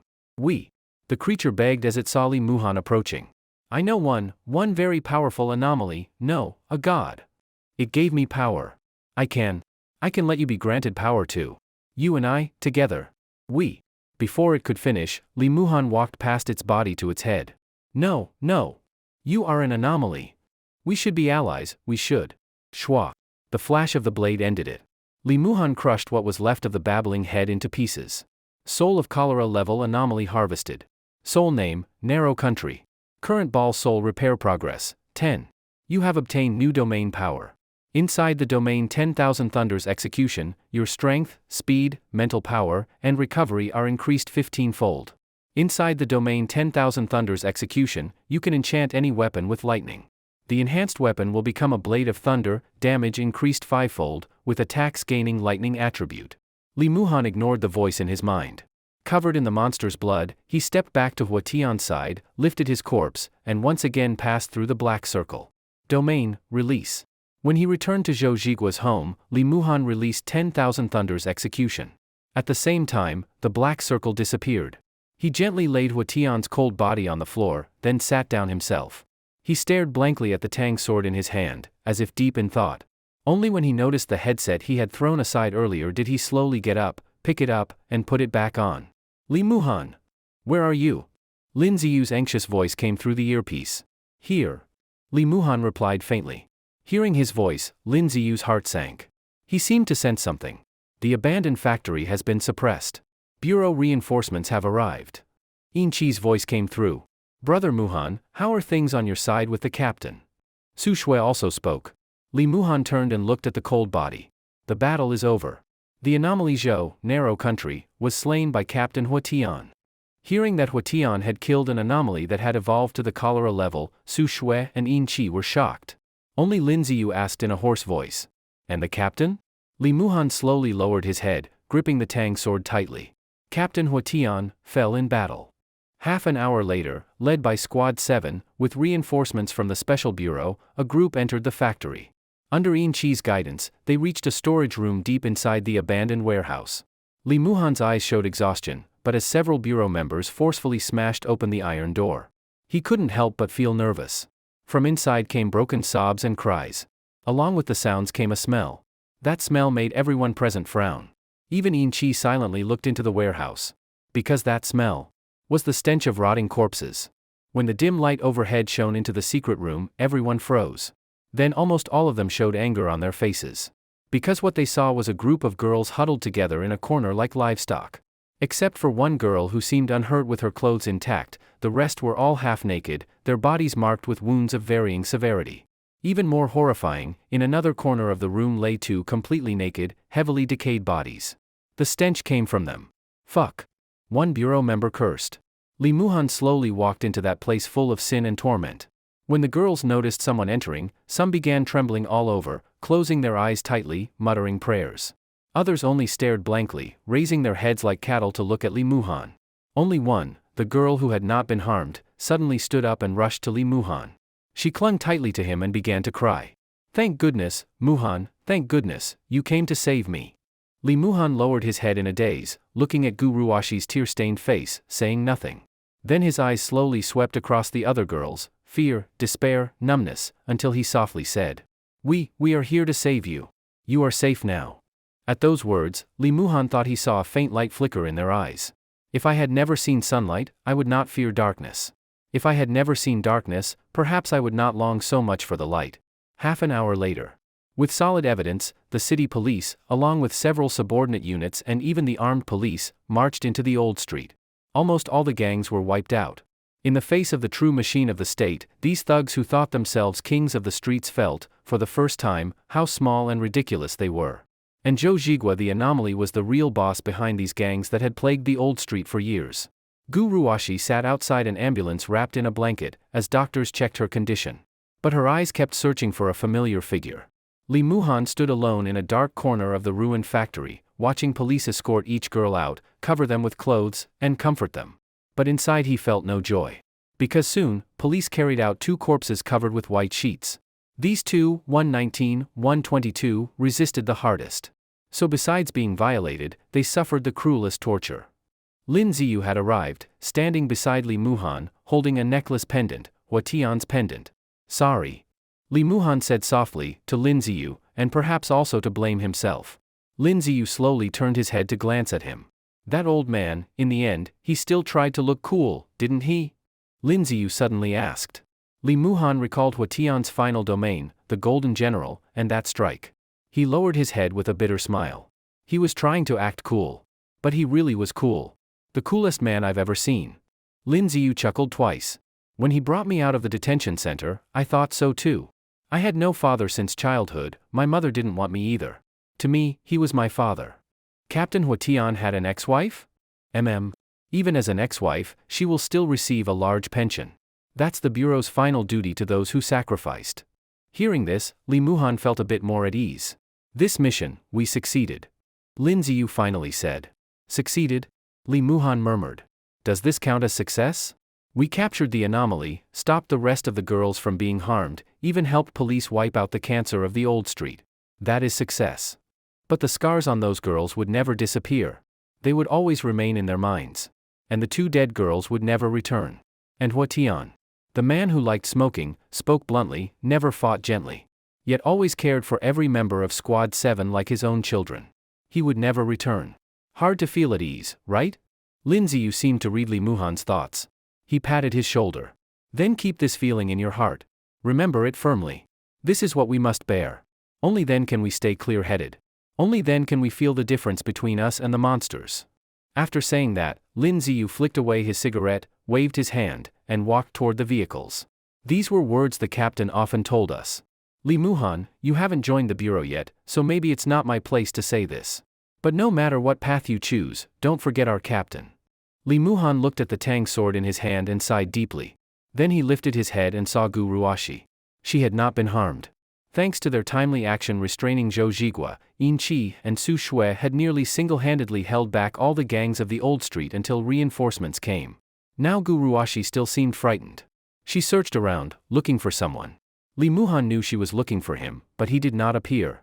Then he saw a man and woman, middle-aged, rush to Gu Ruashi crying, and she clung to them, weeping together. Li Muhan knew he didn't need to see her again. He turned and returned to the car. Su Shui and Yin Qi were in the back seat, and Li Muhan sat in the passenger seat.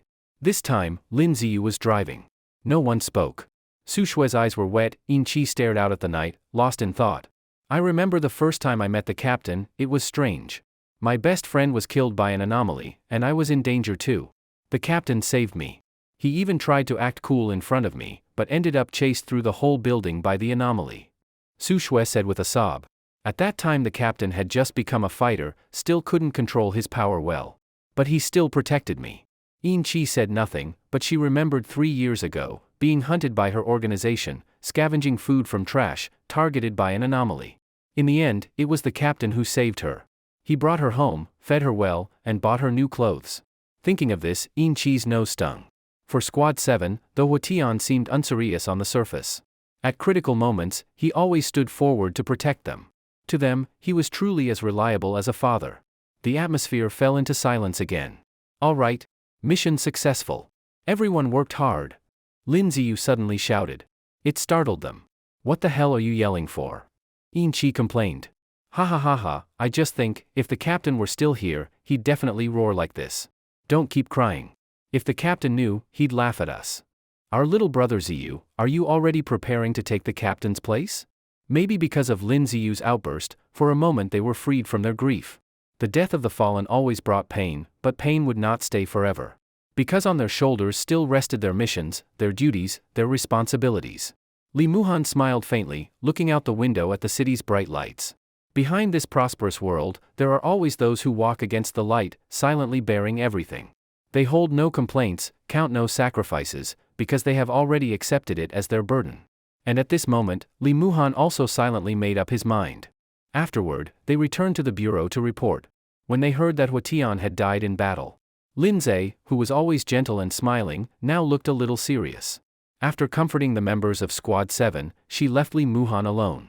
Sorry, this time it was the bureau's intelligence work that failed. The first thing she did was apologize. Li Muhan shook his head, then stepped forward and placed the black tang sword he had been holding on the table. This is the captain's sword. Lin Zhe looked at it, then picked it up, gently stroking the scabbard. Subjugating general suppresses demon? I gave this to him as a gift when he passed his special training. The captain did not fail this sword, nor the trust of the bureau, nor humanity. I know. Lin Zhe set the sword down, walked to the window, and lit a cigarette. You don't need to take missions for now, Li Muhan. For this incident, I should take full responsibility. As for your case, it will be put aside for now. If you want, I can even erase you from the bureau's records. At least I believe, you won't be a threat to humanity. She looked out at the underground city. This was the stronghold of the Watchers. In battles against anomalies, sacrifice was inevitable. Lin Zhe didn't want to get used to that feeling. If she got used to it, grew numb, she would become her old self again. That arrogant being who didn't care if humanity was destroyed. You can go. The reward for this mission will be paid to you tomorrow. Director Lin. But Li Muhan didn't leave. He lowered his head slightly, clenched his fists, then raised his eyes with determination. I'll join. Lin Zhe turned, looking at Li Muhan. She smiled faintly, with a trace of bitterness. Don't join just because you pity us, Li Muhan. Sacrifice is inevitable. It's not pity. It's recognition. Li Muhan replied. They looked at each other for a long time before Lin Zhe sighed. She picked up the sword on the table and tossed it to him. I'll give you one night. If you regret it, return the sword tomorrow. If you still decide to join, then from now on, this sword is yours. Director Lin, but this is. Tell me, Li Muhan. That brat's last strike, was it handsome? Li Muhan froze, then nodded hard. Very handsome. Good. I hope you will also be worthy of this sword. Now get lost. I don't want to work overtime today. After leaving the bureau, Li Muhan found that Xiaoyu had already been waiting at the main entrance. Are you hurt? Xiaoyu looked him over carefully. Li Muhan pointed helplessly at his temple. No. But Captain Huatian was killed. Her tone was very flat. That made Li Muhan a little upset. But then he remembered she was of the blood clan, had lived so long. To her, human life must feel like a fleeting moment. Maybe you can't understand that feeling, of suddenly losing something. After all, your life is too long compared to humans. The girl walking beside him suddenly slowed her steps. When Li Muhan noticed, she had already stopped behind him. "What's wrong?" he asked, confused. "Even though I am long-lived, it doesn't mean I am a monster who knows nothing of life and death." Xiaoyu looked at him. Her eyes were still indifferent, but her tone carried a trace of urgency. She wasn't angry, she just seemed eager to explain something to him. "I was once adopted by an old couple. They treated me very well, like their real daughter. Even though I came from nowhere, even though I was an anomaly, they still gave me food, gave me clothes, even let me go to school." Her voice began to tremble, with the faint sound of sobbing. And suddenly Li Muhan remembered, when he first met Xiaoyu, the sadness and despair in her eyes. Wasn't that exactly the look of someone who had just lost something precious? But I couldn't even keep them alive. I'm not a cold-blooded monster. I've also experienced loss. And now, I have someone I don't want to lose. The girl lifted her head, her eyes brimming with tears. Li Muhan quickly stepped forward and pulled her into his arms. Sorry, it's my fault. I said the wrong thing." After being comforted for a while, Xiaoyu's emotions calmed down a little, though she still looked somewhat upset. "Don't be angry, I'll buy you dessert tomorrow." Li Muhan smiled and reached out to pat Xiaoyu's head. But the girl tilted her head, dodging his hand. Li Muhan felt helpless. This little vampire really had quite the temper. "It's not because of that." At that moment, Xiaoyu said to him angrily. "Huh? Not because of what?" "Not because of what just happened." "Then what else did I say wrong?" Li Muhan was completely confused. Before he could react, Xiaoyu suddenly gave a cold snort, turned her head away, and muttered in dissatisfaction. "When you hugged me just now, I smelled it. You had her scent on you." Li Muhan suddenly felt like he had been caught red-handed. Obviously, her meant Guruashi. But how could this vampire's nose be so sharp? Like a dog. She could even smell that he had hugged her? She was a victim this time. When she was rescued, she was very emotional. "So you hugged her?" "Huh? No, that's not right. It wasn't me hugging her, she rushed over and hugged me." "I don't want to hear it. Annoying." Xiaoyu quickened her pace and walked straight toward the elevator. Li Muhan stood there dumbfounded. At that moment, a voice came from behind him. "Sai, why are you still standing there?" "Sister Shui, you haven't gone back yet?" On Su Shui's back was that huge guitar case. Li Muhan already knew what was inside, a detachable sniper rifle. Truly worthy of being a long-range sniper. "Brother Muhan, you really don't understand a girl's heart." "Girl? You mean Xiaoyu? But she shouldn't really count as a girl, right?"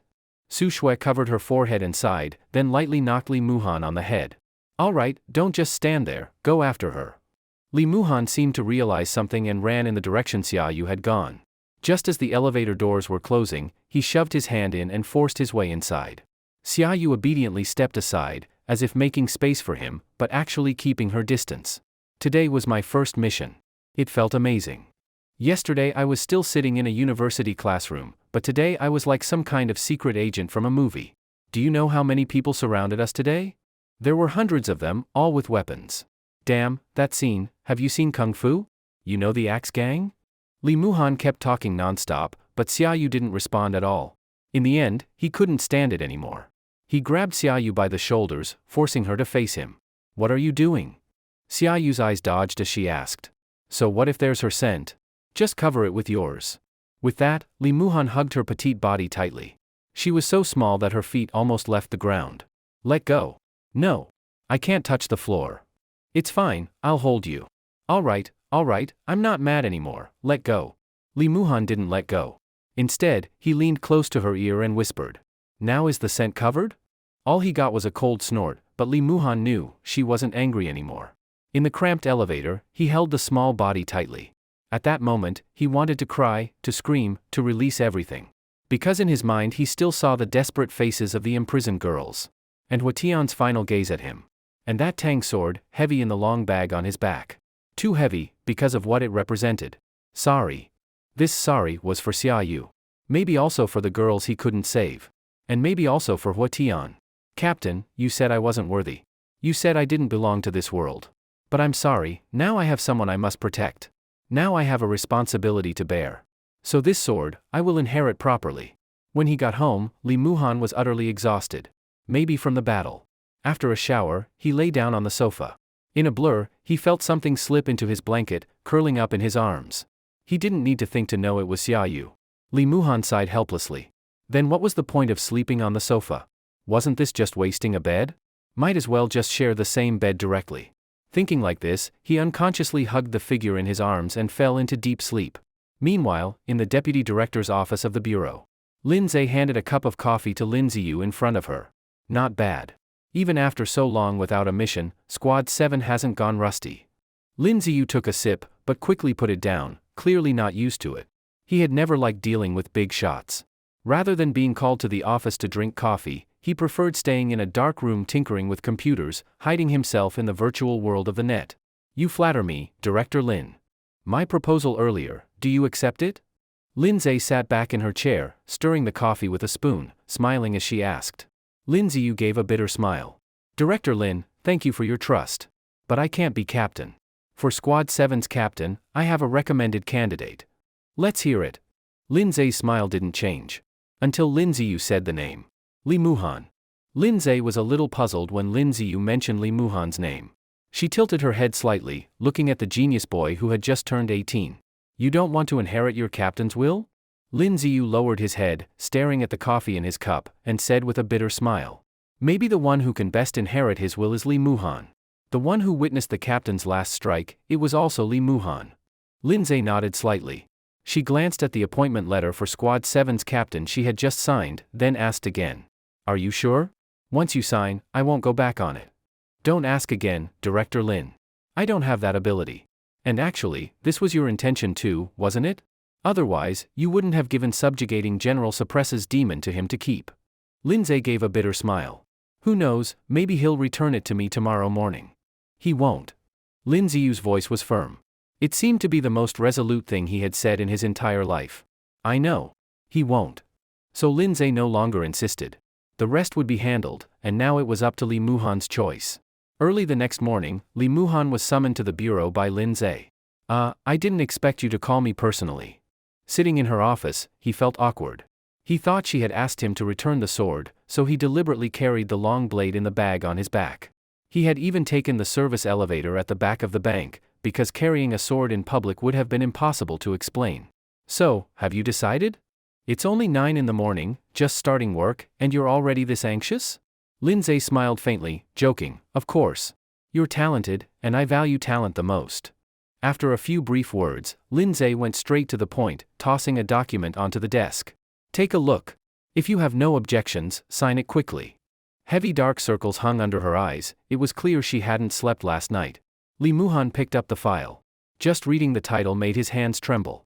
Squad 7, Captain Appointment Letter? Director Lin, you must be mistaken? Shouldn't I be signing a labor contract? What's the panic? You'll get a labor contract too. We're a government agency after all. But sign this one first. Her words left no room for doubt. But Li Muhan couldn't just sign blindly. He had to ask clearly. Unless you explain, I can't sign this thing. He put the file back on the desk. All the other members of Squad 7 unanimously nominated you. Is that reason enough? Lindsay walked to the window, lit a cigarette. Li Muhan really wanted to tell her, we're underground, what's the point of standing by the window smoking? But after hearing her words, he froze for a moment, then recalled last night's battle, and Hua Tian's final strike. I'm not qualified. He lowered his head slowly. As someone who only yesterday hadn't even decided whether to join the bureau, he felt unworthy of carrying Hua Tian's mission. Not unwilling, but unqualified. Don't act like some whining woman. Lindsay blew out smoke, staring outside. You were the one who witnessed his last battle. You were the one who carried his body back. No one is more qualified than you. Of course, if you truly refuse, I won't force you. But then Squad 7 will be disbanded. Huh? Li Muhan lifted his head in confusion. Lin Ziyu, Su Shui, Yin Qi, they all could be captains. Why me? It can only be you. It must be you.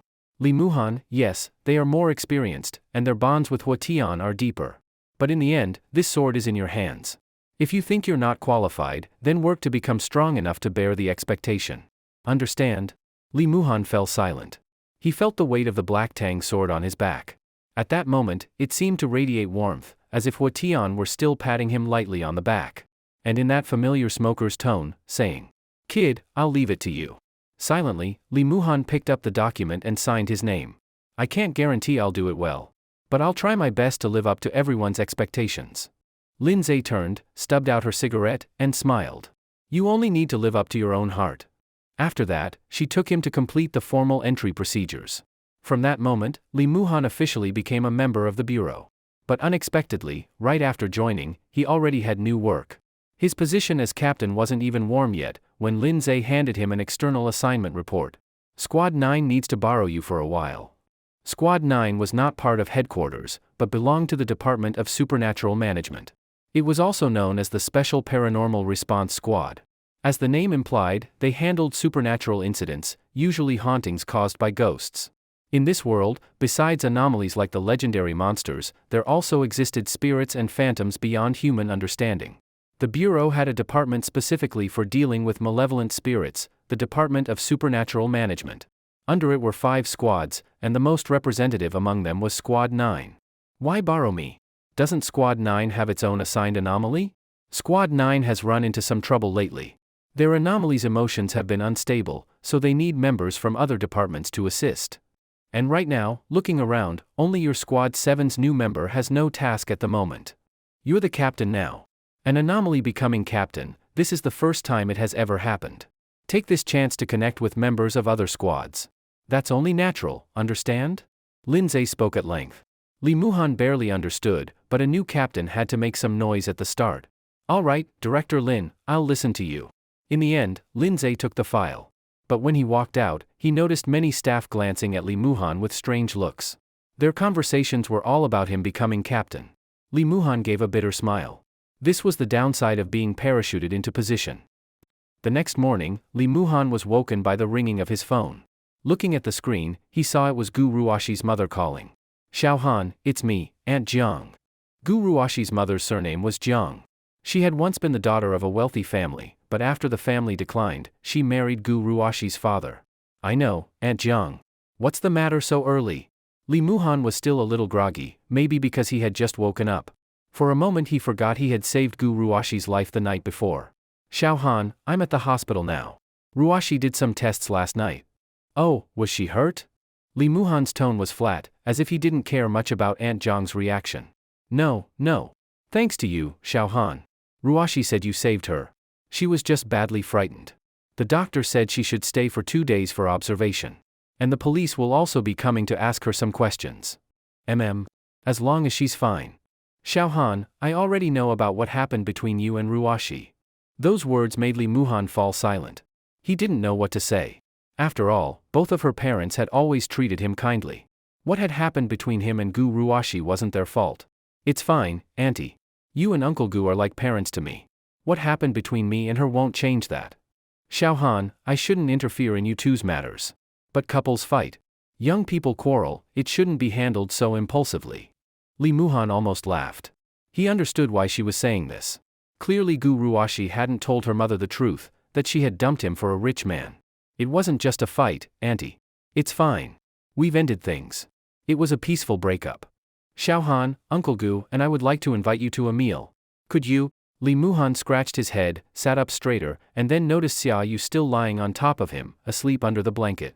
Looking at her adorable sleeping face, he couldn't help but smile. As for Aunt Jiang, how could I let you treat me, Auntie? You and Uncle have come all this way, it's us juniors who should show some courtesy. How about this, I'll pick the restaurant and let you know. Sigh, Xiao Han, you're so sensible. Then I won't argue with you. All right, Auntie. If there's nothing else. So noisy. Suddenly, Xia Yu muttered in her sleep. Apparently, his phone call had disturbed her. Xiao Han, do you have company? Aunt Jiang had clearly heard Xia Yu's voice. She sounded a little puzzled. Aunt Jiang, I've got something here. I'll call you later. Lee Muhan hung up, then poked Xia Yu's cheek with the corner of his phone. What? Xia Yu opened her eyes in annoyance. To his surprise, she didn't look like she had just woken up, she had clearly been eavesdropping for a while. So that muttered complaint earlier, was her way of showing she was upset? Gu Ruashi's parents are in Tianhai now. They've always taken care of me since I was young. So tonight I'll go have dinner with them. No need to tell me. Xia Yu stayed lying on him, unwilling to move. Lee Muhan chuckled, ruffling her hair. Then why don't you get up? You're only going tonight. Why get up now? He knew Xia Yu didn't want him to go. But she had no real reason to stop him, so she acted spoiled instead, pinning him to the sofa. I don't care either way. But those two are like my second parents. Are you sure you want to meet them wearing clothes of mine that don't even fit you? Xia Yu froze.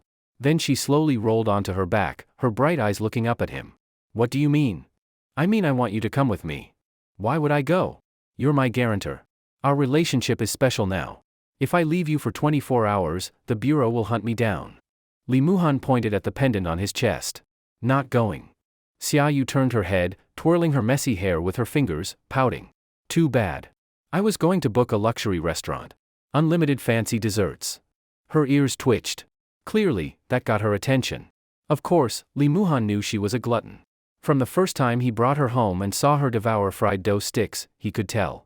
This kid had never had good food. Later, he often bought her desserts and chocolate, she loved them to no end. What kind of vampire loved sweets this much? Well, since you don't want to go, I'll just eat alone. Too bad they don't do takeaway. Such a pity. You've already said this much. I guess I have to go. After all, I'm your guardian. Sigh. It's fine, you don't have to. It won't be more than 24 hours. I'll be back tonight. Shut up. I said I'm going, so I'm going. She agreed without hesitation. Her tone wasn't exactly happy, but that was just her way. Xiaoyu was a girl lacking common sense, strange and stubborn in her own way. In the central district of Tianhai City, in a quiet and forgotten commercial area. Ever since Tianhai City built its new commercial center, this place had slowly been abandoned. The old department store building seemed to have witnessed too many years of the city's history. Now it stood like a kind old man, silently gazing at the bustling, newly built shopping center just a few blocks away. Today, Xiaoyu was still wearing Lee Muhan's clothes. A black turtleneck sweater almost covered half her face, and the jacket was one of Lee Muhan's old high school coats. As for the jeans, she had to roll the cuffs several times so they wouldn't drag on the ground. There was no helping it, her own clothes had been ruined that stormy night. Her old clothes, he heard, were still at the home of the elderly couple who once adopted her. But for some reason, she never went back to get them. Xiaoyu didn't say why, and Lee Muhan didn't ask. Of course, today's outing had two purposes, to take Xiaoyu to eat, and to buy her some clothes. Most importantly, she needed new underwear. Ordinary clothes could be improvised, but underwear was absolutely necessary. Just thinking about how she wore nothing under that sweater made Lee Muhan blush and his heart race. Especially since she liked sneaking into his bed at night. Even a saint wouldn't be able to hold back if this kept up. It was clear Xiaoyu had rarely gone shopping. Even this outdated mall, soon to be abandoned, seemed full of wonders to her. Little sister, you're so cute. Try this hair clip, it's perfect for you. I'll give it to you for free. Fresh takoyaki, delicious and cheap. Miss, want a box? How much? You're so beautiful, come to my shop more often, I'll let you eat for free. Hot coffee, hot milk tea. In this cold weather, have something warm. Wow, you're so pretty. This cup of milk tea is free, come visit us often. Lee Muhan finally realized, good looks were like a superpower. Xiaoyu got all these gifts without spending a single coin. Why don't they give anything to you? Xiaoyu asked while licking a lollipop. Heh. If anyone else had asked, he would have thought they were mocking him. Enough wandering. Let's go buy clothes. Look at you, your outfit is so sloppy. But these are your clothes. Fine, I'm sloppy, alright? Loose hoodie, jeans dragging on the ground even after being folded, mismatched sneakers. On Xiaoyu, with her stunning looks, it was a complete waste. But I like them. Xiaoyu bit her lollipop and muttered softly. They smell like you. But Lee Muhan didn't hear her clearly. He dragged her toward the clothing store. Idiot. Xiaoyu frowned at this straight-laced boy, but still followed him. Along the way, she was constantly stopped by men asking for her number. They completely ignored Lee Muhan, dazzled by Xiaoyu's beauty. Hey, I'm still here. Finally, Lee Muhan couldn't take it. He blocked one of them with a bitter smile. So what? She's not wearing a ring. That means she's not married. If she's not married, we all have a chance. Lee Muhan was speechless.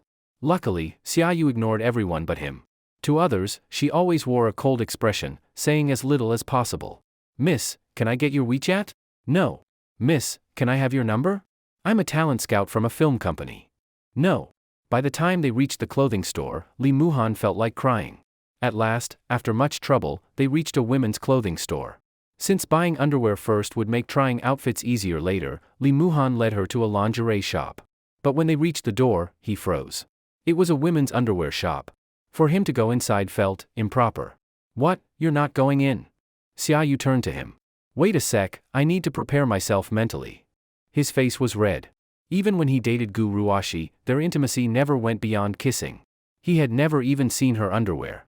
His first time seeing a girl's naked body had been Xiaoyu. "Hello, do you need help?" The store clerk spotted them and walked over with a smile. Li Muhan jumped in shock, heart pounding, unable to say a word. "I want to buy underwear.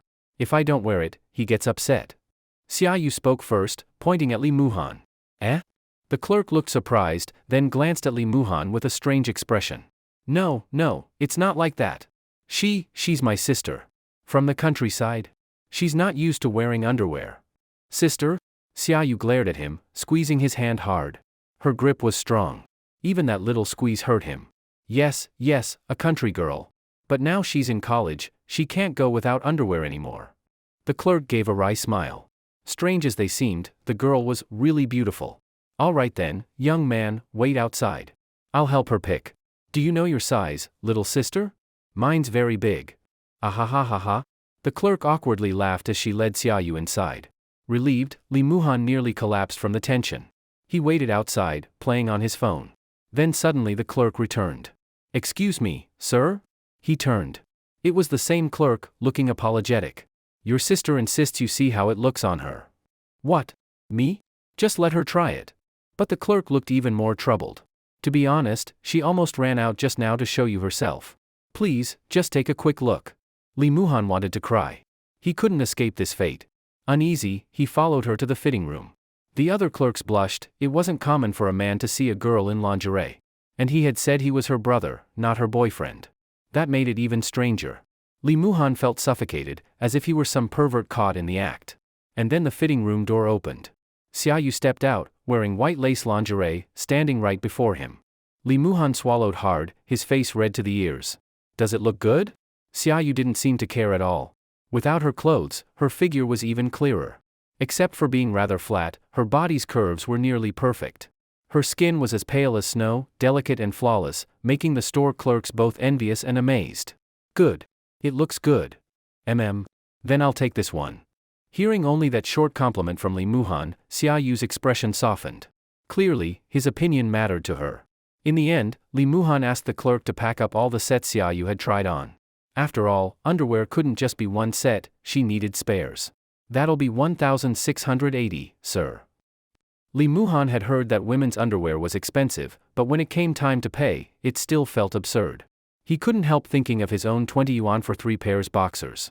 Maybe this was the clearest difference between a pretty girl and a rough man. "Sir." As they left, the store clerk gave him a strange smile. "Huh? What is it?" "Since money doesn't seem to be a problem at home, let your sister eat more nutritious food. At her age, she's still growing." As she spoke, she glanced pityingly at Xiaoyu's chest. Xiaoyu felt completely struck down. She opened her mouth to argue, but Li Muhan quickly dragged her away from the store. "Can I still grow?" Far down the street, Xiaoyu suddenly asked. Li Muhan had no idea at what age vampires matured. He just stammered, yes, very much, huge, really huge." All while pulling her quickly toward the clothing store. This time he felt much calmer. He had been to women's clothing stores with Gu Ruashi before, though back then he had just carried her bags, never giving opinions. With Xiaoyu it was different. "Does this look good? What about this one? Do you like this? Do I look nice in it?" With almost every piece of clothing, she asked his opinion. During this, Li Muhan noticed she didn't like skirts much. For such a beautiful girl, wasn't it a waste not to wear skirts? "Look at this one. It's so pretty. Try it." He pointed to a pink and white dress. "Feels like something a child would wear." Xiaoyu spoke calmly. Inside, Li Muhan wanted to shout, "You look like a child yourself. It suits you. Just try it, for me." At last, under his coaxing, Xiaoyu agreed. Soon she walked out in the pink-white dress. To match it, the clerk gave her white lace stockings and a pair of small leather shoes. She walked toward him a little stiffly, clearly not used to the outfit. "Does it look good?" Nervously, she looked at him. Li Muhan was speechless, stunned. "Good?" It was breathtaking. Stories always said vampires were natural enchantresses, with unmatched beauty. He finally believed it. Even the other customers couldn't help staring. Boyfriends who came to shop with their girlfriends froze with wide eyes. One girl kicked her boyfriend. "Keep staring and you can leave." The man hurried to apologize, though he still stole glances at Xiaoyu. "Well? Is it good or not?" Xiaoyu grew anxious when Li Muhan didn't answer. He gently touched her hair. "You look just like a princess."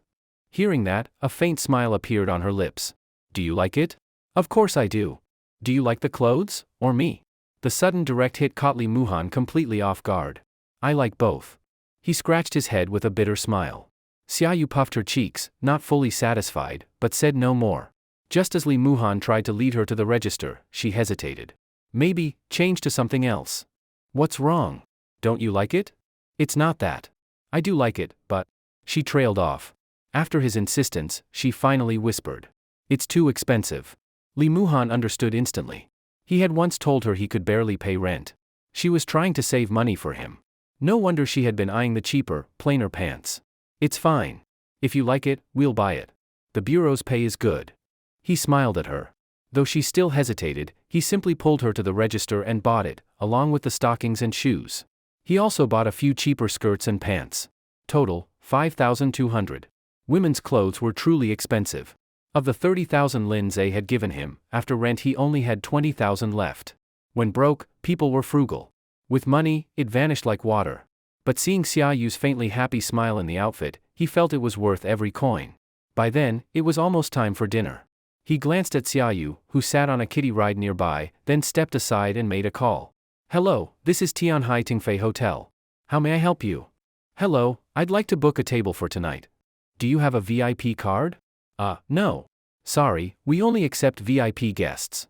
We hope to serve you in the future. Beep, beep. The line went dead. Li Muhan sighed. In this world, money wasn't enough without status. Li Muhan. Xiaoyu suddenly called out from her ride. What? Wait a second. He was searching online for another fancy restaurant when she pointed to the kiddie ride. I want to play this. 5 minutes later. Happy children songs played in the department store's kids area. The centuries-old vampire beauty sat on a kiddie ride, face expressionless, while 5- and 6-year-olds crowded around to watch. Big sister, is it fun? Very fun. Can we ride too? No. It's mine. Watching her surrounded by children, Li Muhan felt both amused and helpless. He was basically babysitting a big kid. Just then, his phone rang. It was Lin Zhe. Director Lin? A mission? No. This isn't a coal mine. It's the weekend. I called to tell you, your appointment went through. From now on, you're captain of Squad 7. Leaning on the railing, Li Muhan sighed, watching Xiaoyu argue with kids over the ride. Thanks, director. But right now, I feel crushed. Pressure is good. What's wrong? You sound distracted. He hadn't planned to share, but suddenly he wanted to. So he explained how he couldn't book a fancy hotel to host important elders. Oh, that's it? Hold on. After hanging up, Lin Zhe sent him a WeChat contact, along with a cute emoji. Skeptical, Li Muhan dialed it anyway. Good afternoon, this is Shangyun Hotel. How may we serve you? What the hell? Shangyun Hotel, far more exclusive than Tingfei. Said to be national banquet level, serving only top officials. Had Lin Zhe just given him a government reservation number? I'm not Director Lin. She gave me this number. I need to book a table for tonight. Understood. May I have your name, number of guests, and time? It really worked. Li Muhan nearly saluted. This contact was priceless. After booking, he was ecstatic. He would actually eat in such a place. Wait. That kind of place, he only had 20,000 left. Could he even afford it? Embarrassed, he texted Lin Zhe. Director, is it expensive? How much is one table? Not too bad. Basic quality is 70 or 80,000. What the? 70, 80,000 for one meal? His excitement instantly died. At the same time, the children's song nearby faded. Li Muhan. Xiaoyu's voice came again, joined by the kids. Big brother. What now? He looked over and saw the children had made Xiaoyu their leader. To ride the kiddie car, they needed her approval. Insert coins. At the same time, in the city hospital, Gu Ruoshi had just finished the doctor's examination. Among the more than 10 girls, she could be considered the luckiest, because the police intervened in time, so she did not suffer any harm. Of course, Gu Ruoshi could not know what role Li Muhan had played in this matter. So her gratitude toward him was not very deep. But now there was a new problem. As she was about to be discharged, her parents packed up her things and asked a question that Gu Ruoshi could not answer. Ruoshi, where are you living now? Originally, Gu Ruoshi had been living in the luxurious villa Zhao Qiankuan bought for her.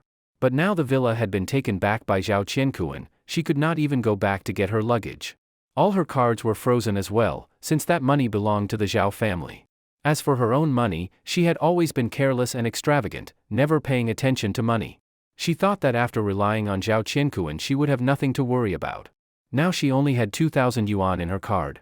Renting a place was not a problem, but what about later? For her to work part-time again to make money, Gu Ruoxi now could definitely not endure that hardship. Seeing the troubled look on their daughter's face, Aunt Jiang thought it was because Li Muhan had driven her daughter out of the house. This Xiao Han, even if you two aren't a couple anymore, you grew up together. How could he be so heartless? Ahem. But Father Gu coughed twice, stopping his wife from saying more. Xiao Han grew up under our eyes. Do you think he's that kind of person? Cici, are you hiding something from us? What really happened between you and Xiao Han? No, nothing, Dad. I just don't like him anymore, that's all. Sigh. I see you don't have a place to live now. Then, after having dinner with Xiao Han tonight, we'll stay at a hotel, and tomorrow you can move back to school. At the thought of the 4-person dormitory at university, Gu Ruoxi felt very uncomfortable. No, I don't want to go back to school. Though she had lost her sponsor, it's easy to go from frugality to luxury, but hard to go from luxury back to frugality. Now Gu Ruoxi was like someone dazzled and blinded by Zhao Qiankuan's money, completely unaware of her current situation. She was still dreaming that when Zhao Qiankuan regretted things, he might come back to her. Sigh, child, then your father and I will rent a place near school for you. You can live there for now. Maybe you and Xiao Han still have some chance to make up. After hearing this, Father Gu was clearly unhappy. Why can't you hear it? There's no way their matter is that simple. Dad, Mom, can you stop asking? Things between me and Li Muhan are complicated. But I feel he still loves me. Otherwise, he wouldn't have risked his life to save me. That would be best, Cici. If you and Xiao Han can reconcile, that would be the best outcome. Your father and I both like Xiao Han very much. When you have dinner later, don't be too arrogant. A man shouldn't always be pushed away, you should loosen the rope in your hand a bit. Don't worry, Mom. He did save my life after all. I think I can give him another chance. And you know, Li Muhan has always been strange, aside from looking decent he has no abilities. Who else but me would want him? I guarantee he will beg me to come back. You too. Father Gu clearly couldn't listen anymore. He had already guessed that it must have been his daughter who wronged Li Muhan. Otherwise, with Li Muhan's character of always yielding to his daughter, he would never have been so ruthless. But then again, was Li Muhan really ruthless? No, he couldn't just listen to his daughter's side. Tonight, at dinner with Li Muhan, he must find a chance to ask clearly. Just then, Aunt Zhang's phone suddenly rang. Look, as we speak, here comes the call. Seeing it was Li Muhan, Aunt Zhang's face immediately lit up. Gu Ruoxi, on the other hand, turned her head aside coldly. Hello, Xiao Han. Aunt Jiang, I've already booked the place for dinner tonight. 7 o'clock, at the top-floor private room of Shangyun Hotel. Ah? Shangyun Hotel? All right. Xiao Han, don't spend too much, we can just. Aunt Jiang obviously didn't know how outrageous Shangyun Hotel in Tianhai City was, but Gu Ruoxi, who had often followed Zhao Qiankuan into high-end venues, definitely knew. She froze, then quickly took the phone and said to Li Muhan. Li Muhan, I know I wronged you, and I understand your feelings now. But this matter has nothing to do with my parents. You don't need to mock them like this. Believe it or not, I didn't invite you anyway. This dinner is for Aunt Jiang and Uncle Gu. If you want to come along, I won't stop you. What do you mean? My meaning isn't clear? You're not on the invitation list for this dinner. Do you understand? You. On the other end, Li Muhan's voice showed some impatience. He sighed and said, Aunt Jiang, Uncle Gu, are you still there? Yes, we're here. Father Gu hurriedly took the phone. Xiao Han, Shangyun Hotel, is it expensive? It's fine. You two are like my own parents. Treating you to dinner should be at the best place. The hotel has already sent the invitation by text to Aunt Jiang's phone. I'll be there ahead of time to wait for you. All right, Xiao Han, then we'll see you at the hotel. After hanging up, Father Gu handed the phone back to Aunt Jiang and looked at his daughter with some reproach. What's wrong with you? Xiao Han is treating us, and you talk like that? Dad, you don't know. Shangyun Hotel is the top restaurant in Tianhai City, used for state banquets. It's impossible to just book it casually. She remembered when Zhao Qiankuan had just met her, he wanted to show off and directly tried to book Shangyun Hotel, but was laughed out of the place. Unwilling, Zhao Qiankuan gave his father's name. Within minutes, Zhao Zhijiang called, scolding his son harshly. From then on, Gu Ruoxi knew that Shangyun Hotel wasn't a place money alone could buy. Even someone of Zhao Zhijiang's level couldn't just book a table there. Ah? It's that powerful? Then this Xiao Han. He must be trying to use this to get back at me. After all, our breakup wasn't pleasant. That's unlikely. Xiao Han isn't that kind of child. Just then, Aunt Jiang suddenly exclaimed while looking at her phone. Oh. Cece, look, Shangyun Hotel really did send me an invitation. What? Impossible, Mom, your eyes must be bad. Gu Ruashi quickly leaned in to check the phone screen. Sure enough, in the picture message on her phone was a clear invitation from Shangyun Hotel. Now Gu Ruashi wasn't sure anymore. Could it be that Li Muhan really? Impossible. Even Zhao Qiankuan couldn't do it. How could Li Muhan? I believe in Xiao Han, so I'll go. Father Gu stood up, straightened his collar. Time's almost here. Are you going or not? Aunt Jiang patted her daughter's hand to comfort her. Let's go take a look. I also think Xiao Han isn't that kind of person. Dad, Mom, why don't we book a place ourselves? After all, Xiao Han saved me. Letting him treat us doesn't seem right. In her heart, Gu Ruashi didn't believe Li Muhan could book Shangyun Hotel. But now her feelings toward him were complicated. In fact, she very much wanted to see him immediately. Sigh, Xiao Han's showing sincerity. We can't let him down. Let's just do as he arranged this time. Aunt Jiang also thought her daughter's words made sense. But since Li Muhan had already booked the place, changing it now would seem impolite. She sighed and stood up. Ruashi, if you don't want to see Li Muhan right now, then go rest at a hotel first. Gu Ruashi bit her lip, finally deciding in her heart. Fine, let's go. If in the end Li Muhan really uses this to humiliate me, so be it. After all, I did such terrible things to him before. But what she really didn't want to see was her parents being humiliated. Actually, even Li Muhan himself didn't quite believe that he could really book a seat at Shangyun Hotel, until he showed his ID and was received like an honored VIP and taken to a private room on the top floor of the hotel. The moment he stepped into the room, Li Muhan was stunned. This damn room was as luxurious as a presidential suite, and yet it was just a private dining room in the hotel. He suddenly felt nervous, even secretly opening a website to search how much a meal at Shangyun Hotel would cost. But Xia Yu looked indifferent. She sat straight down on the soft luxury sofa and turned on the TV. I'm thirsty, I want to drink Coke. Just now I asked if you wanted water and you said no. I wasn't thirsty just now. I want Coke or your blood. You choose one. Li Muhan was speechless. Ever since Xia Yu had gotten more familiar with him, this girl wasn't polite at all. This morning too, he hadn't even woken up before she pressed him down and sucked his blood, the amount almost like a whole carton of milk. Suddenly, a strange thought came to him. If the ball inside his body knew his blood was constantly being sucked by this vampire, would it fly into a rage? Ding ding. The doorbell interrupted Li Muhan's wandering thoughts. A graceful, beautiful waitress appeared at the door. Sir, your reserved meal is the standard set menu. I came to confirm with you. Here is the menu, please have a look. The exquisite menu was handed to Li Muhan. What's this? Let me see. Australian lobster, wait, what the hell? All sorts of high-end dishes filled the menu, some he had only ever heard of, some he hadn't even heard of at all. Things running in the mountains, swimming in the sea, flying in the sky, everything was there. There was nothing he could imagine that wasn't on this menu. Li Muhan, I want Coke. A girl's voice suddenly came from right by his ear. Somehow Xia Yu had crept up behind him, practically biting his ear as she spoke. Startled, Li Muhan shivered. Afraid she might suddenly bite him in front of the waitress and draw blood, he quickly forced a smile and said to the waitress. Excuse me, do you have Coke? Of course, it's in the minibar in the room. There are other drinks too. If it's not enough, you can call me to bring more. Go get it yourself. Li Muhan waved his hand, dismissing Xia Yu. Watching her run toward the minibar, he lowered his voice to ask the waitress. Excuse me, how much does this meal cost? You don't need to worry about the price. Director Lin already gave orders, this meal will be charged to her account. Li Muhan froze. By his poor man's narrow way of thinking, this would cost at least tens of thousands. Lindsay was this generous? Just how much did she earn in a year? If you need any other service, you can also call me. The waitress gave Li Muhan a flirtatious look, then leaned closer and said in an alluring voice. Any service at all is possible. Thump thump thump. Li Muhan's heart pounded wildly.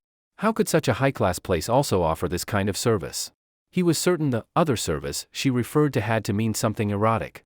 Wait, did that mean even erotic service would be charged to Lindsay's account? Wouldn't that be free then? Before Li Muhan could speak, Xia Yu's calm voice suddenly came from behind him. I want to eat takoyaki. Ah, okay, I'll go get it right now. Please wait a moment. The waitress seemed to realize something was off. Smiling, she turned and left. What are you still looking at? Can't bear to part with her. Xiaoyu sipped her coke and gave Li Muhan a sidelong glance. No, I just still don't know how much this meal really costs. Director Lin is really generous to pay for this. You still don't understand her. Xiaoyu curled up on the sofa again and started watching cartoons. If you think you owe her, then that woman's goal has been achieved. Li Muhan, don't take that woman as too much of a good person. It was rare for Xiaoyu to speak so seriously, so Li Muhan didn't ignore it. Of course he knew Lindsay wasn't simple. He even suspected that Lindsay might not be human. That calm, unchanging smile she always wore gave him the feeling that he had no secrets at all in front of her. Just then, his phone rang. Hello, Xiaohan, we've arrived at Shangyun Hotel, but the people inside won't let us in. On the other end came the sound of Gu Ruashi arguing with security guards. Li Muhan felt a headache. When had it happened that he went from loving Gu Ruashi and indulging her in everything, to now feeling annoyed just by hearing her voice? Auntie, please wait a moment, I'll come down right away. Alright, Xiaohan, Auntie will wait here. At the same time, in the first-floor lobby of Shangyun Hotel, several staff members blocked Gu Ruashi and her parents at the entrance, their faces full of disdain. Hurry up and leave, you can't stay here. Please show some respect. We came here to eat. Even if you don't allow us in, you shouldn't be so rude. Gu Ruashi shouted angrily at the tall guard. Ruashi, stop making a scene. Let's just wait. Xiaohan said he's already coming down. Though Jiang Auntie and Gu's father looked displeased, they cared about their dignity and still trusted Li Muhan. They tried to calm their daughter. Mom, Li Muhan hasn't forgiven me. He's using this way to mock me. I didn't expect he would even involve you both. Enough. If you want to argue, do it somewhere else. This isn't a place for people like you. The guard stared coldly at the family, certain they could never be guests of Shangyun Hotel. Of course. The hotel only served big figures, political elites, always surrounded by entourages.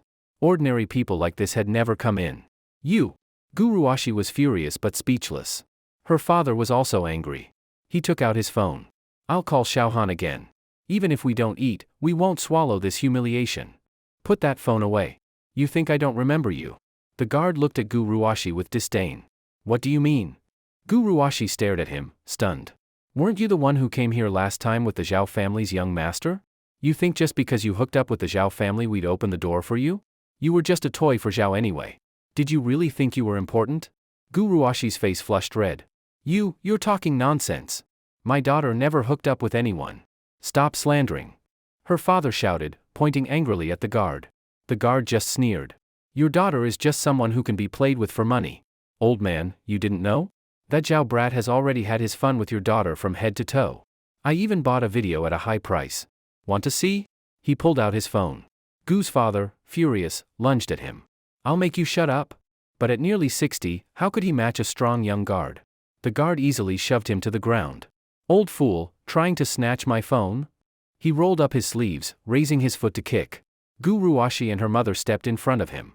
The hotel was like a big estate, and even the main gate was far from the street. Maybe relying on that fact, the guards really started trying to beat them. Just then, the guard who had pushed Gu's father was suddenly grabbed and hurled across the room, crashing into the front desk. Then Li Muhan kicked another guard who was about to strike, shielding Gu Ruashi's family behind him. The front desk girls, who had been watching the scene like a show, rushed to grab the phone to call reinforcements. But a slender arm pressed down on the receiver.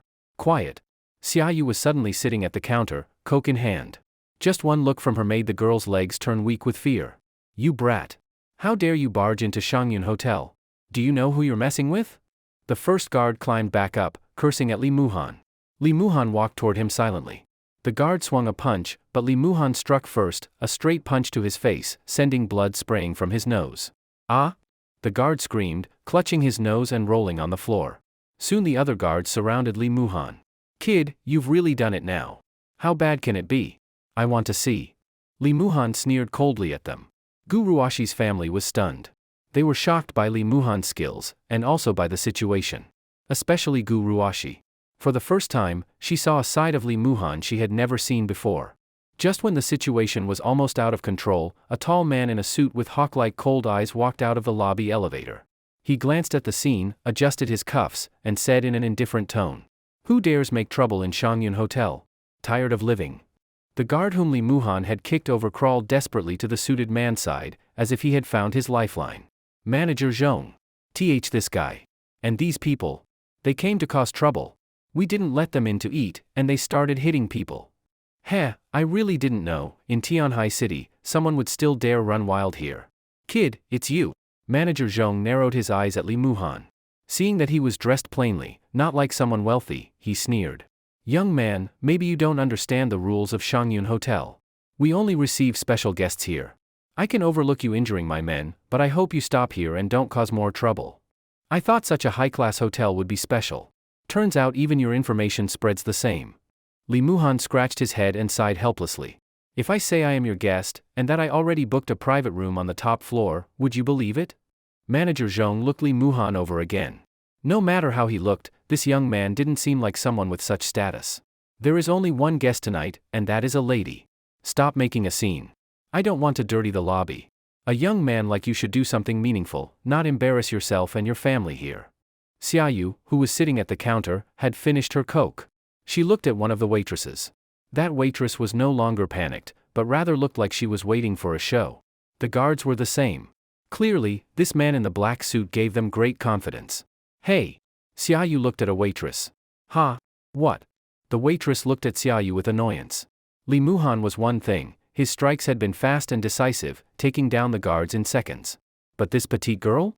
If not for the sudden scare earlier, they wouldn't have been intimidated by her at all. Do you still have Coke?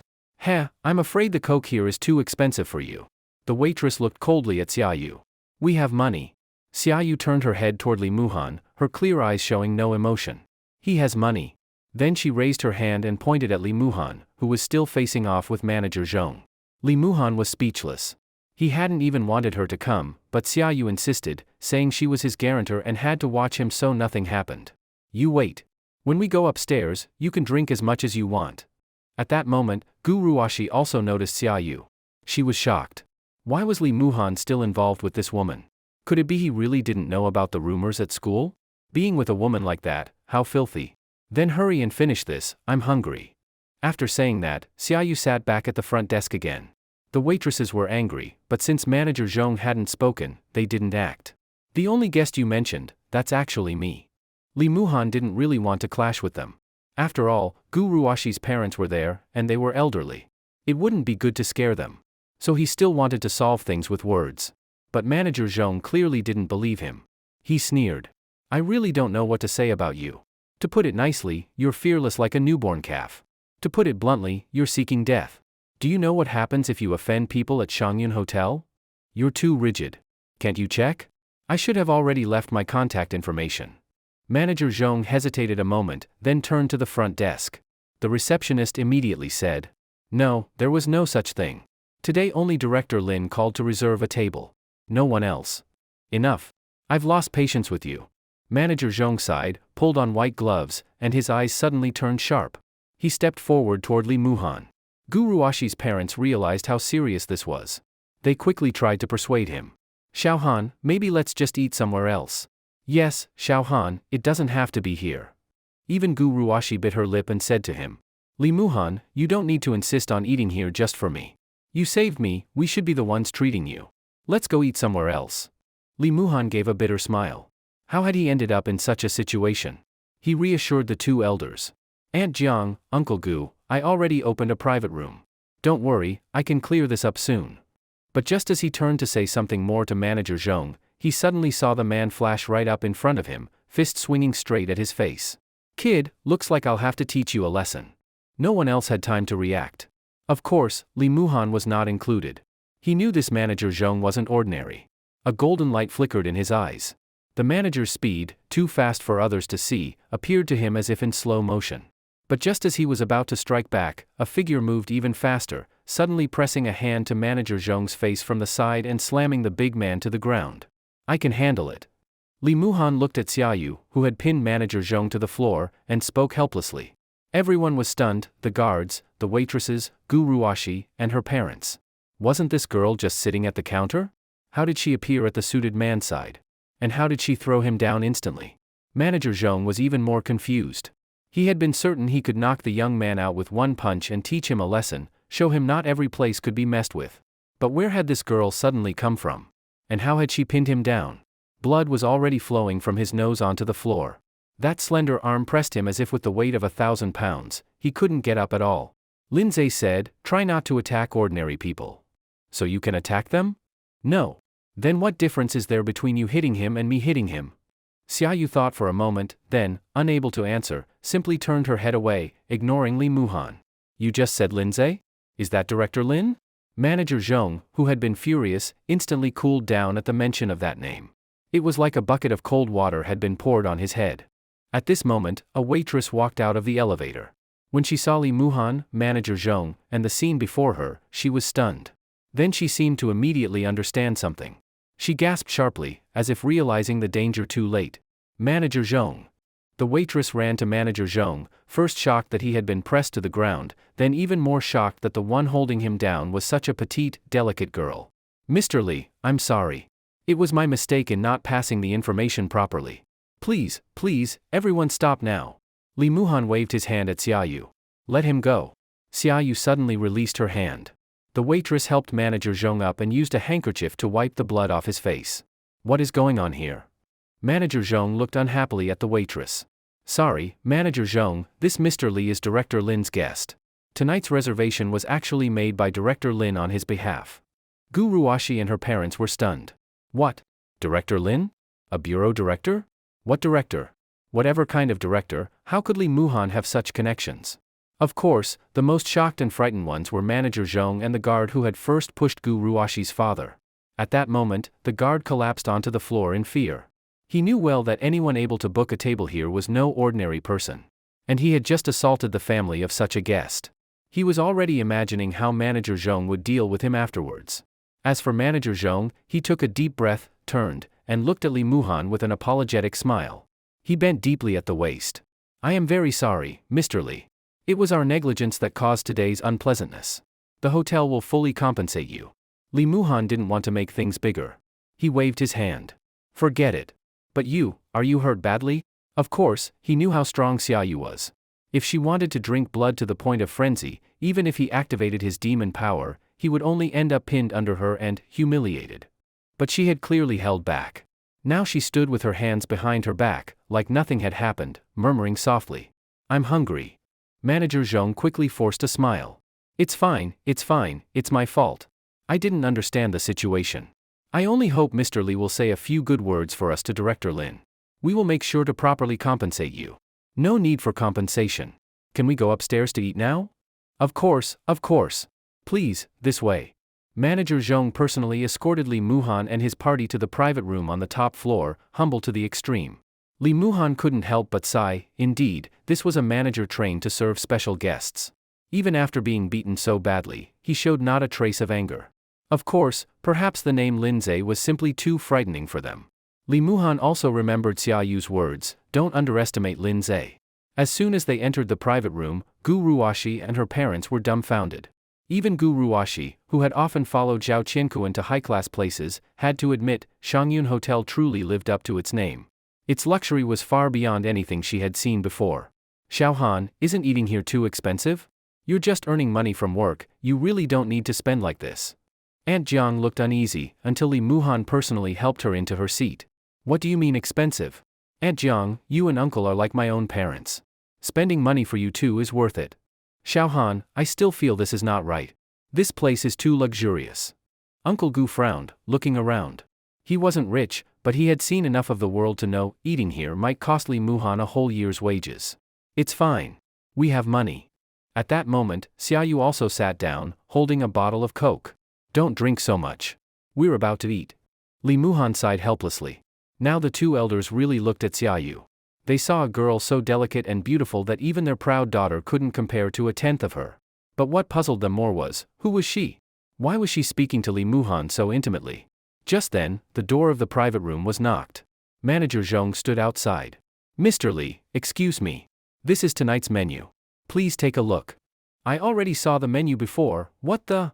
Li Muhan glanced at it, and his eyes went wide. If the earlier dishes he had at least heard of, these were national banquet level. He hadn't even heard of them before. This is the standard we use to serve our highest level guests. Is it to your satisfaction, Mr. Li? If you have any dislikes or preferences, tell us and we will adjust immediately. No, Manager Zhong.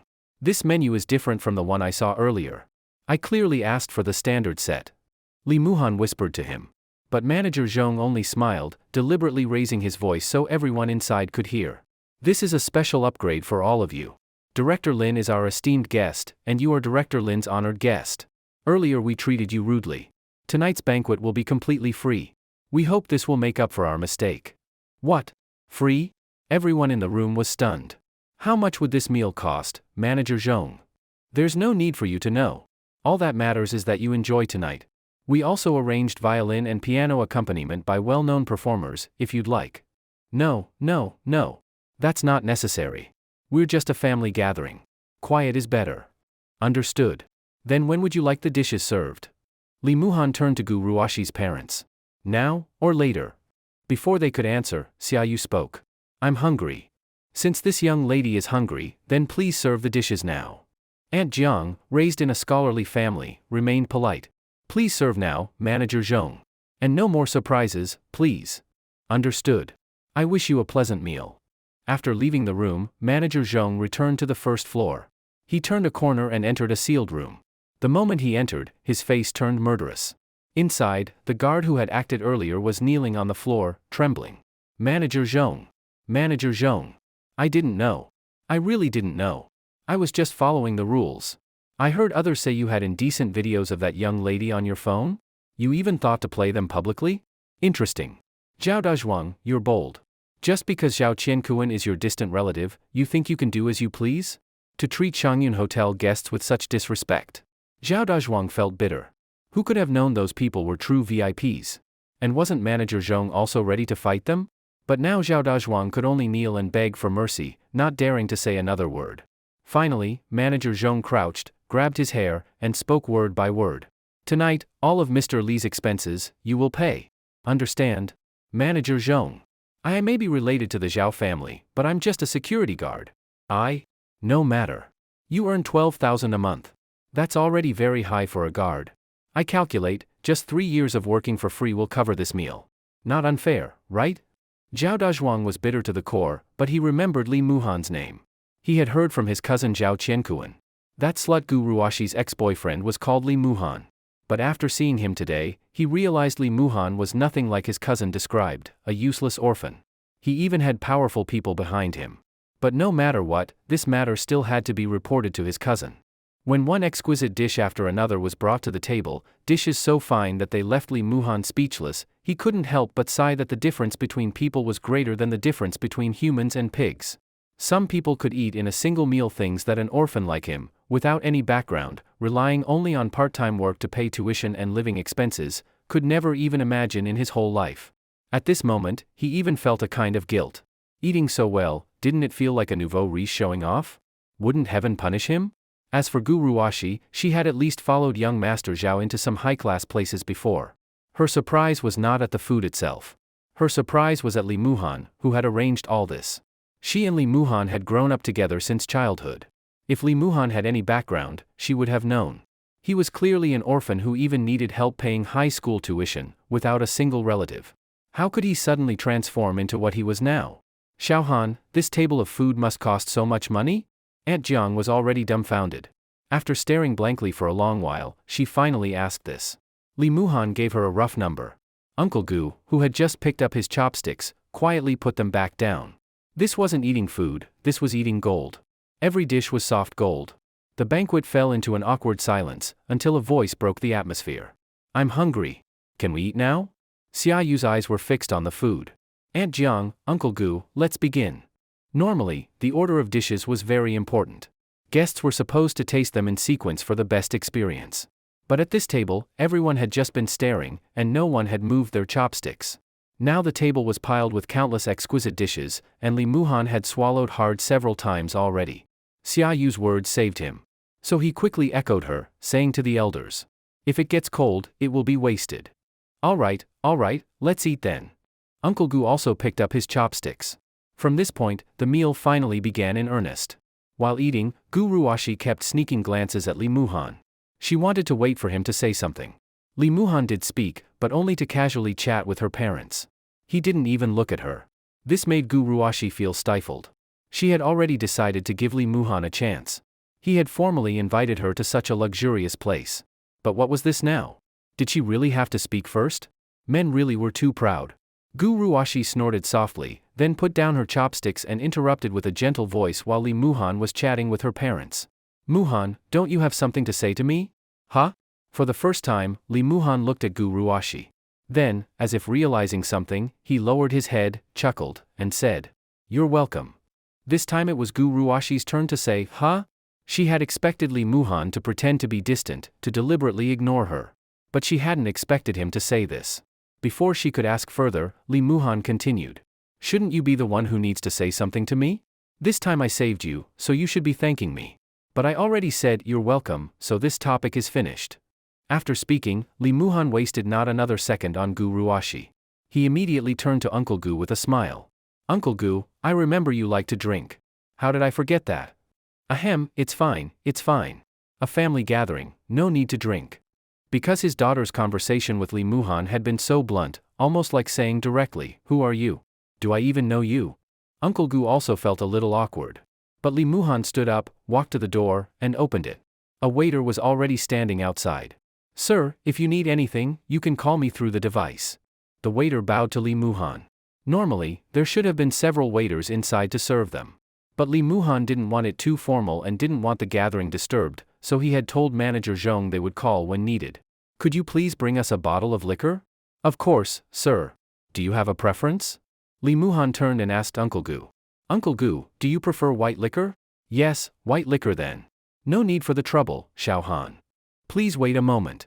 The waiter had just turned away when Li Muhan suddenly thought of something and called him back. "Bring a bottle of mutai, the one around 1,000 yuan. And don't try to upgrade it. This bottle I'll pay for myself." "Ah, sir, our manager Zhong. Tell him I said so. If he tries to upgrade it again, I'll call Director Lin." Li Muhan really wasn't thick-skinned. Even though Xia Yu had told him Lin Zhe wasn't such a good person, up until now she had treated him very well. He didn't want to owe too many favors. The waiter hesitated, then left. A while later, manager Zhong personally brought in a bottle of flying mutai. "Mr. Li, are you dissatisfied with our service?" Li Muhan felt helpless. Were these people so cautious? Was Lin Zhe some kind of man-eating demon? He explained to manager Zhong that this bottle was just his gesture for the elder. Manager Zhong had nothing more to say. "Xiao Han, you really are successful now. Where did you meet such powerful people?" After a few rounds of food and drink, the topic came up. Uncle Gu lifted his glass and asked. Li Muhan didn't drink, but he still accompanied him for 2 cups. Shaking his head modestly, he said, "No, uncle. I've just been doing some work for Director Lin recently. It pays more than part-time jobs." "Xiao Han, is this work proper?" "You mustn't. Aunt Jiang, don't worry. Absolutely proper. It's even a government unit." Li Muhan felt he couldn't drink more. If he kept drinking, he might blurt out and show them the certificate from the Provincial Public Security Bureau. Gu Ruashi had been hesitating all this time. After 1 glass of liquor, she could no longer sit still.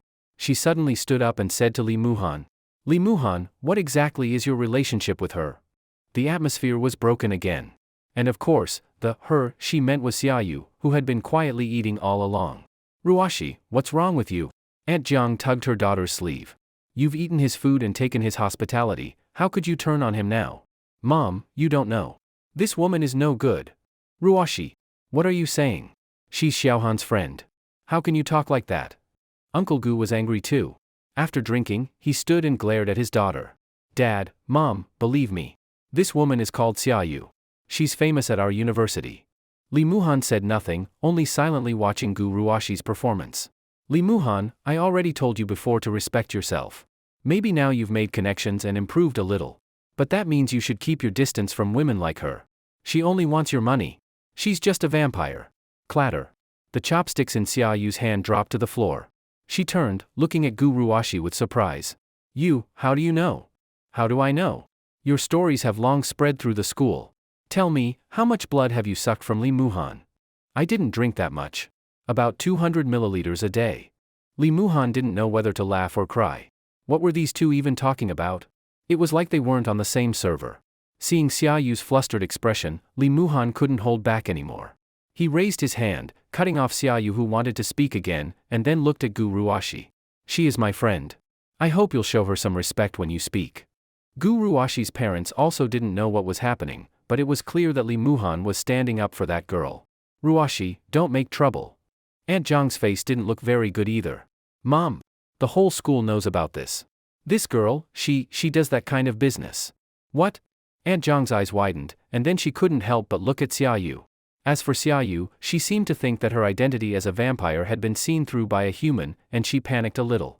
She lowered her head, clutching her skirt with both hands, not saying a word. This action looked just like someone feeling ashamed after being exposed.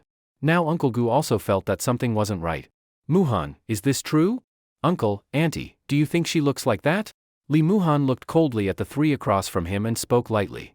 Do you think she looks like the kind of person your daughter says she is? Humph, you can know a person's face but not their heart.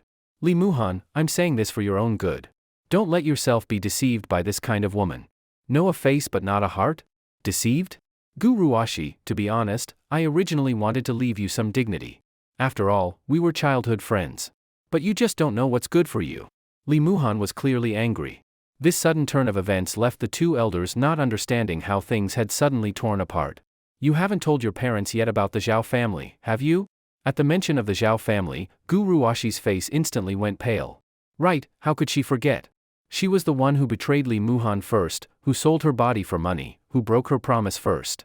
How did she get carried away just now and push all of that onto someone else? The Zhao family? What Zhao family?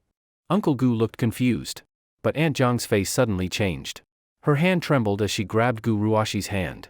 Ruashi, just now at the door the security guard also said you and that Zhao young master, could it be that you really? Gu Ruashi could no longer say a word, standing there with her face full of shame, biting her lip. What did you do? Uncle Gu slapped the table, knocking over the wine glass. With Aunt Zhang's reminder, he also recalled what the security guard had said earlier about his daughter. And now Li Muhan had also mentioned the Zhao family. Could it be, it was all true? Dad, Mom, I only wanted a better life, to enter a higher society. You gave birth to me so beautiful, so I used that to make life easier for myself. What's wrong with that? When she said these words, her eyes stayed fixed on the floor, and her voice carried some shame. It was completely different from the hard and self-righteous tone she had when she said the same thing to Li Muhan back at the rental apartment. That's right, of course that's right. Fighting for a better goal, yes. I respect your life and your choices. But could you please not spread false rumors about others? Li Muhan didn't show her any mercy and said it straight. What you said about Xiaoyu, no one has ever actually seen it with their own eyes. Yet you can describe it so clearly. But the things you did were filmed and sold as art for money. Gu Ruashi completely collapsed. Could it be that when she was with Xiao Qiankuan, someone really filmed videos of it? I'll tell you, Gu Ruashi, the bigger the waves, the more expensive the fish. That's true. But the bigger the waves, the easier the boat is to capsize. You were lucky this time. Before that Zhao guy could sell you out, something happened to him first. Otherwise, would you even still be alive now to sit here and eat with your parents? What Li Muhan said left Gu Ruashi speechless, but she was unwilling to accept it. She didn't believe she could lose to Xiaoyu.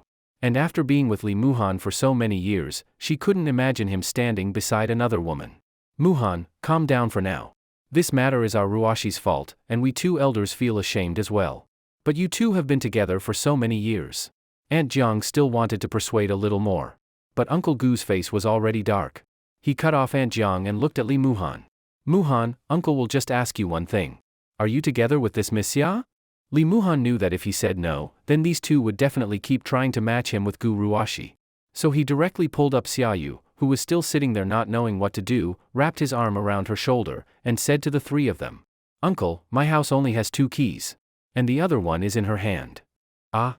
Aunt Jiang sighed. What Li Muhan meant was far too straightforward. He was just one step away from outright saying, she's my woman. Uncle Gu then lifted his wine glass again and drank it all in one go. Good. Muhan, in this matter it's we Gu family who wronged you. What our family owes you, we will make it up to you. Gu Ruashi looked at Li Muhan, her eyes full of confusion. She did not understand how Li Muhan could not choose her. He had clearly said he would protect her for a lifetime, but now why was he holding another girl? In her heart, she already thought of Li Muhan as a betrayer. You will regret this. In the end, after saying this, Gu Ruashi picked up her bag, turned around, and left the private room. Ruashi, Ruashi. Aunt Jiang followed after her. Only Uncle Gu, Li Muhan, and Xiaoyu remained in the private room. The three looked at each other in silence, all seeming to feel awkward about the atmosphere. At last Uncle Gu sighed heavily. We spoiled our daughter. Muhan, can you roughly tell me, what is the situation with that young Master Zhao? Li Muhan roughly explained that Gu Ruoxi had been lured and played by Zhao Qiankuan's money, but he deliberately left out some things, like the videos of Gu Ruoxi and Zhao Qiankuan in bed. Uncle Gu listened with unbearable sorrow, drinking cup after cup of wine without stopping. Meanwhile, after running out of the restaurant, Gu Ruoxi had not gone far. She kept taking a few steps, turning back to see if Li Muhan was chasing after her. When she found that the only one who came after her was her mother, she felt disappointed. Ruoxi, why did you suddenly run out? Is there nothing that can't be talked over properly? Mom, you don't understand, Li Muhan is too prideful. I clearly already gave him a chance, wanting him to win me back, but he actually kept acting stiff, really. Ruoxi. Aunt Jiang interrupted Gu Ruoxi. By now, even outsiders could see it clearly, perhaps only Gu Ruoxi was still lying to herself. Why not just let it go? It was you who wronged Muhan first. Don't disturb him anymore. What do you mean disturb him? Mom, he can't let me go. Right now he's just bewitched by that vixen, but after some time he will definitely remember me. Looking at her daughter's confident expression, Aunt Jiang, for the first time, began to wonder if something had gone wrong in how she raised this child. After dinner, Li Muhan escorted Uncle Gu out of the hotel. Uncle Gu called Aunt Jiang and learned she had already gone with Gu Ruoxi to the hotel. Li Muhan originally wanted to send Uncle Gu to the hotel, but Uncle Gu firmly refused. So Li Muhan was preparing to call a car for him. At this time, Manager Zhong arrived again, sending over a luxury car to take Uncle Gu away. Mr. Li, were you satisfied tonight? Manager Zhong smiled as he looked at Li Muhan. Very satisfied. Really, thank you, Manager Zhong. How much was that bottle of wine? I'll transfer it to you. Manager Zhong originally wanted to say no need, but Li Muhan said if he didn't accept, he would tell Director Lin. With no choice, Manager Zhong had to accept Li Muhan's payment of 1,200 yuan for the wine. I don't understand. After returning home, Xiaoyu lay on the bed, looking at the ceiling, speaking as if to herself. What don't you understand? Li Muhan spoke while tidying the room. Why humans can go to such great effort for food? Li Muhan thought of how Xiaoyu looked when drinking his blood, and sighed. Don't vampires in movies also like to pour human blood into wine glasses? It should be a kind of ritual. That's fake. Doing that only makes the blood not fresh. Only fresh blood, flowing directly from the vein, is. As she spoke, Xiaoyu sat up, turned her head, and stared fixedly at Li Muhan's back while he was cleaning the room. All right, you're all gourmets, freshness is most important. But think a little about the person being drained. Who would want to see themselves covered in blood? Say something, are you asleep? Hearing no response behind him, Li Muhan turned his head. He suddenly saw Xiaoyu's delicate face extremely close to his own. Shit, what are you doing? Li Muhan was so startled he fell back onto the ground. It could be said that a jump scare works on anyone. Even Xiaoyu, such an invincible beauty, suddenly appearing like that could make someone jump. But what was even more frightening was that in her eyes he saw desire. What's wrong? Xiaoyu? You. That desire wasn't the usual craving for blood. It was more like a sick, intoxicated obsession. Ha, so hot. Xiaoyu's voice had even changed strangely. She opened her mouth and without hesitation bit hard into Li Muhan's neck. Ah, damn, that hurts. This time, Li Muhan felt pain. It was completely different from the usual feeling of being bitten. Wait, Xiaoyu, it really hurts. This time it hurts. Didn't you already drink today? Is this part of the treatment too? Li Muhan instantly realized something was wrong. Xiaoyu wasn't only sucking his blood, she was trying to tear into him. Her hands had ripped open his clothes and were moving lower. Shit. I'm not ready yet. Where are your hands going? Wait. He could feel the blood being pulled from his body. It was just like when he was attacked by that blood clan before. And Xiaoyu's presence felt even stronger. He suddenly tried to awaken his demon power. His eyes turned pale gold. Bang. But before he could open his domain, in that brief instant, Xiaoyu pressed him hard against the floor with one hand. Wings sprouted from her back, her hair faded to snow white. Her crimson eyes were full of intoxication. It was over. Though he didn't know why it happened so suddenly, Li Muhan felt Xiaoyu was going to kill him. But just then, the window was quietly pushed open. A white figure suddenly leapt inside and knocked Xiaoyu away. Li Muhan quickly struggled up, using his demon power to heal himself. During this, he saw that white figure. It was an enormous white wolf. The white wolf held Xiaoyu down firmly. Xiaoyu lay on the ground, not struggling, just panting with flushed cheeks, turning her head with longing eyes fixed on Li Muhan. Finally, Li Muhan saw the white wolf gradually shrink in size, transforming into the form of a girl. And this naked girl was none other than the one who had saved him during the Blood Clan attack that day. Li Muhan remembered her name seemed to be Beifeng, Hattie. Sorry to disturb you. The girl turned her head and gave Li Muhan a gentle smile. Her smile was like the cold wind and snow, yet also like the endless stars in the sky, carrying a sense of mystery. This was the first time Li Muhan had heard her speak. Clearly she was from the northern country, yet she had no accent at all, her Chinese was perfect. But those glowing green wolf-like eyes seemed to tell Li Muhan that she was no ordinary person. What is going on here? Li Muhan quickly went to Xiaoyu's side. Even though Xiaoyu had just attacked him, he could feel there must be a reason. Hattie did not answer his question. She slowly crouched in front of Xiaoyu, then used her finger to wipe a bit of blood from Xiaoyu's lips and placed it into her own mouth. I see. As if she had discovered something interesting, the smile on Hattie's face grew stronger. Then she stood and faced Li Muhan. But since she had just changed back from wolf form, she wasn't wearing any clothes. Li Muhan quickly turned his head away. It had to be said, Hattie and Xiaoyu were not the same type. If Xiaoyu was like a typical gothic vampire girl, then this tall girl was like a white wolf walking through northern snowstorms. Her whole body carried a wild beauty. Could you please bring me my clothes? Noticing Li Muhan's discomfort, Hattie smiled and pointed at the clothes near the window. After all, right now, it's inconvenient for me to go to the window. Then why did you just run in as a wolf? Isn't that even more eye-catching? He wanted to complain, but in the end Li Muhan still went to get her clothes, turned his back, and waited for her to dress. After that, Hattie gently picked up Xiaoyu. Like an older sister holding her younger sibling, she softly laid her on the bed. What's wrong with her? Seeing Xiaoyu's rapid breathing and flushed face, Li Muhan grew anxious. This seemed to be the first time he had seen Xiaoyu like this. Her eyes, staring at him, were full of expectation and longing. This state was completely like, she's in heat. Hattie's face carried a faint smile as she directly said what was in Li Muhan's mind. Li Muhan nearly spat blood. Vampires could go into heat? Did you give her a drink with currants and cloves? While taking out a small pouch from her white coat, Hattie asked. Currants? Li Muhan didn't understand. In your country you call it lantern fruit, or wild cherry. Hattie took out a small white bottle, opened the stopper, and turned toward Li Muhan. Help me open her mouth. Huh? Oh, okay. I don't remember her drinking anything. Wait, earlier during the meal, she took some sour drink from the fridge. It smelled like pickled beans. Li Muhan went to the bed, gently pinched Xiaoyu's cheeks. Just from this touch, Xiaoyu let out a whimper, and her gaze toward him grew even more heated. It seemed like she was expecting more. That's it then. Don't move. Open your mouth, ah. Hattie also sat at the bedside. She brushed her hair back like a doctor, speaking gently to Xiaoyu. Li Muhan tilted Xiaoyu's head toward Hattie and held her face so she opened her mouth. At this moment, Xiaoyu's wings began to stir restlessly. But her movements weren't too strong. Hattie poured the white powder into Xiaoyu's mouth. Suddenly Li Muhan realized something. This Hattie was also another kind, and not under China's Bureau of Special Management. How could he be letting her feed Xiaoyu something? Don't worry. I came this time representing the Northern Bureau of Special Management.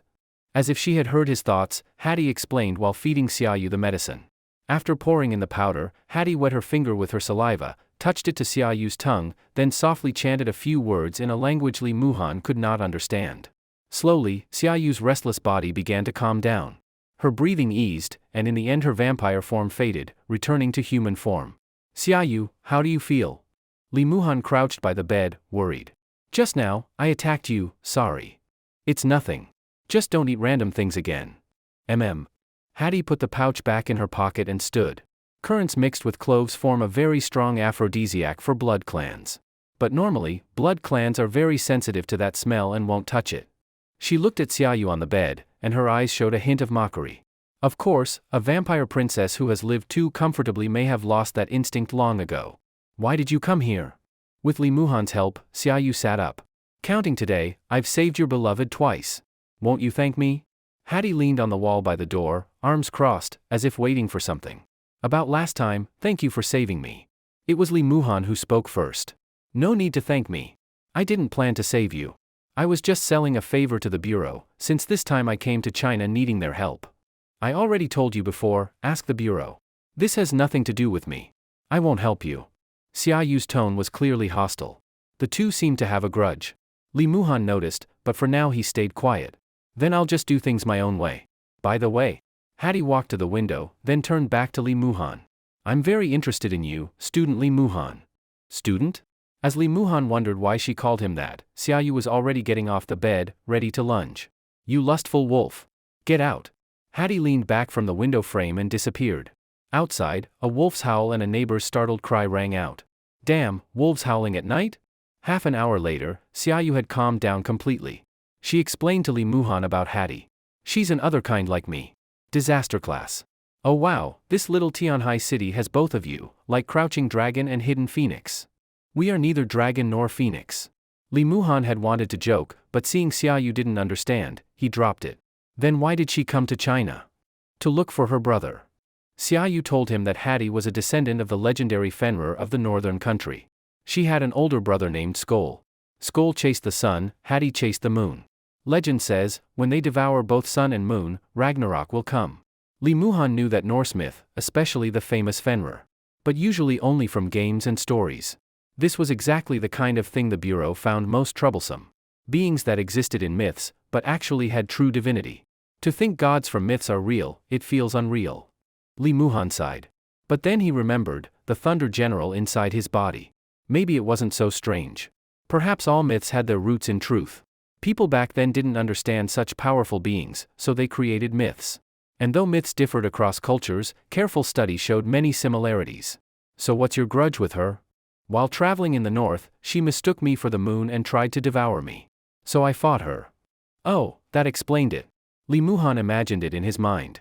Many years ago, a wolf chasing the moon suddenly saw the moon walking on the ground. Like a dog chasing a ball, it pounced. But this moon could fight back. So they fought. Sounded kind of childish. The topic of Hattie and Skoll was something Xiaoyu didn't want to talk about anymore. That woman is just a lustful wolf. Don't let her catch you. Xiaoyu kept repeating this sentence to Lee Muhan, as if she was truly afraid that Lee Muhan and Hattie would have too much contact. Lee Muhan smiled and agreed, while thinking to himself, if he told Xiaoyu that Hattie had just said she was the one in heat, would Xiaoyu immediately jump out the window to find Hattie and fight her again? For the sake of his colleagues in the bureau not having to work overtime again, and to let Lin Zhe's dark circles under her eyes be a little lighter, Lee Muhan decided not to say it. But as the saying goes, your heart is with the bureau, and the bureau racks its brain for you. Sure enough, the next day Lee Muhan was called to the bureau. Lin Zhe asked him to explain in detail what had happened the previous night. They weren't actually monitoring Lee Muhan and Xiaoyu. It was just that the bureau members temporarily assigned to watch over Hattie reported that she went to Lee Muhan and Xiaoyu's place last night. Which meant those colleagues really had been working overtime. Lin Zhe held her coffee, with big dark circles under her eyes, but her face still carried that calm and unchanging smile. Lee Muhan even worried she might suddenly cough up blood from overwork. You really don't let people relax. Finally, she sighed. As for Hattie, don't worry. The bureau will assist her in finding Skoll. After all, having a disaster class being loose in our country is a very serious matter. Director Lin, you called me just for this? If I've reported it, can I go now? I still have class this afternoon. Wait a moment. Lin Zhe stood and walked to Lee Muhan, patting his shoulder. Do you still remember what I told you last time? You mean about supporting the 9th squad? As long as you remember. Come in. Lin Zhe snapped her fingers. The office door opened, and in came In Chi. Her petite frame was wrapped in a black hooded sweatshirt. Though she was only about 1.5 meters tall, her long, slender legs in black tight pants looked striking. She walked in, glanced at Lee Muhan, but then went straight past him to greet Lin Zhe. Director Lin. Lin Zhe smiled and nodded, then pointed at Lee Muhan. Won't you greet your new captain? In Chi gave Lee Muhan a quick glance. Captain Lee. Just call me Lee Muhan. Lee Muhan felt awkward. Lin Zhe had said the 7th squad recommended him as captain, but In Chi clearly didn't show that attitude. Lin Zhe seemed to notice his thoughts. After sipping her coffee, she said. Don't doubt my words. The first to recommend you was Lin Ziyu. The second was In Chi. Humph. In Chi snorted coldly. Lee Muhan understood. So this girl was just at Sundara. In Chi, since your captain is here, I'll tell you the order. From today, Lee Muhan will be temporarily seconded to the 9th squad of the Supernatural Management Division to assist in their work. During the time he's gone, you will lead the 7th squad. A squad with only 3 people left, can they even carry out missions? In Chi said bluntly. Lee Muhan realized. That was another reason In Chi was upset. Because he had just become 7th squad's captain, but was already being sent to another team. For the 7th squad, it was humiliating. The order comes directly from the director.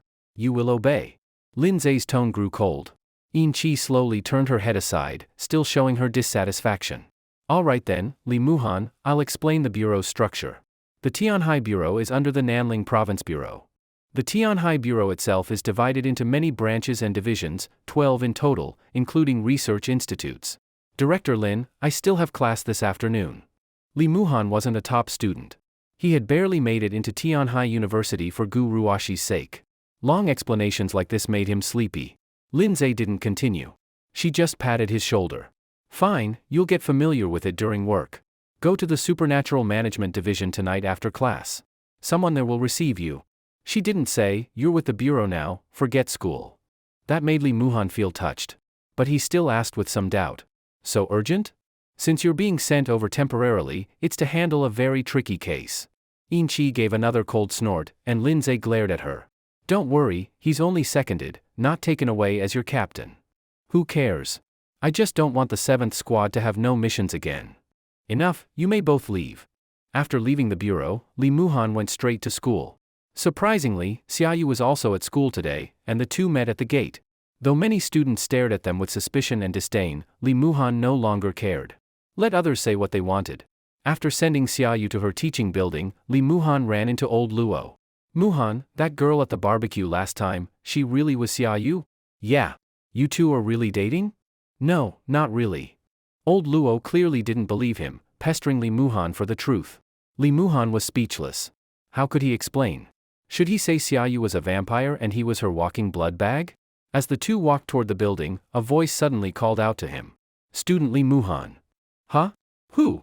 He and old Luo turned around at the same time, and both were stunned. A tall, beautiful girl in a school uniform stood not far away, smiling at them. More precisely, at Li Muhan. Holy crap, isn't that the rumored northern transfer beauty? Crap, it's Hattie. Hattie walked up to Li Muhan, then suddenly opened her arms and gently hugged him. Luo Yang beside him had a face full of question marks, and the students watching around them were also full of question marks. Some even began whispering. What's going on? Isn't that transfer student supposed to be cold and distant to everyone? Who is that guy? Don't know. Doesn't even look that handsome. You, let go of me first. Li Muhan quickly pulled himself out of Hattie's embrace. Don't be shy. This is just how my people greet each other. Hattie looked at Li Muhan with a mischievous smile. What a lie. Whether wolf or dog, Li Muhan had never heard of either greeting with a hug. At most it was nose-touching, kissing, rubbing? But Hattie seemed to read his thoughts. She gently cupped his face. If you want, we can do that too. Then the girl licked her lips, showing a smile full of temptation. Muhan? You actually know this transfer student? Luo Yang shouted in shock. Hattie glanced at him from the corner of her eye, and her gaze instantly turned cold. Sorry, but I want to be alone with him for a while. Is that okay? Yeah, okay. Luo Yang couldn't even speak clearly, but even with Hattie's expression like that, he still felt weak all over. No! Luo Yang, don't you dare leave. Li Muhan panicked and quickly called out to stop Luo Yang, who was about to turn away. I don't want to leave either. But her eyes are too scary.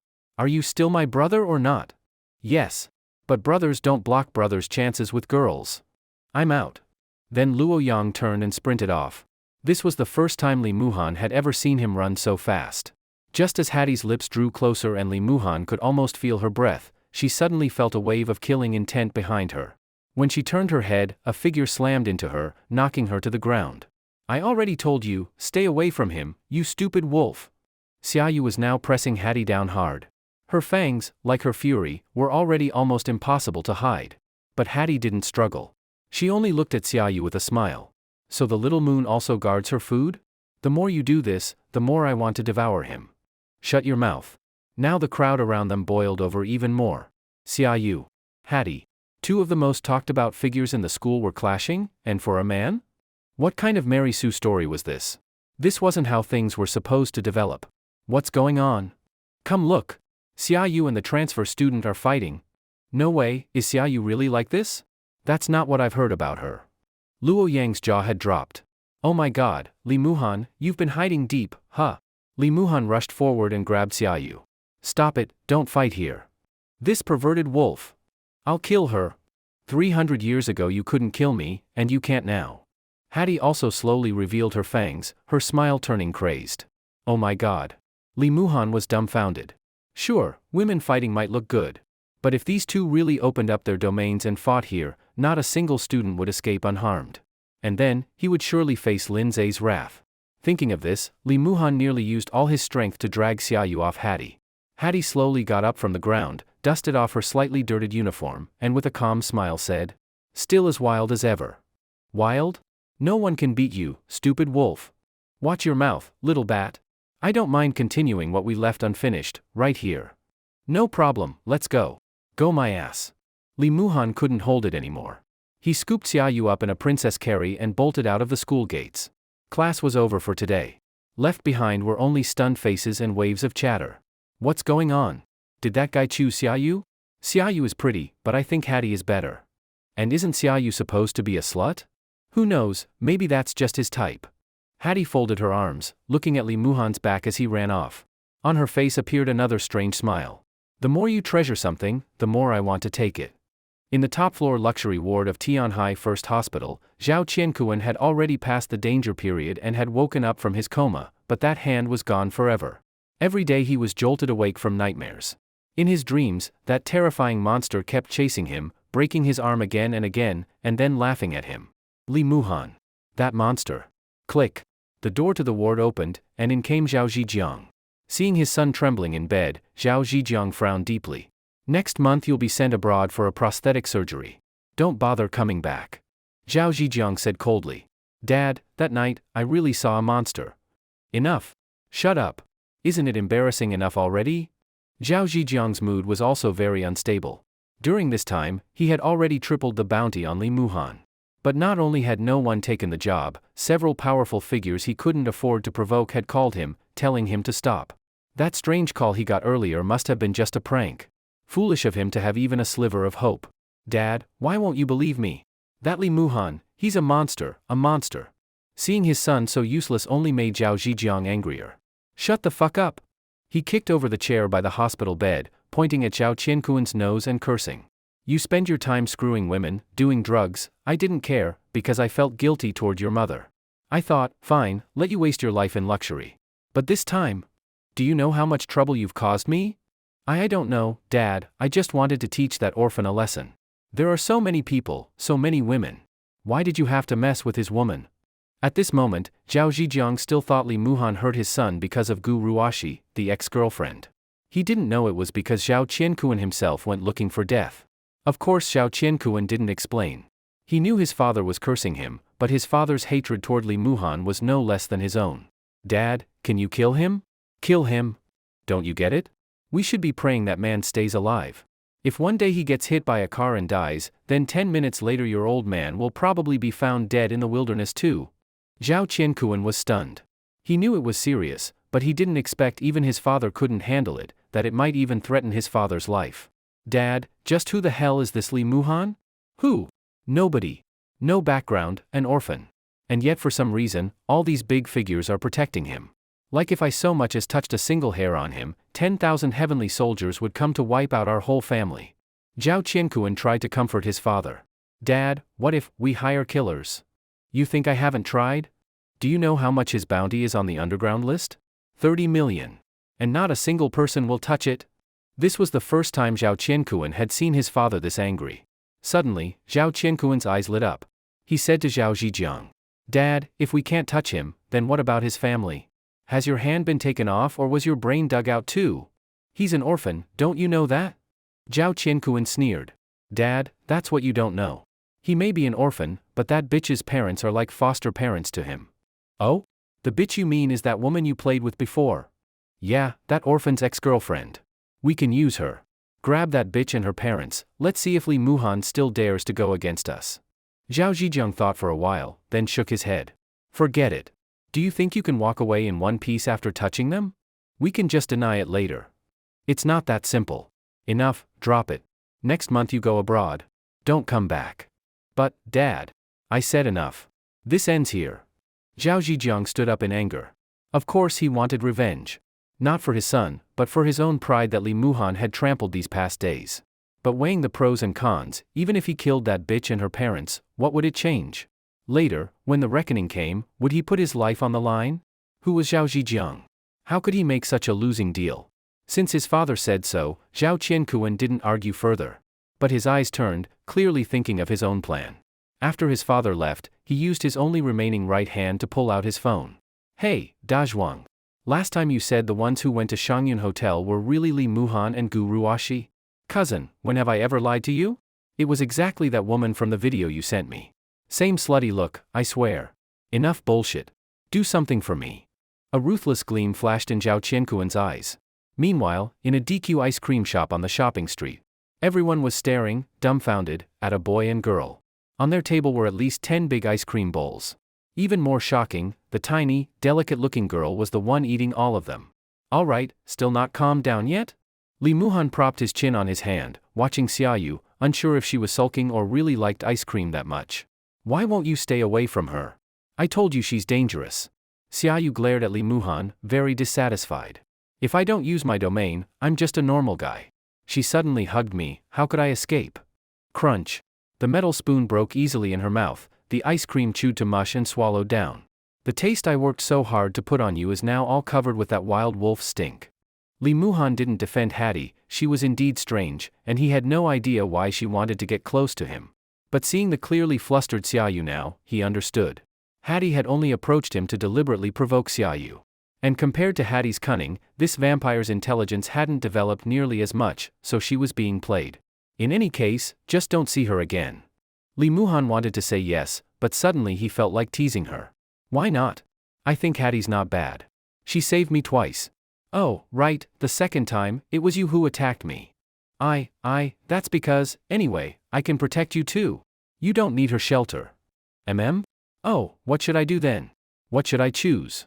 Anyone could tell from his tone he was joking. But Xiaoyu didn't understand human jokes. She suddenly looked serious, her eyes darkening. She clenched the spoon handle that had its head bitten off, and a strange smile appeared. Seems I'll just have to kill her. Huh? Wait, what are you doing? I was joking. Li Muhan hadn't expected her to snap like that. Apparently, jokes like this really couldn't be made with her. Oh? You pity her? Fine then. If I can't kill her, then I'll just have to lock you up at home. Shit. Li Muhan froze. Now she was turning Yandra? In the end, it took him all his effort to coax this little vampire back to normal. She clung to him all night, sleeping in his arms. Only after she was convinced his body no longer carried Hattie's scent did she finally let him go. Originally, he was supposed to go to the 9th Division of the Special Bureau in the evening, but because he quarreled with Xiaoyu, Li Muhan asked Linzei for leave and spent the whole night coaxing Xiaoyu. Linzei was quite understanding and clearly said, "Calming that vampire's emotions is also one of your jobs." So the next morning, Li Muhan went alone by bus to the address Linzei had sent him. When he arrived, he realized it was Tsuiwei Mountain in the north of Tianhai City. The Special Bureau was not only underground, but also on a mountain? With doubts in his heart, he went up. Tsuiwei Mountain was a 3A level scenic area of Tianhai City, and even on weekdays it was crowded with tourists. The main attraction on the mountain was the Zhenwu Taoist Temple, said to have been built over 500, maybe 1,000 years ago, by a respected Taoist priest of the Chuanjin sect from the Song dynasty who came south. Later it developed its own lineage, and now it had a long history and deep cultural heritage. Seeing the endless stream of worshippers, Li Muhan suddenly felt something strange. In his ears came a faint sound like a dragon's roar. This sound seemed to have some magic, drawing him away from the temple's main hall to a remote back courtyard. Separate from the temple itself, there was only a low hut. And the dragon's roar came from behind the hut. Following the sound, Li Muhan reached the back of the hut, where weeds had grown wild, showing it had not been tended for a long time. In the distance there was a stagnant pool. For some reason, the water was very muddy, without any fish, but bubbles rose from time to time. Li Muhan felt that the depth of this pool was unimaginable, and that something must be below. Just as he was about to go closer, suddenly someone patted him on the back. Startled, he almost stumbled and fell into the pool. Whoa, careful, careful. A pair of hands grabbed the back of his collar and pulled him back. Thank you. Li Muhan let out a breath of relief. He felt that if he had really fallen in, the consequences would have been unimaginable. Turning around, he saw a cute girl of about 14 or 15, wearing a Taoist robe, staring at him with round eyes. Her robe looked a bit unusual, as if she had tailored it herself. Different from ordinary Taoist robes, it fit her better and looked a little playful and cute. Little friend, are you lost? Why did you come here? The girl spoke. Her voice was as sweet as her face, with a childish smile. Li Muhan guessed she must be a Taoist of this temple. It was his first time seeing a Taoist nun. Little priestess, I heard some sound from this pool, so I came to look. Sound? Her expression changed slightly. You must have misheard. This is stagnant water, not even a single fish. How could there be sound? Maybe I misheard then? You definitely misheard. I'll take you back to the main hall. Li Muhan scratched his head. Her meaning was clear, she didn't want him here. But his purpose wasn't to worship at the temple. Could Lindsay have given the wrong address? Little sister, no, little priestess, may I ask you something? He felt that what he was about to say would make her think he was crazy, but the appointment time was almost here, so he had no choice but to ask. Do you know where the Department of Supernatural Management is? Unexpectedly, when she heard this, she was stunned, then her smile grew wider. So it's you. Why did you take so long? I waited for you last night until I fell asleep. She pouted at Li Muhan in dissatisfaction. Huh? Wait for me. All right, come with me. Master is waiting for you. She grabbed his hand and pulled him toward the hut. Wait, are you sure you didn't mistake me for someone else? Mistake? Aren't you Li Muhan, captain of the 7th squad? Only when she spoke his name and position did Li Muhan understand. So this little girl was a colleague. She pushed open the hut's old door. This is the Department of Supernatural Management. Whoosh! A cold wind blew. Inside were only messy desks and books, looking abandoned. It was impressive that she could say this so proudly. Hurry, come in. She pushed him inside, then closed the door behind them. This isn't quite what I imagined. Truly the supernatural? Li Muhan was about to complain that the place looked more like a haunted house than an office. The girl went to the wall and knocked in a rhythm. Suddenly, an 8 trigram symbol appeared on the wall. Then she lit 7 star lamps around the trigram, and the broken cabinet nearby began to open slowly, revealing an elevator. Isn't it amazing? Her eyes shone as she looked at Li Muhan, waiting to be praised. Feels like Granny Lu entering Hogwarts. Li Muhan didn't know how else to describe this sense of absurdity. It was even crazier than the underground headquarters of the Tianhai Special Bureau. All right, hurry inside. She pushed him into the elevator, then followed. It all felt strangely familiar. Li Muhan thought nothing would surprise him anymore. But he was wrong. When the elevator stopped and the doors opened, he was dumbfounded. Before him was a small complex built inside Tsuiwei Mountain itself. The buildings were all traditional style, none of the high-tech look of the main special bureau. And because of that, it felt solemn and mysterious. Welcome to the Tianhai City Special Bureau, Department of Supernatural Management. The girl jumped out, spreading her arms proudly. One word, perfect. All Li Muhan could do was give a thumbs up. There were Taoist temples, Buddhist temples, even strange buildings he couldn't name. Following the girl, they entered a huge Taoist hall, even larger than Jinwu Temple. Inside, Li Muhan couldn't help but laugh. Men and women in Taoist robes were holding tablets with the Bagua symbol, operating holographic projections. The scene was indescribably bizarre. You guys are pretty trendy, he said as he walked through them. Of course. Science and mysticism combined, that's the future. The girl greeted people as she explained. Finally, they reached a room deep in the hall. Li Muhan thought he had seen it all. Surely nothing could surprise him anymore. But when the old wooden door opened, he saw an old Taoist with immortal bearing, a young monk with a fierce look like Vajra, and a beautiful girl in a Western-style Lolita dress, graceful and elegant. The 3 of them were sitting at a table. If I play this 3 of a kind, little monk, how will you respond? Then this monk will have to use my treasure. Captain, be careful. Bomb. I win. The final winner was the girl. Li Muhan felt his eyes water. Really, all his years of education collapsed at that moment. Was this the special bureau or a comedy club? Could they be serious for once? Master. The young girl ran to the old Taoist and pulled his arm, shaking it. Xiao Linglong, don't make trouble. Master is about to turn the tables. I already played a bomb, how are you still turning the tables? The foreign girl, speaking in a northeastern accent, looked at the old Taoist provocatively. Do the 2 of you not see this poor monk at all? Amitba, watch me. The game went on for about 10 more minutes. In the end, the winner was still the foreign lady. Smiling, she took the money from the old Taoist and the young monk, then looked toward the door. And this little friend is? Thank you. You're the first person who noticed my existence after I came in. Li Muhan felt like crying. The little girl who brought him in had originally planned to introduce him, but she had also been pulled into playing cards by her master. Now she suddenly remembered her task. Ah, master. This is what I wanted to tell you, Director Lin's person has arrived. The old Taoist, just having lost money, looked unhappy. He raised his eyes at Li Muhan. His thin cheekbones and sunken eyes made Li Muhan feel like this man could pass away at any moment. Heh, I don't see any person, only an evil spirit. Those words made Li Muhan surprised. It seemed the old Taoist had instantly seen the demon inside him. The monk, however, was polite. He stood, put his palms together, and bowed to Li Muhan. Amitabha, this benefactor must be Captain Li Muhan of the 7th Squad. Hello, Master. Li Muhan imitated the monk, putting his palms together and bowing back. Enough, enough. Money is lost, the person has arrived, this game is over. The old Taoist picked up his horsetail whisk and gave it a light sweep. The poker cards on the table instantly vanished without a trace.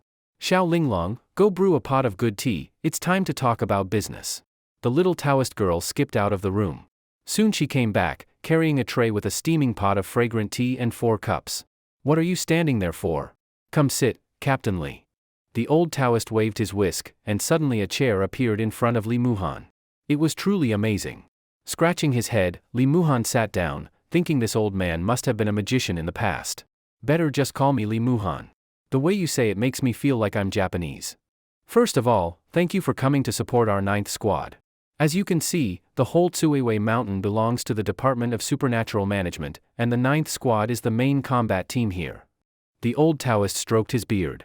If not for seeing him play cards just now, Li Muhan really would have thought him a true master. And I am the captain of the 9th Squad, Taoist Qianhuang, Huang Zizai. Amitabha, this poor monk's dharma name is Zhongya, secular name Sha Lu. Li Muhan nearly spat out his tea. Master, you must be the frontline attacker in the team, right? Zhongya raised an eyebrow, his gaze carrying a bit of respect. How did the benefactor see that? Indeed, my duty is to subdue demons with Vajra power. Because once you enter the field, of course you use Zonya's hourglass. Li Muhan didn't say that out loud. Although this monk looked righteous, when he played cards earlier his killing intent had been overwhelming. He had thought the 7th Squad was strong, but it seemed the 9th Squad was even more full of hidden masters. That boy Huatian, did he really kill a cholera-class creature? The old Taoist crossed his legs, sipping tea while watching Li Muhan. At the mention of Huatian, Li Muhan's expression grew serious. He nodded firmly. Yes, alone. TCH, so eager to show off. And now he lost his life. What a joke. Li Muhan was instantly angry. He didn't think it was funny at all. But seeing that the always careless Huang Zizai had a trace of sadness on his face, he swallowed his words. Amitabha, Captain Huatian was a true hero. That's right, Taoist Huang. Captain Hua fought and killed a cholera-class creature all by himself. Hearing the monk and the stylish foreign woman say this, Taoist Huang's face grew sour. Enough, enough. Stop boasting. Let's talk business. The reason we asked you here was out of necessity. Right now, all usable manpower of the Department of Supernatural Management is here. What about the other squads? Li Muhan remembered that Lin Zhe had said there were 5 squads under the department. The 9th Squad was the ace team, but surely the others weren't all useless. You think combat members of the Bureau are like vegetables in the market? Grab a handful, and there's plenty. Huang Zizai rolled his eyes. Li Muhan realized he had misspoken and quickly apologized. Sorry, I didn't mean that. I only thought so because in the 7th Squad all members are combatants, so. Before he finished, Huang Zizai suddenly stood up. No wonder you're from headquarters, your tone is different. Your 7th Squad is from the main bureau. Even if you're at the bottom of headquarters, you're still headquarters. Unlike us with nothing. In the Department of Supernatural Management, only the 9th Squad is a combat squad. Got it? Got it, got it, please calm down. Li Muhan smiled bitterly, apologizing. What a maddening kid. Humph. Huang Zizai sat down again, drinking tea in big gulps before calming down. Li Muhan quickly changed the topic. Everyone, I only know Taoist Huang and Master Zhongya's names. Could the other 2 introduce yourselves? At once, the little Taoist girl happily raised her hand. Me. Let me first. Seeing her bouncing, Li Muhan thought she was very lively. This poor Taoist is Yu Linglong, Taoist name Yulong. She shook her head dramatically, imitating her master. I told you, you're not qualified for a Taoist name yet. Introduce yourself properly. Huang Zizai smacked her head. Pouting, she muttered a bit, then looked at Li Muhan again. My name is Yu Linglong, 14 years old, trainee member of the 9th Squad of the Department of Supernatural Management. Li Muhan smiled and reached out his hand.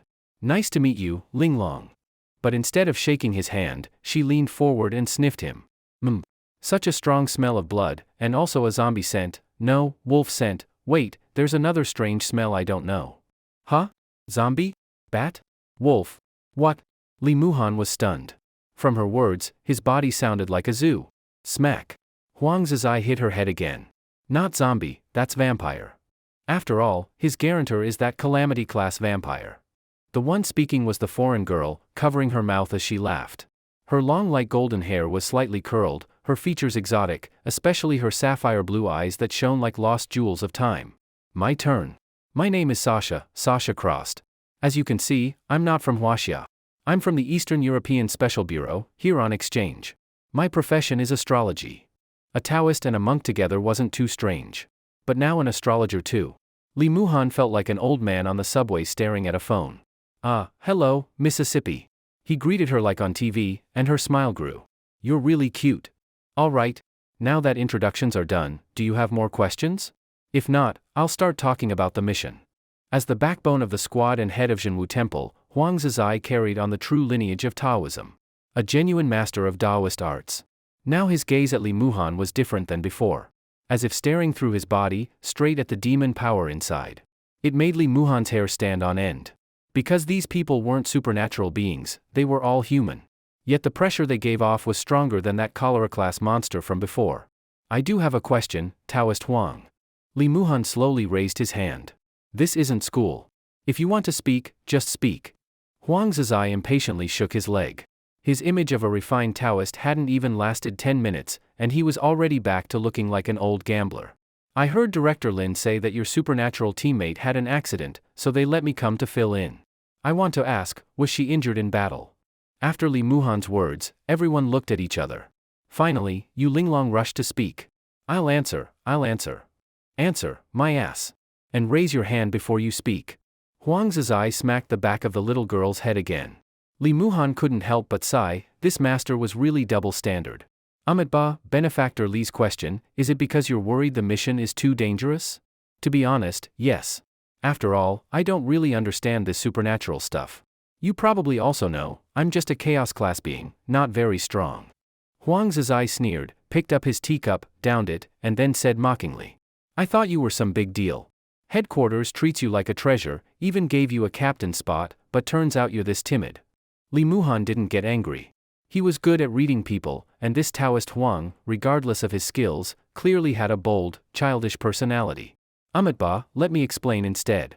As if to ease the tension, Zhongya spoke. Benefactor Lee, your concern is not without reason. To be honest, our supernatural teammate was indeed injured. Lee Muhan immediately felt things weren't simple. If something could injure the A supernatural squad's member, this was serious trouble. Could he alone really handle it? But the monk quickly added. But it wasn't because of a mission. It was other reasons. Very complicated. Amitba. Now Lee Muhan was confused. Before he could think further, the foreign girl Sasha spoke up. In fact, I only came to the Huaxia Bureau not long ago, about half a year. My purpose was also to help the Tianhai Bureau deal with this incident. Sasha smiled as she spoke. She was from the Eastern European Bureau, sent here specifically for this. I'm ashamed. My skills are not enough, I haven't been able to help the 9th Squad solve this matter. What kind of incident is so difficult? Lee Muhan grew more curious. Finally Huang Zizai snorted. Humph, it's just one cunning supernatural creature, occupying an old tower, holding holy souls as hostages so we can't strike. Sasha already located the creature for us. We've acted 3 times, but every time we had to retreat because of the many living souls. Master, you can just call me Sasha. Alright, Benefactor Sasha. Are living souls really that powerful? Lee Muhan asked. Huang Zizai let out a disdainful laugh. Humph, cultivators eliminate demons and protect the way. But those living souls are innocent human souls. If we really attack, they'd all scatter and vanish. That's why we haven't been able to take down the creature in that old tower. So that was the 9th Squad's dilemma. Now it made sense. The old building wasn't just haunted, it held a dangerous supernatural creature. And it used living souls as hostages to prevent a direct assault. Let me be clear. I'm only Chaos Class.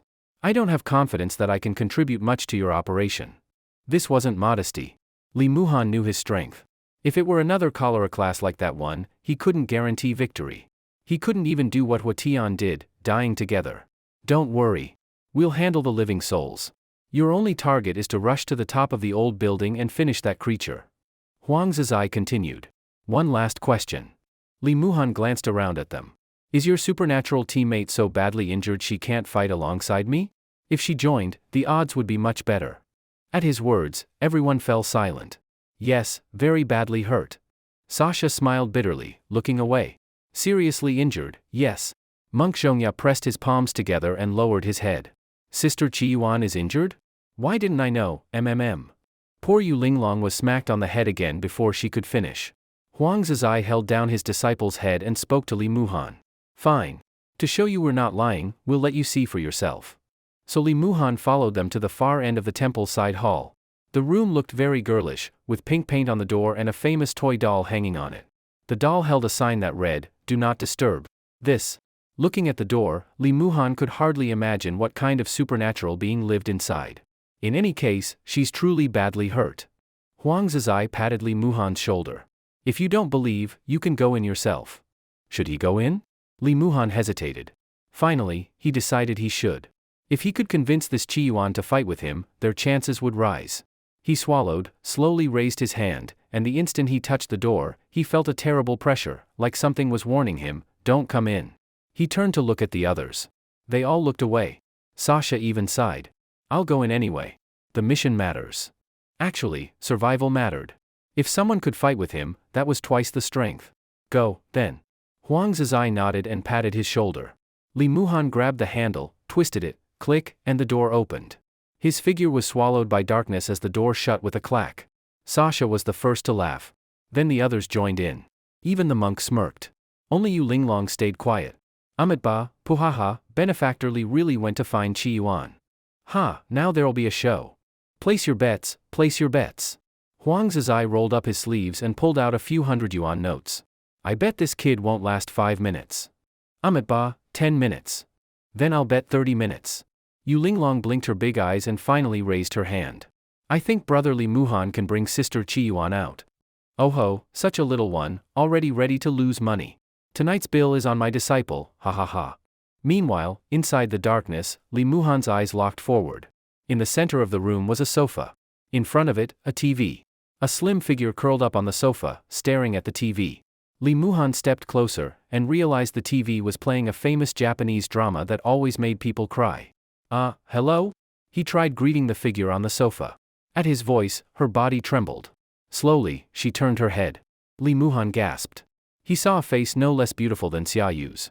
And at that moment, tears hung at the corners of her eyes, cheeks flushed. She had clearly been crying. It made Li Muhan think of an old poem. A jade-like face, lonely, with tears flowing dry, like a branch of pear blossoms touched by spring rain. Who are you? The black hair hanging down the sofa like a waterfall was slightly messy, but it only made the girl look softer, like flowing water. Her pale red eyes glistened with tears as she stared directly at Li Muhan. Hello, I'm Li Muhan, captain of the 7th squad. I came to support the 9th squad's mission.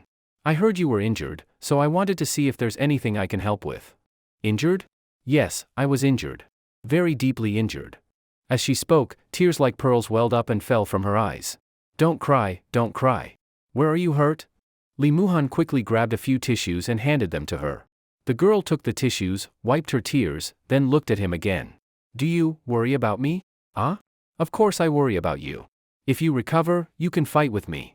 At least I won't have to carry everything alone. Can you come closer? She looked at him with pleading eyes. Li Muhan didn't know what she wanted, but after just a second of hesitation, tears spilled again from her eyes. You don't want to come closer, you're afraid of me? Afraid of what? We're both non-humans. Fine, I'll see where you're hurt. He steeled himself and stepped forward. At worst, she wouldn't just eat him on the spot, right? My injury. The girl slowly reached out, held his hand, and pressed it against her chest. Is here.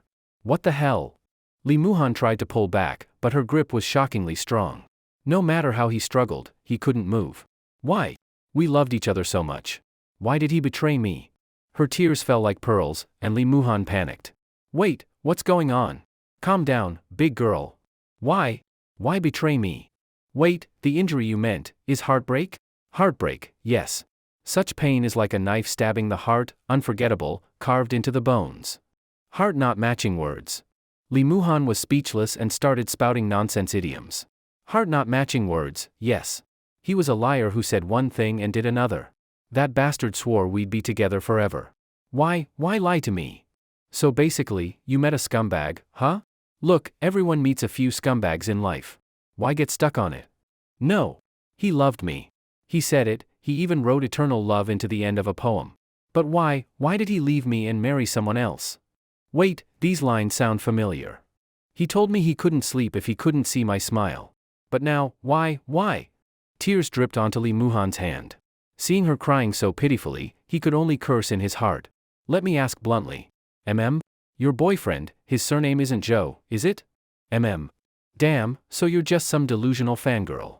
What do you mean? I mean, if we slowly let go of love, we'll go farther. Why change the time already lost? Li Muhan decided to fight poison with poison.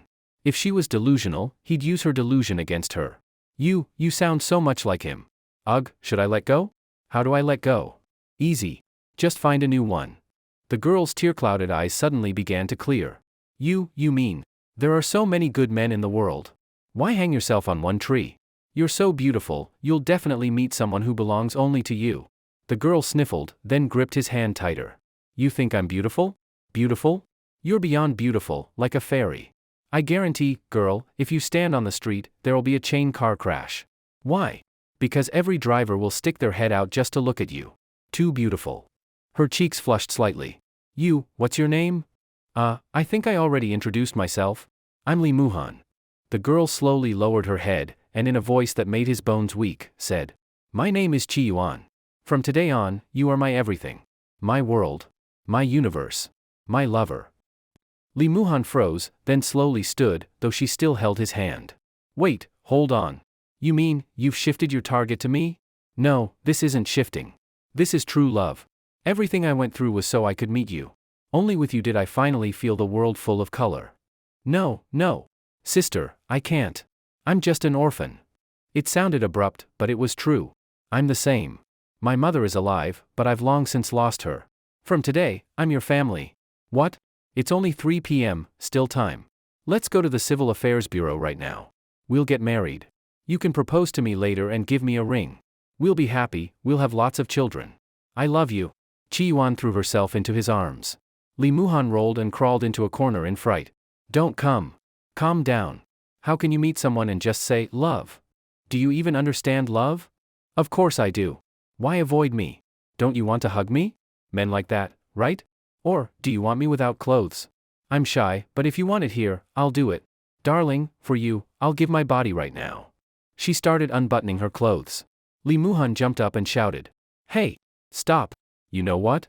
Love must be mutual. Two people must love each other for happiness.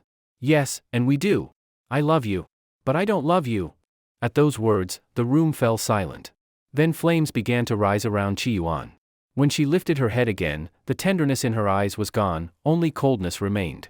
What did you just say? I meant, we just met. So what? We don't know each other. I know your name, you know mine. Isn't that enough? Of course not. You don't love me, but you barged into my heart. You can't escape. Li Muhan, you are destined to be mine. She flicked her fingers. Flames rose around Li Muhan, pushing him closer to her. No. Sister. Let's talk this out. I already have someone I like. So, you betrayed me. You loved me, but you've strayed. I can't take this anymore. Like mad, Li Muhan burst out, smashing the door open and fleeing. Bang! Huang Zizai, pressed to the door eavesdropping, got smashed and sent flying, nose bleeding. Li Muhan scrambled out in terror. Hey, brother, where you rushing off to? Huang Zizai clutched his bleeding nose, grinning lewdly as he watched Li Muhan's escape. You can't escape. You are destined to be mine. A second later, Chi Yuan's figure flashed past them, chasing Li Muhan. Little Linglong wins. You Linglong posed like a victor. How the hell did you win? Huang Zizai asked unhappily. I bet brother Li Muhan could bring sister Chi Yuan out. Look, she's out now, and in such a good mood, playing games with him. Linglong, in some sense, that's not called playing a game. Sasha covered her face, embarrassed. Anyway, sister Chi Yuan came out. Pay up. Get lost, little money grubber. Fine, you too, give me the money. I'm her master, I'll keep it safe for her. Master. How can you be like this? Too much. Li Muhan slammed the table hard. He had been chased by Qi Yuan for more than an hour, from inside the bureau all the way to the outside of Tsuiwei Mountain. In the end, even after opening his domain, he was still pinned to the ground by this strange non-human. You like this? You like this? I like it too. I will torment you. I'll make you feel human bliss in pain. No. I'm not a masochist. Please, sister. Stop. Don't pull at my pants. If the whole supernatural management division hadn't come to rescue him, Li Muhan might have been forced on the lover's cliff of Tsuiwei Mountain. Don't be angry, benefactor Li. Nothing actually happened. The big monk Zhongya comforted him while pouring him a cup of tea. Exactly. You even touched our little Qi Yuan's chest, so what are you screaming about? Got a bargain and still complain. The old Taoist Huang Zizai grinned wickedly at Li Muhan, clearly wanting to tease him more. Li Muhan wanted to cry but had no tears. Just then, the door opened. Sasha walked in, followed by someone else. When Li Muhan saw who it was, he jumped up from his chair in shock. Her? She came again? It was Qi Yuan behind Sasha. Sorry.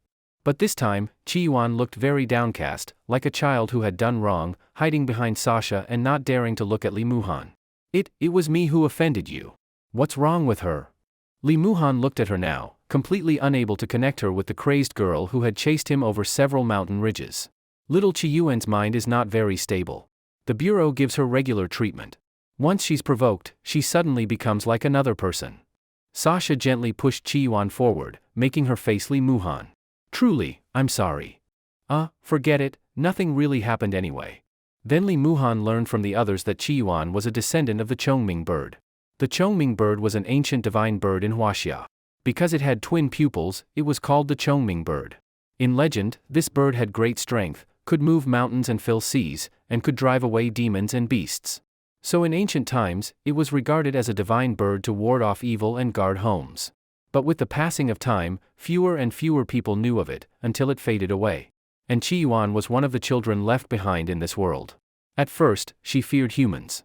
Later, after watching, she felt humans were interesting, and began to approach them, even taking human form. She helped humans resist evil spirits and calamities. But whenever she revealed her divine power, she was seen as a monster. Helpless, she had to keep changing her dwelling places, until she was discovered by Lin Zhe of the Bureau. Hearing this, Li Muhan felt Lin Zhe was like playing Pokemon, constantly gathering non-humans and talents, basically an outstanding HR representative. Using some unknown way, Lin Zhe brought back this descendant of a divine bird to Tianhai City Bureau. Because of her unique divine power to drive away evil, she was placed into the Supernatural Management Division. But Qi Yuan had been betrayed by humans too many times. Her heart was very conflicted. Should she love humans, or fear them? She didn't want humans hurt, but she didn't want to be hurt by them either. Gradually, her emotions twisted more and more, so she put her feelings into things that ordinary people would find absurd. Like the words Li Muhan just heard from her, treating a certain famous singer as her lover. Even now, I don't think Qi Yuan is ready for this mission. Sasha concluded. I'm really sorry, everyone. Qi Yuan clasped her skirt in front of her hands, looking very guilty. The Supernatural Management Division has already set the plan. Tonight we act. We can't delay anymore. The evil energy released from that old tower is getting heavier, already at a point we can't ignore. Huang Zizai said. Watching them discuss, Li Muhan sighed and raised his hand. I'm here, aren't I? I came for this. Don't worry. Even though I'm not as strong as Miss Qi Yuan, I still have some fighting power. He smiled. But he didn't notice that Qi Yuan's eyes were already filling with little hearts as she looked at him. Kid, that's the attitude. I like it. Now you're finally worthy of your dead captain Huatian. Every time Huatian was mentioned, Li Muhan still felt a pang, but soon the group pulled the topic back to the mission. Tonight, 3 squads of the division will move, 9th, 10th, and 11th. We're the only main force. The other 2 squads have no combat members, so they'll only set up domain decrees around the tower. Domain decrees, Li Muhan now understood, were another invention of the Bureau's Science Council. Once set, the whole area was copied out of this plane. Ordinary people would not be affected, except the target. This was one of the reasons Bureau operations had never been discovered. As for Captain Li, your mission is clear. Huang Zizai flicked his horsetail whisk over the table. A holographic projection of the tower appeared. He pointed at the top. Go to the top floor. Deal with that bastard. Li Muhan nodded. This wasn't his first mission, but it was clearly different. Last time, Hua killed the cholera-class non-human alone. Li Muhan only landed the finishing blow, easy work. But this time, he would face an equally dangerous non-human directly. Not because it was strong, but because it was cunning, always forcing the bureau to retreat. I'll do my best. After the meeting, Yu Linglong suddenly raised her hand. Master. The meeting's over, can I ask my question now? What question again? Kids should go home and do homework.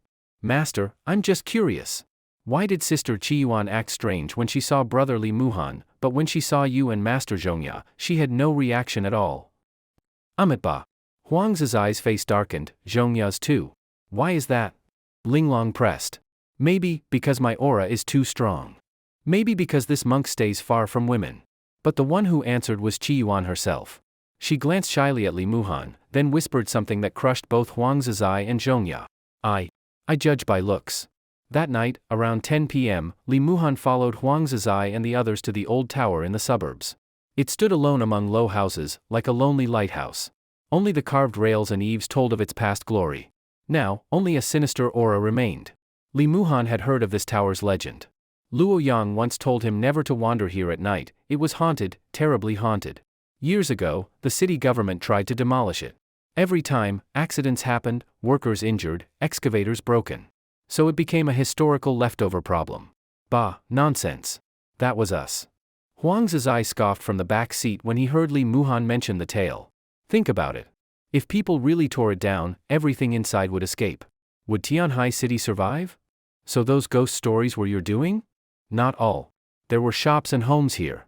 But at night, strange things happened. Over time, the whole area was abandoned.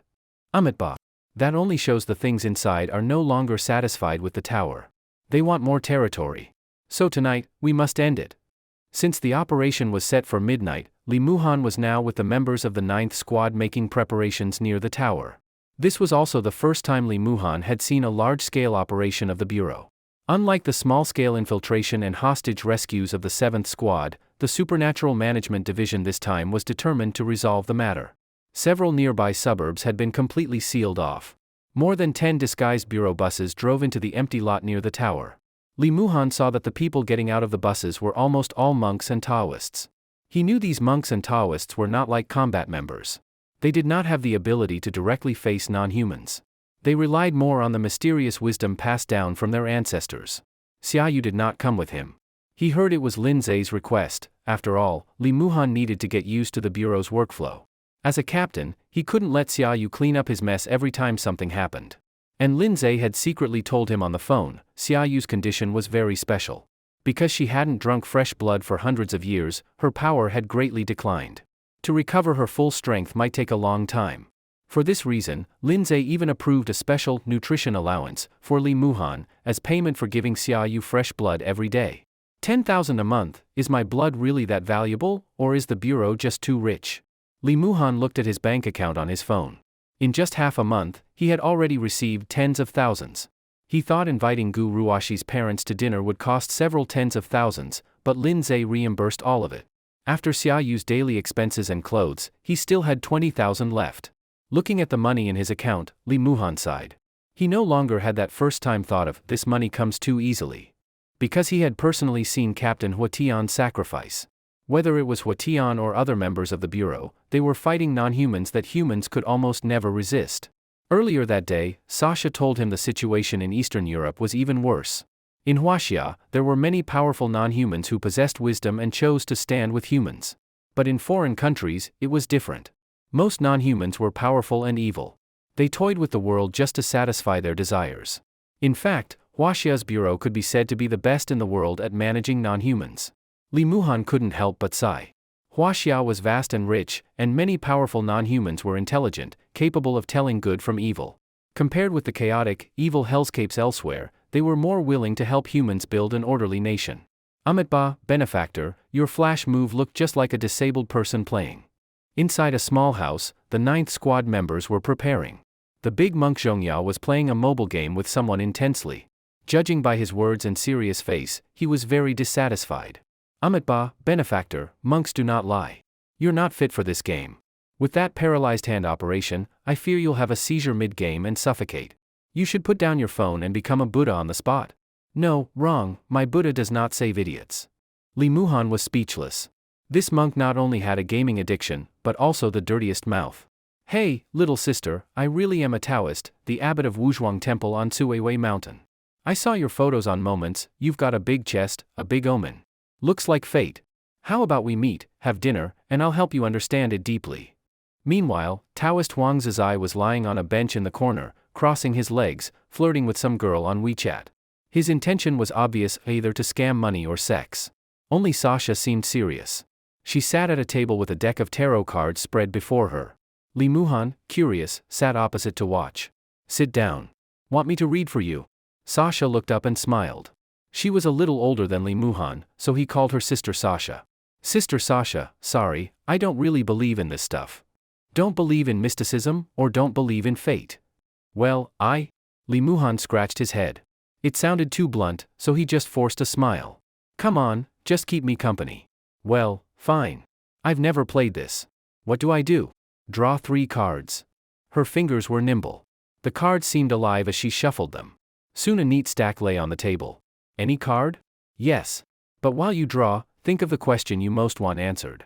Sasha rested her chin on her hands, staring at him like she could see through him. Strangely, the first image in his mind was her. Xiaoyu, sitting alone on a swing in the park, eyes empty. That was their first meeting. From that night, everything in his life had changed. Now Xiaoyu lived with him, his official guarantor. But what about after?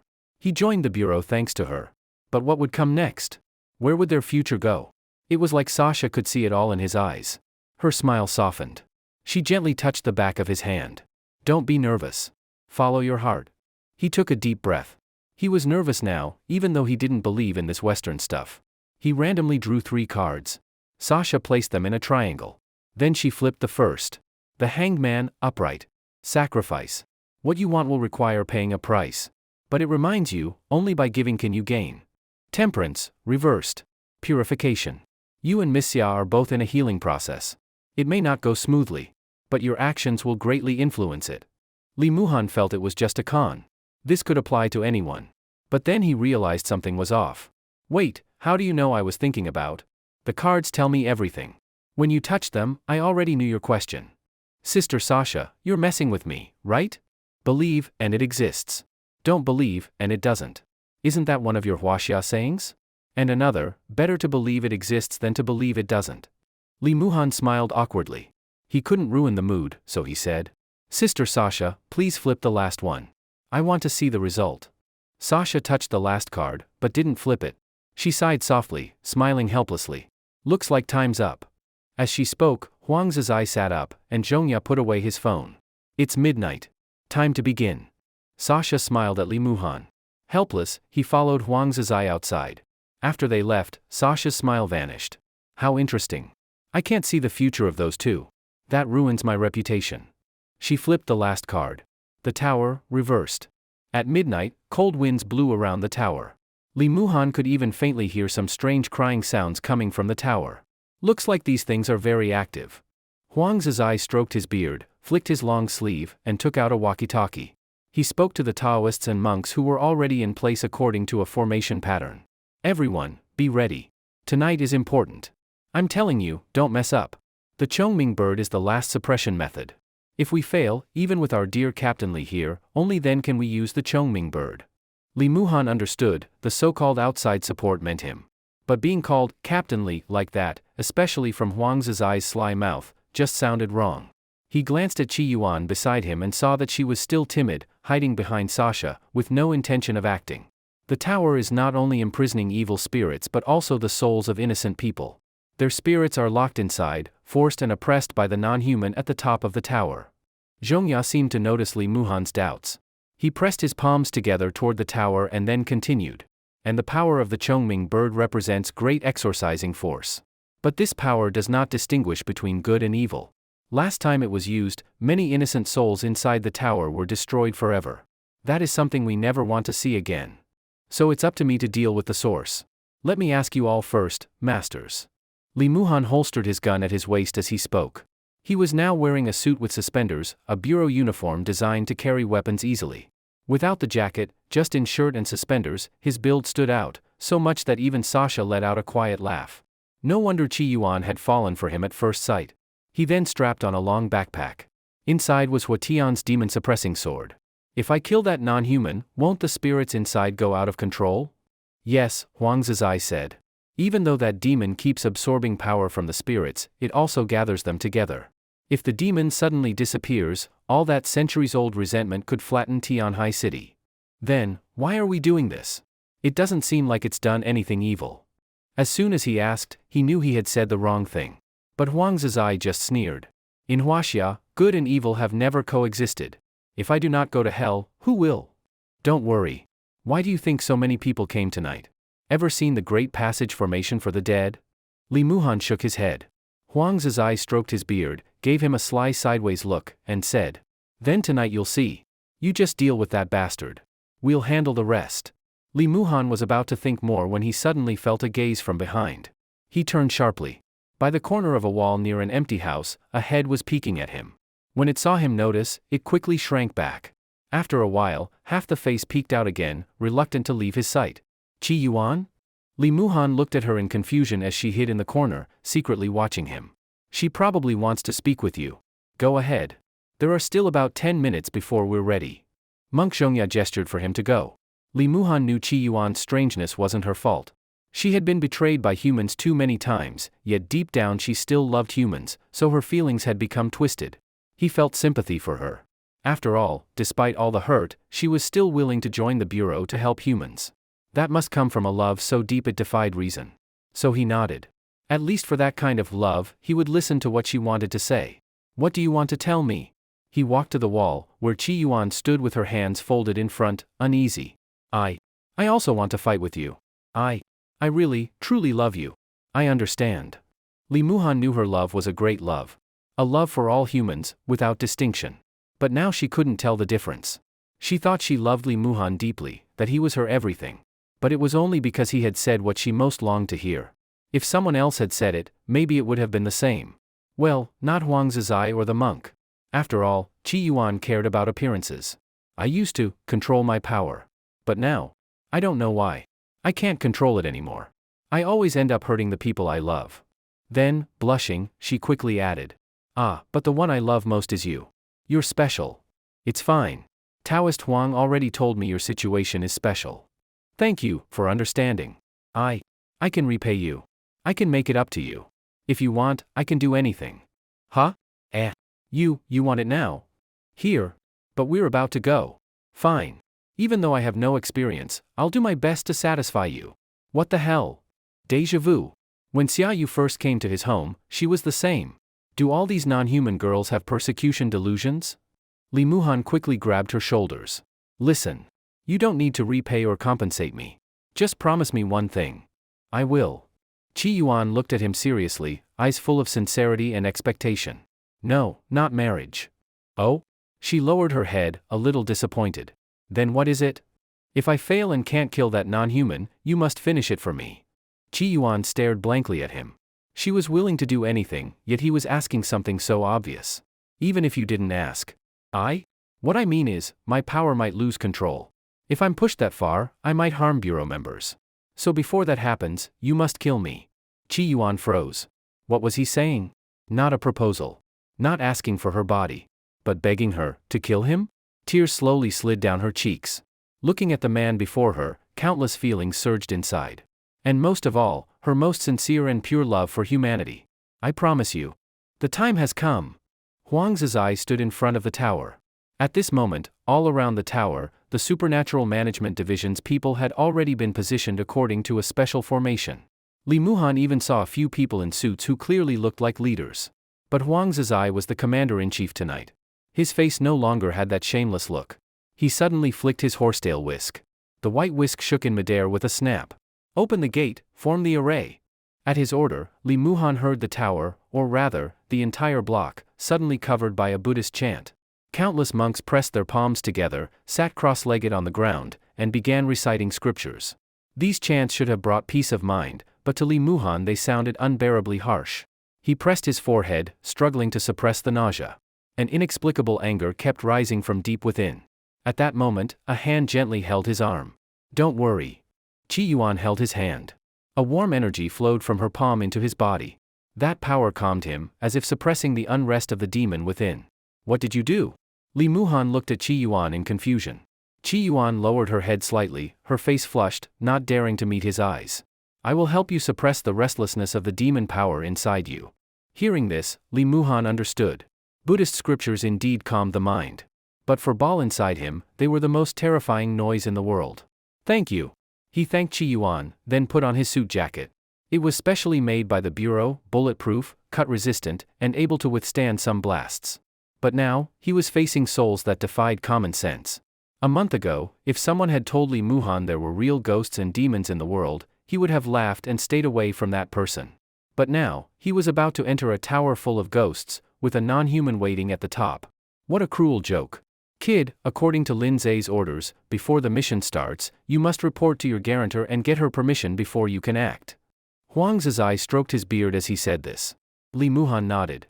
He took out his phone and called Xiaoyu. The call was picked up instantly. On the other end, Xiaoyu's voice was anxious. The vampire girl rarely showed emotions, except when it came to Li Muhan. Is it over? Is it over? When are you coming back? It hasn't started yet. Oh. Her voice sounded disappointed. I need your authorization now. Why does this feel like I'm reporting to my parents? If I don't agree, will you come back right now? Xiaoyu, be serious. His tone grew stern. She sighed. I authorize it. Darling, with me here, nothing will happen to you. Unexpectedly, Qi Yuan spoke up from the side. Whether on purpose or not, she said it. But on the other end, Xiaoyu went silent. After a long pause, her voice came cold. Who's beside you? Just a Bureau non-human teammate.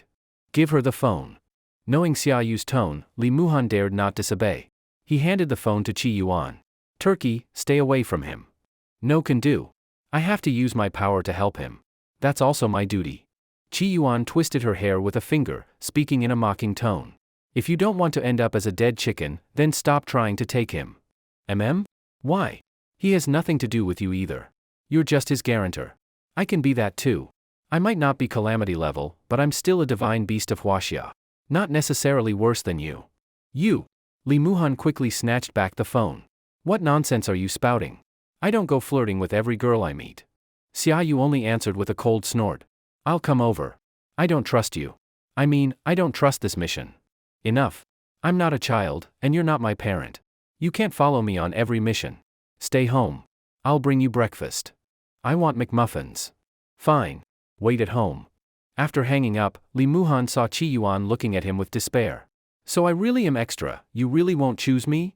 Cough, Qi Yuan, be normal. We're on a mission now. Huang Zizai, yawning, couldn't stand it anymore. You finally remembered there's a mission? Got your permission? Li Muhan forced a smile and nodded. My guarantor agreed. Good. Linglong, start the array. At his shout, the cute girl Yu Linglong raised 2 flags in her hands. Yes, master. She began walking the special steps, waving the flags. At the same time, all the Taoists in place followed her steps. Gochen 1 is in position, the array opens. At that instant, the heavy clouds above the old tower suddenly split apart, as if pierced. Sasha stood under the night sky. As the clouds broke, she drew a tarot card, reciting words in an ancient language no one else understood. Gochen 1, witness the brilliance. The tarot glowed blue. She scattered the cards into the sky. The cards spread like living things, and dazzling stars appeared overhead. The great array was complete. Creak. At the same time, the talismans and scriptures pasted on the old tower door glowed golden. Then the talismans cracked, the scriptures faded, and the gate opened. In that instant, countless vengeful spirits and ghosts surged out. They howled and screamed, charging with endless rage. Just then, the North Star shone in the sky. A great seal descended, binding the whole tower tightly. The ghosts were trapped inside, screaming in pain. Li Muhan, you have 15 minutes. When time is up, no matter the result, we will suppress the tower. You guys are insane. Li Muhan was stunned speechless by what the supernatural division was doing. The 7th squad had been efficient, but never like this. Now, seeing the 9th squad and this division, he was convinced. He gave Huang Zizai a thumbs up. He looked at the open gate, hearing the wails within. Focusing, he drew a deep breath. Run, wild dog. Don't stop. Get to the top floor. Bite that non-human to death. Li Muhan dashed forward, dodging the screaming ghosts, reaching the gate. He turned back, gave Huang Zizai, who had called him a wild dog, the middle finger, then shoved open the tower doors. As the doors slammed shut behind him, all outside sounds were cut off. He was surrounded by darkness. Silence all around.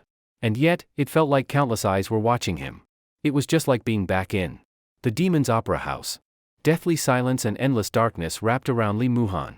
He was not blocked by any vengeful spirits or fierce ghosts, but he also could not hear a single sound from the outside world. Just like that, he quickly rushed toward the top floor of the tower. But with every floor he climbed, Li Muhan felt his heartbeat getting faster. When he finally reached the top of the tower, in front of him was only a shabby, broken door. The moment he saw this door, Li Muhan froze. Because he knew this door all too well. It was the door to the children's room in the orphanage where he had lived in his childhood. Outside the tower, Qi Yuan silently gazed at the top. Her brows slightly furrowed, and Huang Zizai, noticing, asked in confusion. "What's wrong? Captain, I feel like this non-human is a little unusual tonight. It doesn't seem to be planning to hide." "Heh, where could it hide? Tonight we came straight for its lair. That kid's in the vanguard. If he's gone, then you'll just take all the souls in the tower." "No, he won't fail." Qi Yuan crossed her arms over her chest, as if praying. "You don't really like that kid, do you?" "No chance, no chance. Do you know who his lover is?" "Just a little bat." "Ho, big talk." As expected of the descendant of the divine beast, the Chongming bird. Huang Zizai chuckled a few times, then stopped joking. "Everyone, stay sharp. Don't let a single soul escape. And those outside, watch the boundary talismans carefully, don't let any mishap happen. No outside witnesses to what we're doing here tonight." At the edge of the tower block, a faint barrier surrounded the whole area. A young woman leaned against the hood of a car, drinking coffee. It was none other than Lin Zhe. "Director Lin, are you sure we don't need to inform Daoist Huang that you're here?" Several staff members from the Supernatural Management Division asked respectfully. "Why would I tell him? Huang Zizai can handle this. I'm only here to observe your usual work state." "Very good, keep it up." "Thank you for Director Lin's praise." Lin Zhe took a small sip of coffee, her eyes fixed on the top of the tower, her face still carrying that unreadable smile. "Today counts as your very first trial." Li Muhan slowly pushed open the door, and memories flooded him like a tide. Along with them came fear and anger. "Li Muhan!" A tall, burly woman holding a stick stared at him standing at the doorway. She was more than 2 meters tall, like a giant. Seeing her, Li Muhan's breathing grew rapid. "Teacher Zhang, you sneaked out again? You'd rather be a beggar than stay here, is that it?" The huge woman grabbed him and lifted him up. Li Muhan didn't even dare resist, only shrinking back, letting her drag him into a small dark room. "I told you. Today sponsors were coming to inspect the orphanage. And you dared to sneak away? Do you know how humiliated I was today?" Smack. The stick struck his arm. His right arm instantly went numb, unable to lift. I'm sorry, Teacher Zhang, I was hungry." His mouth moved uncontrollably, speaking exactly as in his memory. "You're hungry? Fine, I'll make you hungry. I'll make you hungry." The woman suddenly grabbed a rat from the ground and crushed it to death. "Aren't you hungry? Here, eat it." She yanked Li Muhan's hair, forcing the dead rat toward his mouth. "I'm sorry. I'm sorry. I won't dare again. I won't dare." His cries echoed in the room. In the darkness, a girl silently watched. She had long black hair and wore a white dress. Her eyes, full of compassion, watched him. Just as half the rat was about to be shoved into his mouth, she slowly walked to his side, crouched down, and gently hugged him from behind. "Don't be afraid, child." In that instant, the huge woman vanished without a trace. The surroundings began to change, becoming bright and warm. Li Muhan dropped to the floor, gagging. Though there was no rat in his mouth, the sensation was too real. It was as if he had truly returned to the orphanage of his past. "Who are you?" He wiped his mouth and turned to the black-haired woman. "Child, are you in pain?" The woman looked at him with worry. Li Muhan stepped back warily. "Was it you who made me see those things?" The woman nodded slightly, then shook her head. "That was your memory. I didn't make you see it, you let me see it. Now I've dispersed those nightmares for you. You're the non-human at the top of the tower, binding the souls?" She slowly stood, showing him a gentle smile. "I only dispersed their painful memories. I didn't imprison anyone. They stayed here willingly." She walked closer, raising her hand to touch his cheek. Tears welled in her eyes. Li Muhan found himself unable to move. "And your nightmares are so painful, child. I can drive them away for you. I can make everything better, like this." Her hand touched his temple.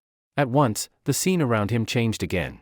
This time, it was a cozy little room, almost exactly like the kind he had dreamed of as a child. He looked down at his small hands and feet, his body had become that of a child again. Knock, knock, knock. Someone knocked on the door. Muhan, are you awake? The voice was painfully familiar, yet strange, it shouldn't have been so gentle. Click. The door opened. It was Teacher Zhang, but completely different from his memory. Beautiful, graceful, with a kind smile. Since you're awake, why didn't you open the door for teacher? Today is the orphanage's prayer day. Come on. Li Muhan froze. How could Teacher Zhang be so gentle? Poor child. Seeing his lack of reaction, she crouched down and hugged his thin body. Did you dream of your parents again? Child, I'm sorry, I can't bring them back. But teacher is your mother now. I'll stay with you until you can face everything on your own. Did you enjoy the story, guys? I hope you did. Support this video with a like and a comment. I'd really appreciate it. Thanks for watching and see you next time.